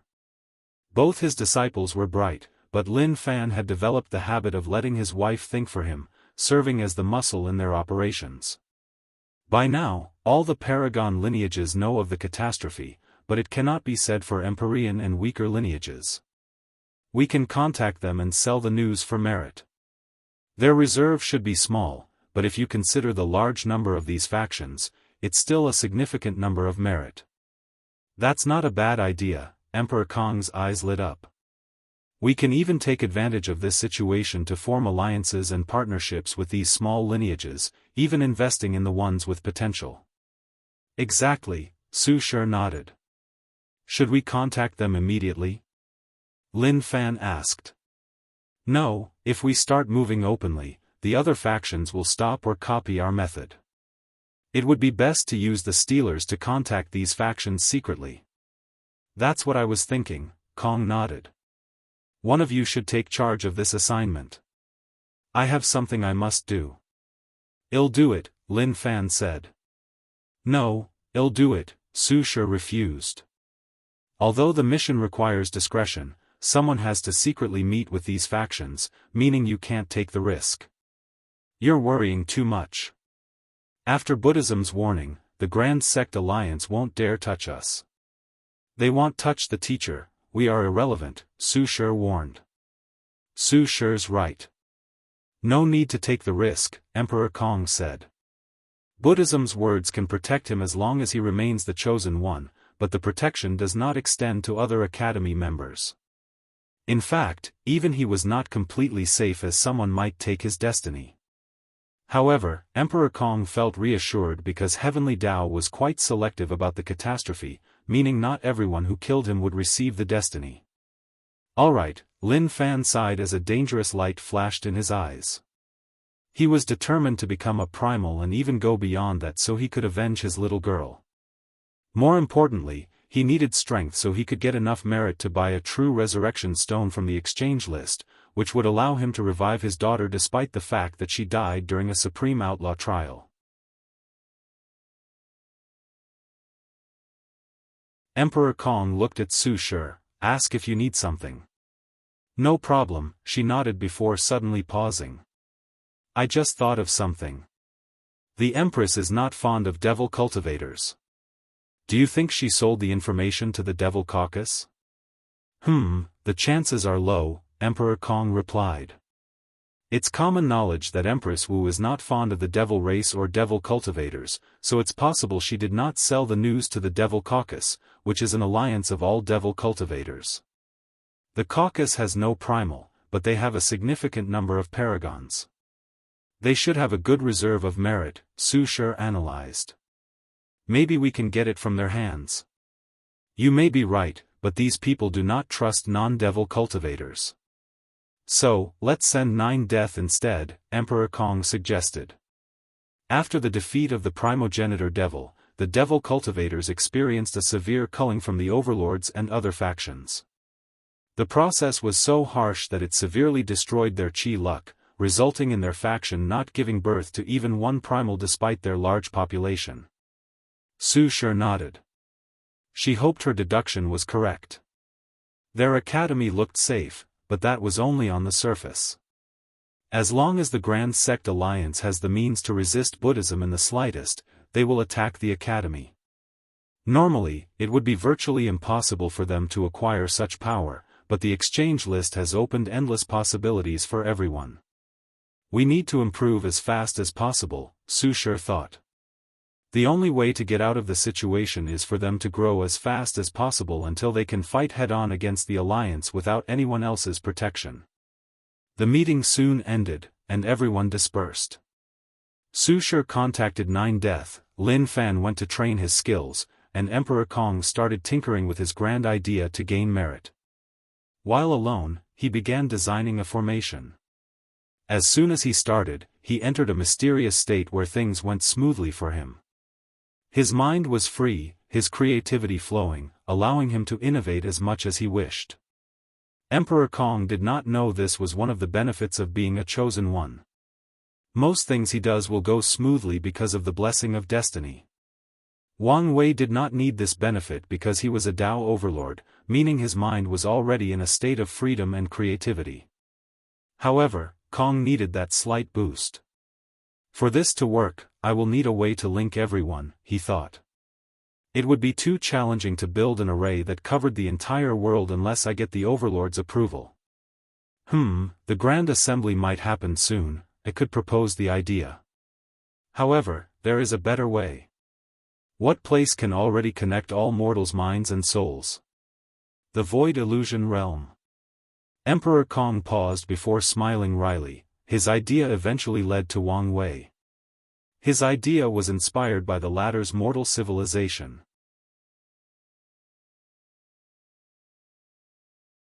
Kong noticed how their civilization had reached the state where they could confront immortal venerables. Inspired by mortals' ability to contribute to high-level battles and the upcoming catastrophe, Kong pondered another way mortals could help. He thought of creating a way to combine their souls for battle. Mortals are weak, but their greatest advantage is their numbers. If trillions upon trillions of them linked their souls, they could create a devastating soul attack that could affect great emperors. Unfortunately, Kong must rely on Wang Wei's void illusion realm, or wait until the Grand Assembly to ask the Overlord's permission and help to finish this project. If I wait until the Grand Assembly, all these lineages will try to get a piece of the pie. Meanwhile, I only need to share a small portion with Wang Wei. The choice was obvious, so Kong no longer mulls over it. He focused on creating the formation needed for this, Mortal Soul Legion, idea. Once that is perfected, he can contact Wang Wei for access to the Void Illusion Realm and negotiation for the division of merit. If you find any errors, ads pop-up, ads redirect, broken links, non-standard content, etc., please let us know to report so we can fix it as soon as possible.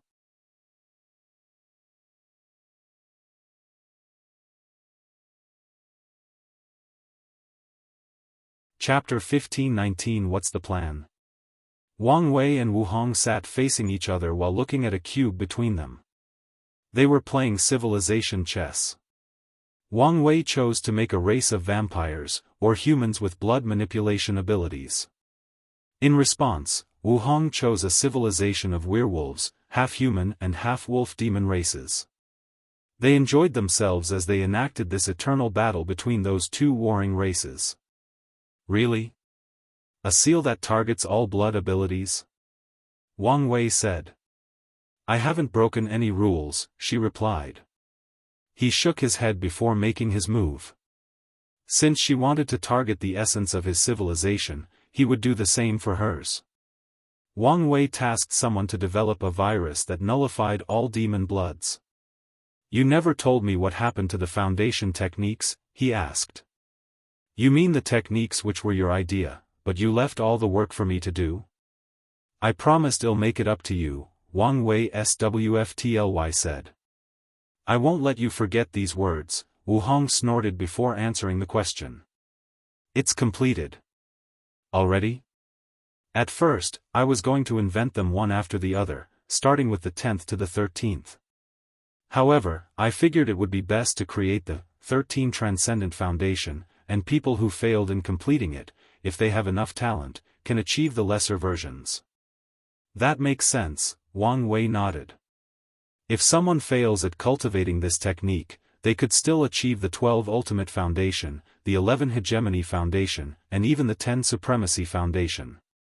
How does the technique work? Wu Hong did not immediately answer. She waved her hand to materialize 3 items, a golden orb, a red crystal, and a blue light. Wang Wei observed and identified them, a divinity core. This crystal should be the purest essence from the exchange list, and that light reminded me of the power from the Grand Tao source. Is the essence of the technique spirit, essence, and qi? That's right. The divinity core represents the highest and purest form of soul energy. The pure essence is the purest essence of the flesh, and I took time to purify the power of the Grand Tao source to represent the qi aspect, Wu Hong nodded. Everything is connected, meaning that her technique perfectly matches the quintessence realm, which is a manifestation of her understanding of the universe. I was inspired by the concept of condensing the 3 flowers on the crown, Wu Hong continued. The cultivation process requires condensing 3 seeds of potential into the existence, based on a deep understanding of spirit, essence, and qi. The seeds would not only grant a mortal combat power on par with eternal emperors, but also serve as a foundation to enter the quintessence realm. So, the technique is now an official transcendent foundation like the perfection method? Wang Wei asked. Do I need to absorb these materials, or just understand the knowledge they contain? Both, Wu Hong said before handing him the items. This is your share. I'll accept them, but I'll pay you the merit for the pure essence, Wang Wei said as he placed them away. Do you even have any merit left? No, but I'm about to be rich again, Wang Wei said. Wu Hong was about to ask when a talisman appeared before him. Wang Wei checked with his divine sense and smiled. What is it? Information about the Stealers. Kong's shadow agency? What do you need that for? I plan to fuse them with my fate's shadow guards, Wang Wei explained. Don't tell you're going to ask me to do your job for you again. No, that's Wang Ju, Red Mask, and Xie Huang's job, Wang Wei replied. Once they have a prototype or a working technique, they'll review and improve it. Wu Hong stared at him. By the way, you never told me what your shadow agency is called? They are called the Rune Observers. The core members are all Rune lifeforms I have granted sentience, guaranteeing their loyalty. Rune Observes, not a bad name. What's their specialty? Wang Wei asked. There are a few arrays in the world that they cannot disarm or break, Wu Hong explained, making Wang Wei's eyes lit up. Interested in incorporating our respective agencies? No. Why not? Firstly, you are still in the stages of growing your agency, unless you swallowed the sect's existing foundation. Secondly, even if we marry, it's not good to do everything together or share all our assets. We can cooperate, but there is no need to fuse. You have a point, Wang Wei nodded. He had no plan to swallow the sect's agency since it did not belong to him, and he still needed to hand it over to the next sect master. Of course, he will use their infrastructure to help his fate's shadow guards reach the peak as soon as possible. Well, let's talk about something else. I've never experienced Dao re-establishment before. Do you have any advice? The hardest part is the pain and sense of dread, but that should be no problem for you. However, I'd recommend you wait until your body reaches the peak to do it. Is it because the imbalance might cause problems? Yes. The process is basically forcing your body to a prior state, which is before you become an immortal, modifying it, and ensuring the modifications guide the changes to your body as you return to your normal state. I see. Wait, did you already re-establish your foundation? How could I have enough time? That's true, Wang Wei nodded. She had to cultivate the perfection foundation and create the technique, leaving her without enough time to cultivate the technique. Wang Wei was about to say something else when he received a second talisman. His brow furrowed as he read the content. What is it? Read it yourself. Wu Hong checked the content with her divine sense. Mortal Soul Legion? It's not a bad idea. Yes, but his plan is flawed. While the power of mortals can be utilized, it will also put a target on their backs. Unless we can relocate all of them into protected dimensions, Wu Hong said. An act that would require the Grand Assembly's decision, Wang Wei added. So, Kong's attempt to prevent others' interference or sharing the pie is pointless. We can remove everybody's share if we give Maitreya a portion and use her name to introduce the proposition of relocating the mortals. Look at you thinking like a greedy, capitalist businessman, Wang Wei said proudly. Your greed has rubbed off on me, and I'm profoundly ashamed for allowing it to, she rolled her eyes. Don't resist. Give in to your desires, Wang Wei chuckled as he sent a talisman to Buddhism to explain the situation. He then sent one to Kong to explain their plans while also granting the latter access to the Void Illusion realm. So, what's the plan? Wu Hong asked. For what? For your training. Oh, that. I have to visit the lower dimension, but immediately afterward, I'll enter seclusion again to cultivate my flesh. Once that's completed, the next target is primal. Wu Hong nodded. The nurture core is a fascinating material that I've only unraveled a small part of its mystery. According to my calculation, this thing might accompany us for a long time in the quintessence realm. Wang Wei listened and did not interrupt. I'm testing my research on the twin, and once it's proven successful, I can use it in your primal training. No problem. I can even enter my retreat here, Wang Wei nodded. However, I may need another favor. You wouldn't. Listen to me. The soul technique is more than half done. why can't you finish it? This is not just a retreat to cultivate my flesh. I was thinking of using this opportunity to deal with my past and even visit Earth through a projection, Wang Wei swiftly explained. Wu Hong stared into his soul. I promise it won't take you too much time. Will you even have enough time? Only 2 more people need to agree, and the Grand Assembly will begin. So, you also think the innate demon gods will allow the Grand Assembly to take place? Don't try to change the subject, she sneered. Even without what happened to the temple, someone else would have called for an assembly to discuss the catastrophe. Those 2 things shouldn't take that long, Wang Wei said. He only needed to review his memories after his death and before his reincarnation, deal with all the negative karma, and review all his life to see if he can find out what time nexuses are, and finally, hell send a projection to Earth to check on things and talk to Hongjun. Wait, I just realized I forgot to ask Maitreya about the time nexuses. Didn't you remove the spiritual hint? No, even I forgot to ask. The 2 looked at each other, letting the silence speak for itself. I'll try to find the answer myself, but if I fail, we must ask the next time we see her.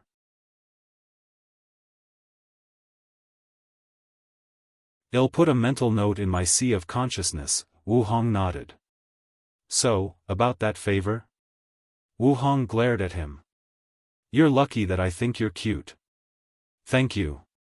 I promise I'll make it up to you twice. If you find any errors, ads pop up, ads redirect, broken links, non-standard content, etc., please let us know to report so we can fix it as soon as possible.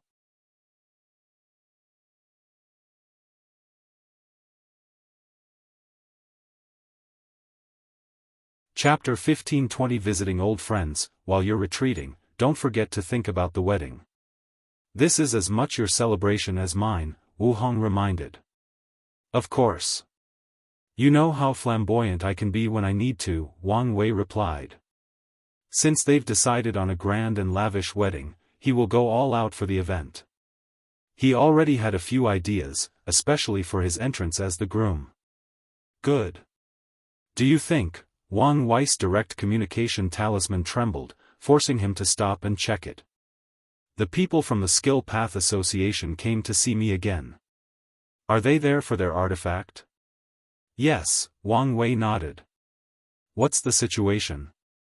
Miscellaneous said he was almost done copying it, Wang Wei said. He once saw the latter's message on the Elder Council Communication Hall about that situation. Then, you need to buy more time by pretending you're in retreat.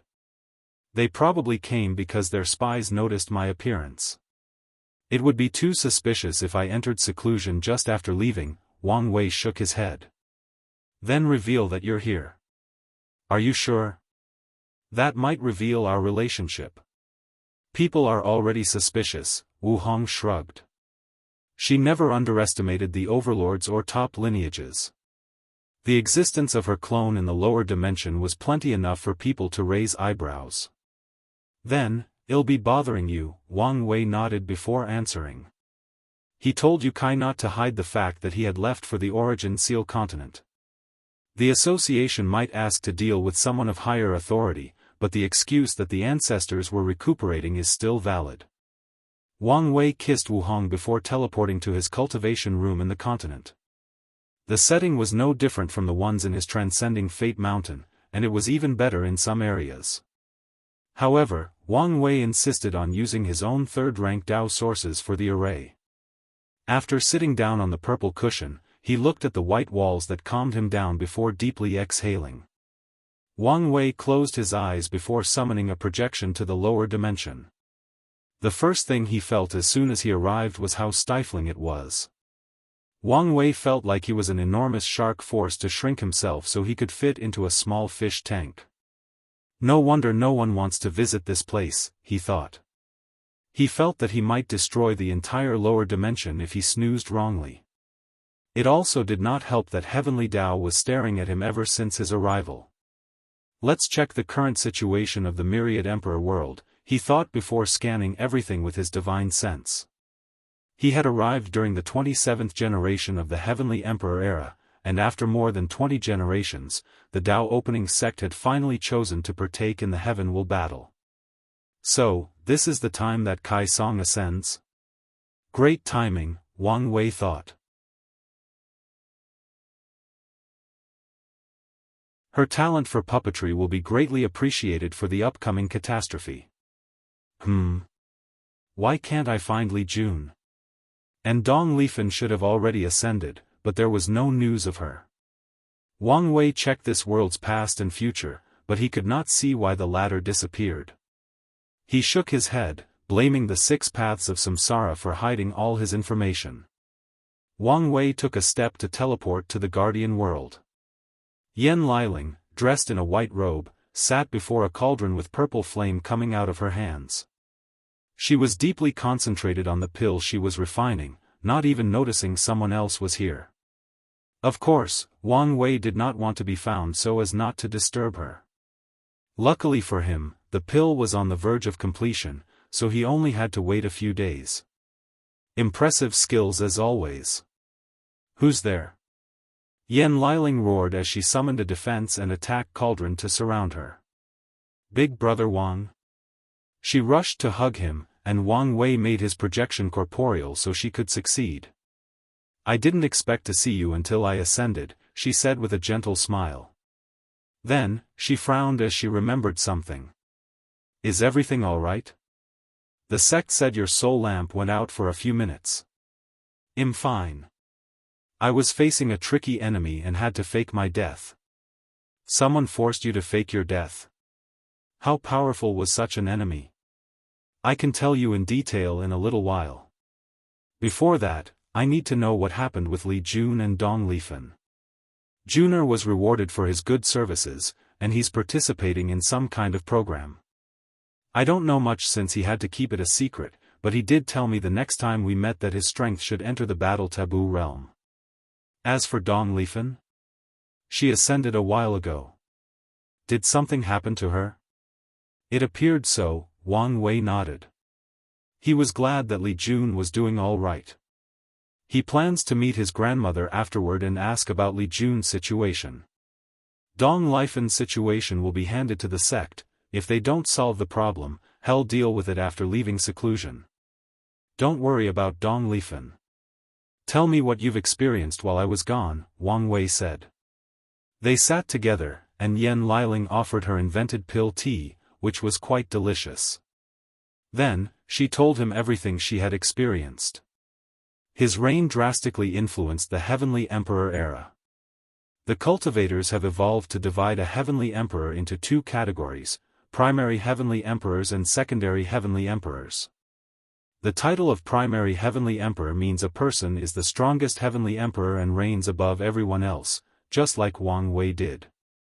After someone becomes a primary Heavenly Emperor, they will try to leave a lasting impact on the world by inventing things like the Dream World, the Sword Dao River, the Darkness World, etc. Then, after reaping all the benefits of the lower dimension, they will have a Dao banquet before ascending.